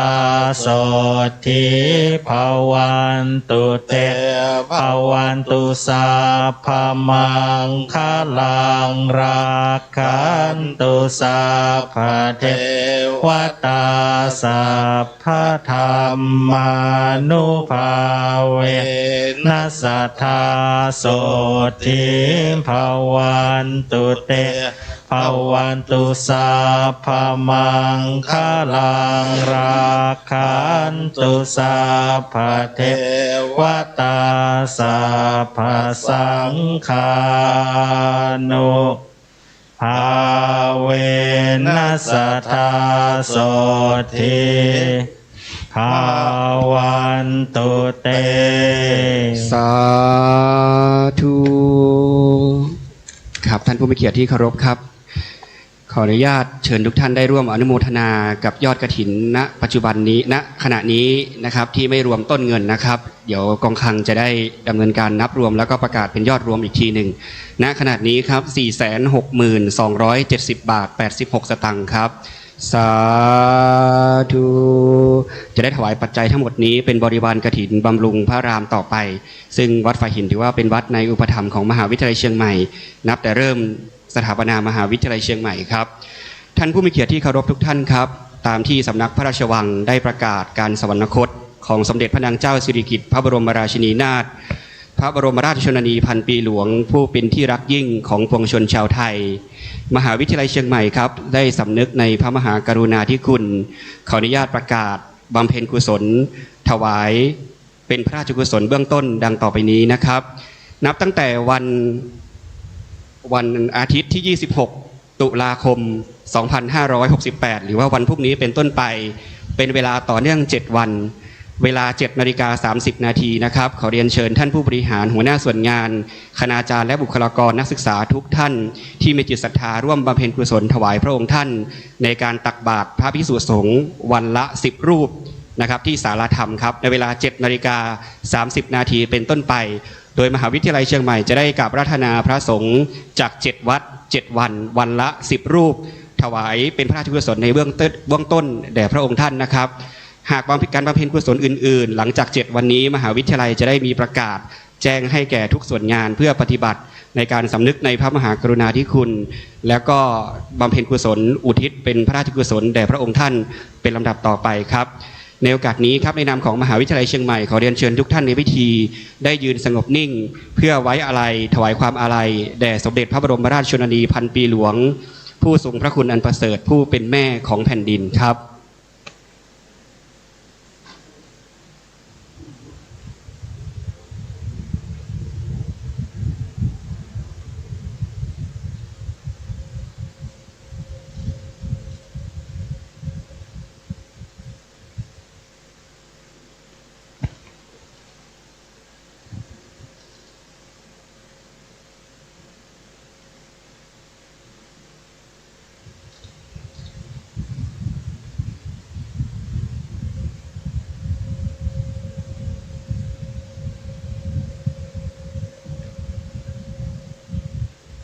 24 ตุลาคมรัฐมรันทดพระพันปีหลวงล่วงสุรคตกำสดแสนพระเมตตาประชาสุขทั่วทุกแดนจะเปรียบเทพในเมืองแม้นก็ปูนปานพระผู้เปี่ยมเส้นไหมให้มีค่ากลายเป็นสร้อยสุวรรณามหาศาลพระจงทอผ้าไหมทิพย์แสนสักการลาดพระบาทสู่สถานพิมานิรันดร์ประพันธ์ถวายโดยนายระดมโชควงบุภานักศึกษาเก่ามหาวิทยาลัยเชียงใหม่ขอบพระคุณทุกท่านครับขอเชิญทุกท่านนั่งลงครับผมลำดับต่อไปขอเชิญทุกท่านได้ร่วมแผ่เมตตาอุทิศส่วนกุศลวันทาหลวงวันทาน้อยเป็นเสร็จพิธีนะครับขอเรียนเชิญนายคณัชภูมิยานูประธานชมรมพุทธศิลป์นำศาสนพิธีช่วงท้ายครับขออนุญาตนำกล่าวทุกท่านในการนำแผ่เมตตาพื้นเมืองและวันทาหลวงวันทาน้อยครับเรียนเชิญทุกท่านพร้อมกันเลยนะครับเอตังตานากัมมังเนปานาปัจจายโยนตุโนนิจังเอตังศีลากัมมังเนปานาปัจจายโยนตุโนนิจังเอตังภาวนากัมมังเนปานาปัจจายโยนตุโนนิจังยังกินเจโกสาลังกาตาพังกัมมังสัพเพกาตังปุญญังโนอนุโมทันตุสุนันตุพนโตเยเตวะอาสมิงคาเนอาติกาตาติกายุการสันตาโหนตุสัมปันสันตานังสุขีอันตานังปาริหารันตุมาตาปิตาสุขิตาโหนตุตุขาปามุญจันตุสัพเพยาตกาสุขิตาหนตุนุขามปามุญจันตุสัพเพอายาตกาสุขิตาหนตุทุกขามปามุญจันตุสัพเพปิสาสัพเพยาขาสัพเพเปตาสุขิตาหนตุปามุญจันตุสัพเพนาคาตาสุขิตาหนตุทุกขามปามุญจันตุสัพเพเทวาสุขิตาหนตุทุกขามปามุญจันตุสัพเพอาจาริยุปัจจายาสุขิตาหนตุทุกขามปามุญจันตุสัพพะสัมปตินังสามิชันตุโวเรียนเชิญทุกท่านวันทาหลวงเพื่อเป็นการสุมาคารวะซึ่งพระรัตนตรัยพร้อมกันนะครับ วันทามิพุทธังสัพพังเมโทสังฆมาทาเมพันเตวันทามิธัมมังสัพพังเมโตสังฆมาทาเมพันเตวันทามิสังฆังสัพพังเมโตสังฆมาทาเมพันเตวันทามิคารุอุปัชฌายาจาริเยสัพพังเมโทสังฆมาทาเมพันเตวันทามิกัมมัฏฐานังสัพพังเมโตสังฆมาทาเมพันเตวันทามิอาราเมภัทธาสีมายังสัพพังเมโตสังฆมาทาเมพันเตวันทามิเจติยังสัพพังสัพพทาเนสุมาเตติตาสาลิลาตาตุมหาโพธิงพุทธรูปังสักกาลังสัตตนาคาโลเกเทวาโลเกพระมโลเกจัมพูทิเปลังกาทิเปสาลิลาตาตุโยมสัทธาตุโยอาลาหันดาตาตุโยเจติยังคันธากุติงจตุราสิเตสาเสธรรมคันเทสะเพสังปะตาเจติยังอหังวันทามิสัพพโสเรียนเชิญทุกท่านวันทาน้อยพระสงฆ์เรียนเชิญทุกท่านได้ก้มศีรษะลงเล็กน้อยครับวันทามิพันเตสัพพังอปาราทังคัมมาทาเมพันเตมายากาตัมปุญญามัยหมินาอนุโมทิตาปังสามินากาตัมปุญญามัยหังทาตาปังสาธุสาธุอนุโมทามิกัตตาโลธัมมาวทันติอายุวันโนสุขังปะลังสาธุครับในนามของมหาวิทยาลัยเชียงใหม่ขอกราบขอบพระคุณคณะสงฆ์วัดฝ่ายหินโดยการนำของท่านพระครูสมุวิสุวัฒน์วรกิจโจประธานสงฆ์ขอบพระคุณท่านผู้บริหารมหาวิทยาลัยหัวหน้าส่วนงานคณาจารย์และนักศึกษาคณะศรัทธาวัดฝ่ายหินที่เคารพทุกท่านนะครับบัดนี้พิธีทอดกฐินมหาวิทยาลัยเชียงใหม่พุทธศักราช 2568 ได้สำเร็จลุล่วงสมบูรณ์แล้วด้วยศาสนาพิธีทั้งปวงขออนุโมทนากับทุกท่านอย่างยิ่งครับในโอกาสนี้ครับขอเรียนเชิญท่านที่การบดีพร้อมด้วยคณะผู้บริหารได้ร่วมบันทึกภาพด้านหน้าพระพุทธปฏิมาขออนุญาตเรียนเชิญผู้บริหารที่อยู่ในศาลาเป็นภาพแรกนะครับจากนั้นก็จะได้ทยอยในส่วนของกรรมการส่งเสริมศาสนามหาวิทยาลัยเชียงใหม่แล้วก็แต่ละส่วนงานก็สามารถทยอยเข้ามาบันทึกภาพตามลำดับนะครับ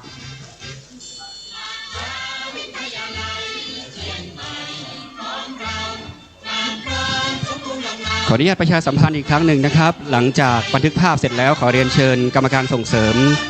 ศาสนามหาวิทยาลัยเชียงใหม่ทั้งส่วนกลางและระดับคณะนะครับประชุมด่วนด้วยกันที่ศาลาแห่งนี้เลยนะครับเพื่อที่จะได้ร่วมกันจัดเตรียมพิธีถวายสมเด็จพระบรมราชชนนีพันปีหลวงผู้เป็นที่รักของพวกเราแล้วก็ผู้ทรงมีมหากรุณาธิคุณยิ่งต่อมหาวิทยาลัยเชียงใหม่นะครับในอเนกประการต่างๆที่ผ่านมานะครับ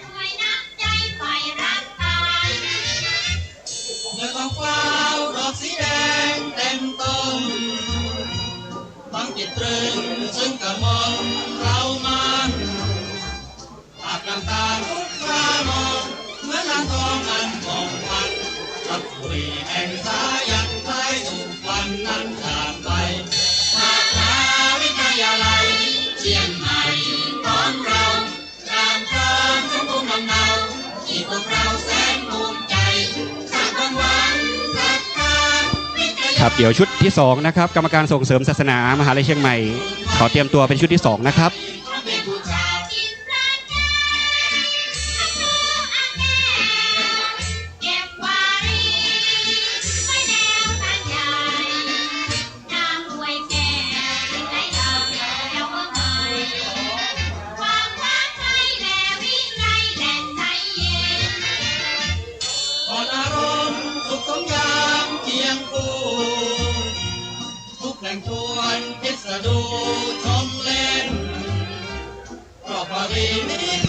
ครับขอบพระคุณและขออนุโมทนาครับขอเรียนเชิญคณะกรรมการจัดงานและคณะกรรมการส่งเสริมศาสนามหาวิทยาลัยเชียงใหม่ชุดที่2ครับผม อเรียนเชิญคณะกรรมการจัดงานและคณะกรรมการส่งเสริมศาสนามหาวิทยาลัยเชียงใหม่ชุดที่2ครับผมขอเรียนเชิญครับ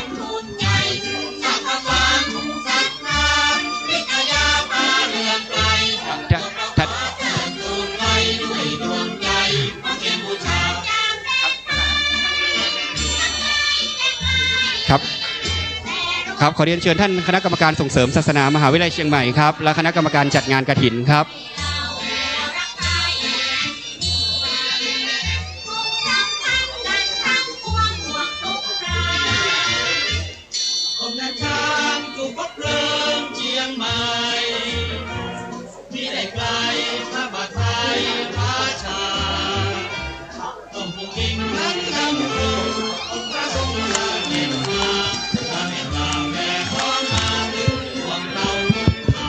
พอดี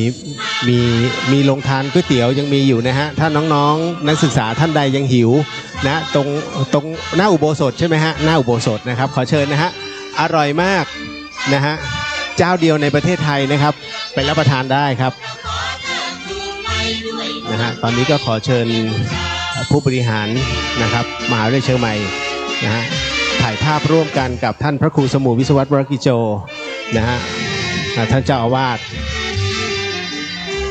เป็นอีกหนึ่งภาพประวัติศาสตร์ของปีนี้เลยนะฮะครับ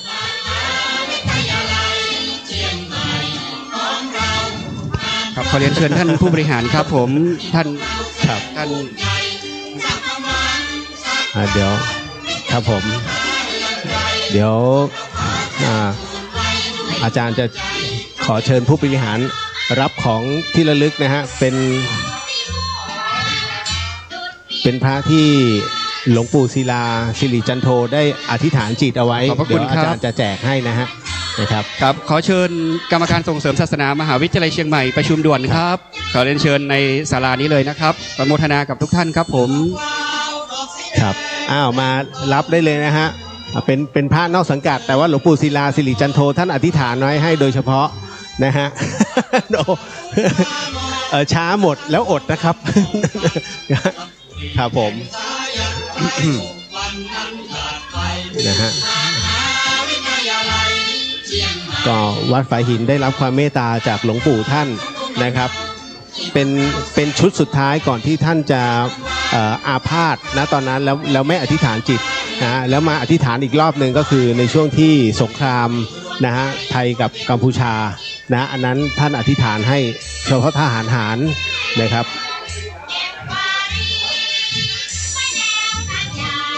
หมดแล้วหมดเลยฮะหมดแล้วหมดเลยครับ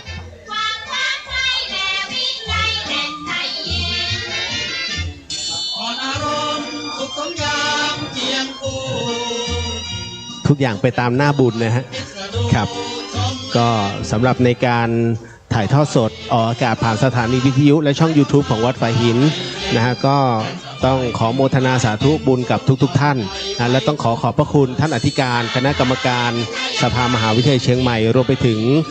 ข้าราชการนะฮะแล้วก็เจ้าหน้าที่ของมหาวิทยาลัยเชียงใหม่น้องๆนักศึกษาบุคลากรทั้งหลายของมหาวิทยาลัยเชียงใหม่นะที่ให้ความอุปถัมภ์วัดฝายหินนะฮะมาด้วยดีตลอดมานะครับแล้วก็ขอขอบพระคุณคณะศรัทธาสาธุชนนะฮะจากทั่วทุกที่เลยนะฮะทั้งบ้านฝายหินด้วยแล้วก็บ้านอื่นๆด้วยที่มาร่วมงานในวันนี้นะครับขอขอบพระคุณท่านเจ้าหน้าที่นะครับที่ดูแลความเรียบร้อยนะครับแล้วก็ทุกภาคส่วนนะที่ไม่ได้กล่าวถึงต้องขออภัยด้วยนะก็ต้องขอบคุณมาณที่นี้นะครับนะสิ่งหนึ่งสิ่งใดที่ผิดพลาดทั้งไปทางวัดฝายหินต้องขออโหสิและกราบขออภัยมาณที่นี้นะฮะสำหรับการออกอากาศในวันนี้นะก็ต้องขอสิ้นสุดแต่เพียงเท่านี้ก็ขอตัดกลับไปสู่ภาคปกติของทางสถานีวิทยุต่อไปนะฮะสวัสดีทุกท่านครับแล้วพบกันใหม่ในโอกาสหน้ากับงานบุญในวันนี้นะครับ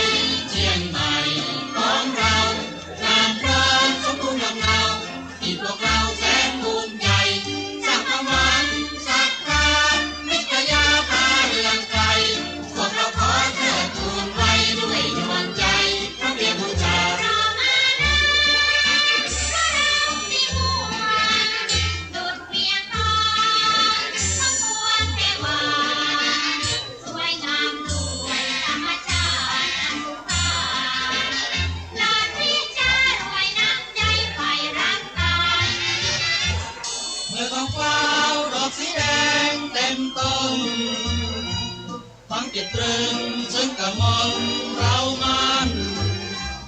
หากน้ำตาลุกพรามองเหมือนน้ำทองอันผ่องพันรักสุรีแห่งสายันไกลสุขวันนั้นขาดไปมหาวิทยาลัยเชียงใหม่ของเรางามพร้อมสมบูรณ์ลำเนาที่พวกเราแสนภูมิใจสร้างความหวังศรัทธาวิทยาพาเรือนไกลพวกเราขอเทิดทูนไว้ด้วยดวงใจพระเพียรบูชา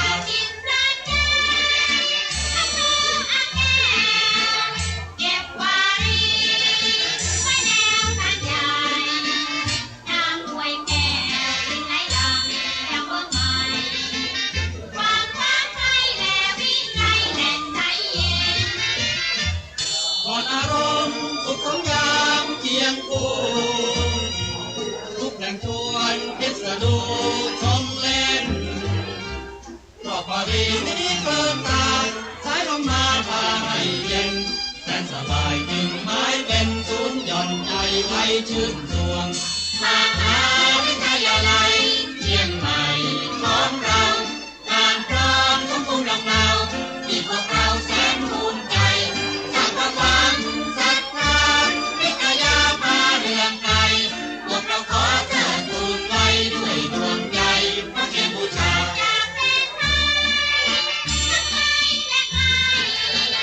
แต่รวมใจสำคัญเป็นห่วงน้ำใจเรารักใครทุกสำคัญกันทั้งปวงห่วงทุกรายลมและช้างถูกพบเพลิงเชียงใหม่ที่ได้ไกลพระบาทไทยพระชาร่วมผู้พิงทั้งดำรงทุกพระทรงสาเด็จว่าถ้าไม่ตามแม่พร้อมมาถึงพวกเราทุกเหล่าเลยมหาวิทยาลัยเชียงใหม่ของเรางานพร้อมสมบูรณ์ลำเนาที่พวกเราแสนภูมิใจสร้างความหวังศรัทธาวิทยาพาเรืองไกลพวกเราขอเทิดทูนไว้ด้วยดวงใจพระเพียรบูชา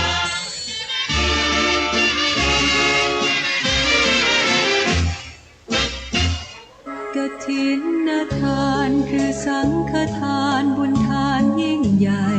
1 เดือนท่านกำหนดไว้นับตั้งแต่วันออกพรรษา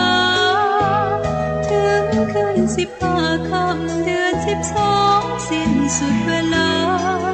เป็นการละทานล้ำค่าสืบทอดนานมาแต่ครั้งพุทธกาลขอเชิญชาวพุทธร่วมใจกันทำบุญทอดกฐินบำรุงพระสงฆ์ผู้ทรงศีลบำรุงพุทธศาสตร์ยืนนานล้อมรวมศรัทธาเพิ่มพูนกุศลบุญทานต่อยอดประเพณียาวนานทอดกฐินทานตามกาลเวลาสร้างมนุษย์สมบัติสวรรค์สมบัตินิพพานสมบัติเพิ่มพูนศรัทธาปัญญาขจัดความตระหนี่ห่างไกลชีวาสร้างเหตุความร่ำรวยด้วยกฐินทานล้ำค่าสร้างเหตุปัจจัยด้วยศรัทธาด้วยปัญญารู้เห็นทำตามจริงขอเชิญสาธุชนสร้างบุญกุศลยิ่งใหญ่ร่วมทอดกฐินด้วยใจสร้างหลักชัยชีวิตไว้ถึงจริงผ่านศีลภาวนาทำให้ครบถ้วนเกิดสุขแท้จริงเพิ่มบุญกุศลสูงยิ่งบุญทอดกฐินทา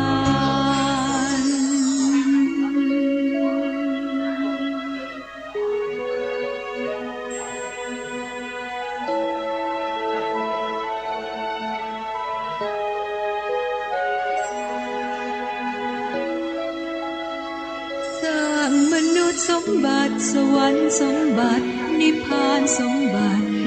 เพิ่มพูนศรัทธาปัญญาขจัดความตระหนี่ห่างไกล ชีวา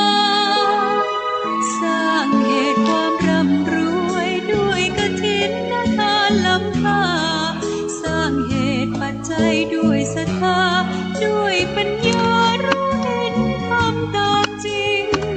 ขอเชิญสาธุชนสร้างบุญกุศลยิ่งใหญ่ร่วมทอดกฐินด้วยใจสร้างหลักชัยชีวิตไว้พึ่งพิงทานศีลภาวนาทำให้ครบถ้วนเกิดสุขแท้จริงเพิ่มบุญกุศลสูงยิ่งบุญทอดกฐินกฐินทาน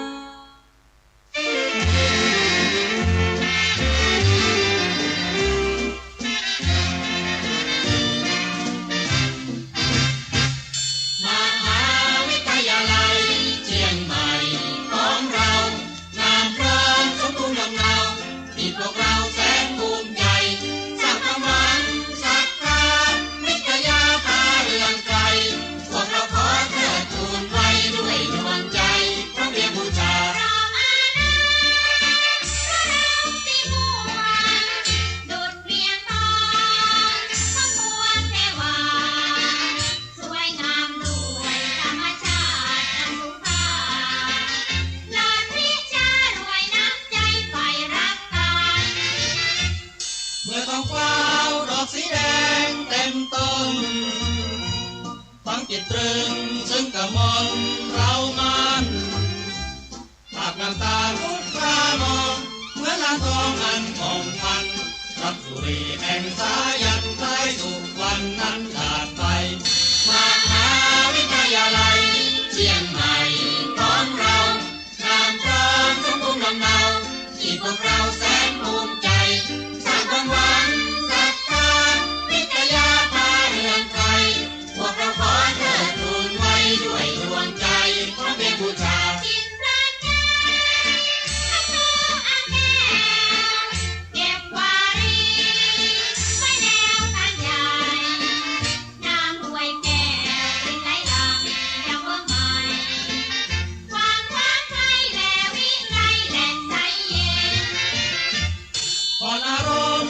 สมยามเคียงคู่ทุกแหล่งชวนพิสดูชมเล่นรอบวารีนี้เปิดตาสายลมมาพาให้เย็นแสนสบายจึงไม้เป็นศูนย์หย่อนใจไว้ชื่นสวงมหาวิทยาลัยเชียงใหม่ของเรางานพร้อมสมบูรณ์ลำเนาที่พวกเราแสนภูมิใจสร้างความหวังวิทยาพาเรืองไกลพวกเราขอเทิดทูนไว้ด้วยดวงใจเพราะเป็นบูชาจากแดนไทยทั้งในและไกลแต่รวมใจสมกันเป็นห่วงน้ำใจเรารักใครสีม่วงมุ่งสำคัญกันทั้งปวงห่วงทุกคราลมและช้างถูกพบเพลิงเชียงใหม่ที่ได้ไกลพระบาทไทยราชาร่มภูมินั้นดำรงทุกพระทรงเสด็จมาพระเมตตาแผ่ท้องมาถึงพวกเราทุกเหล่าเลยมหาวิทยาลัยเชียงใหม่ของเรางานพร้อมสมบูรณ์ลำเนาที่พวกเราแสนภูมิใจสร้างความหวังศรัทธาวิทยาพาเรืองไกลพวกเราขอเทิดทูนไว้ด้วยดวงใจเพราะเป็นบูชา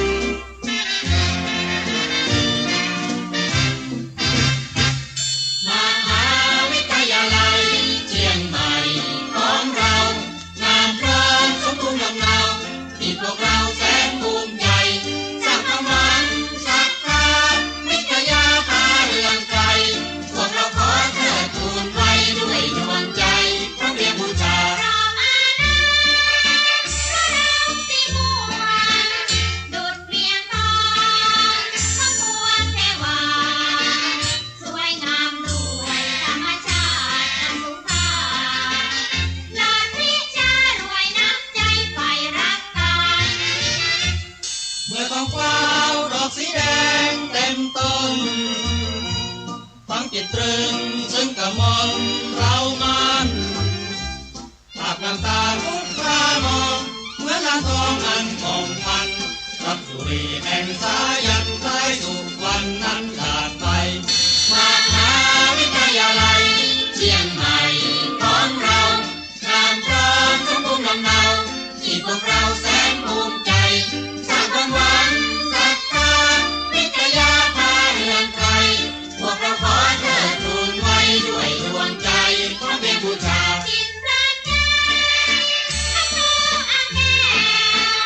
เก็บวารี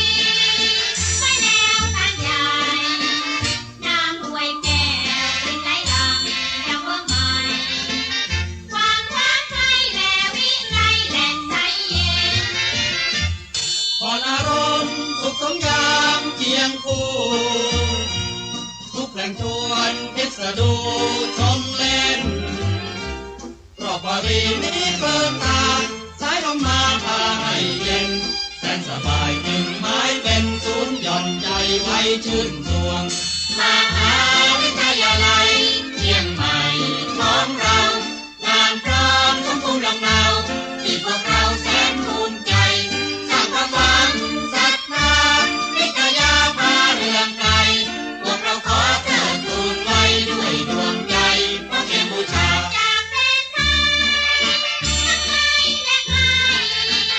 แต่รวมใจสำคัญเป็นห่วงน้ำใจเรารักใครสีม่วงทุ่งสำคัญกันทั้งปวงห่วงทุกครา ลมแรงช้างถูกพบเพลิงเชียงใหม่ที่ได้ไกลพระบาทไทยราชาร่วมภูพิงนั้นดำรงทุกพระทรงสร้างเก็บมาพระเมตตาแผ่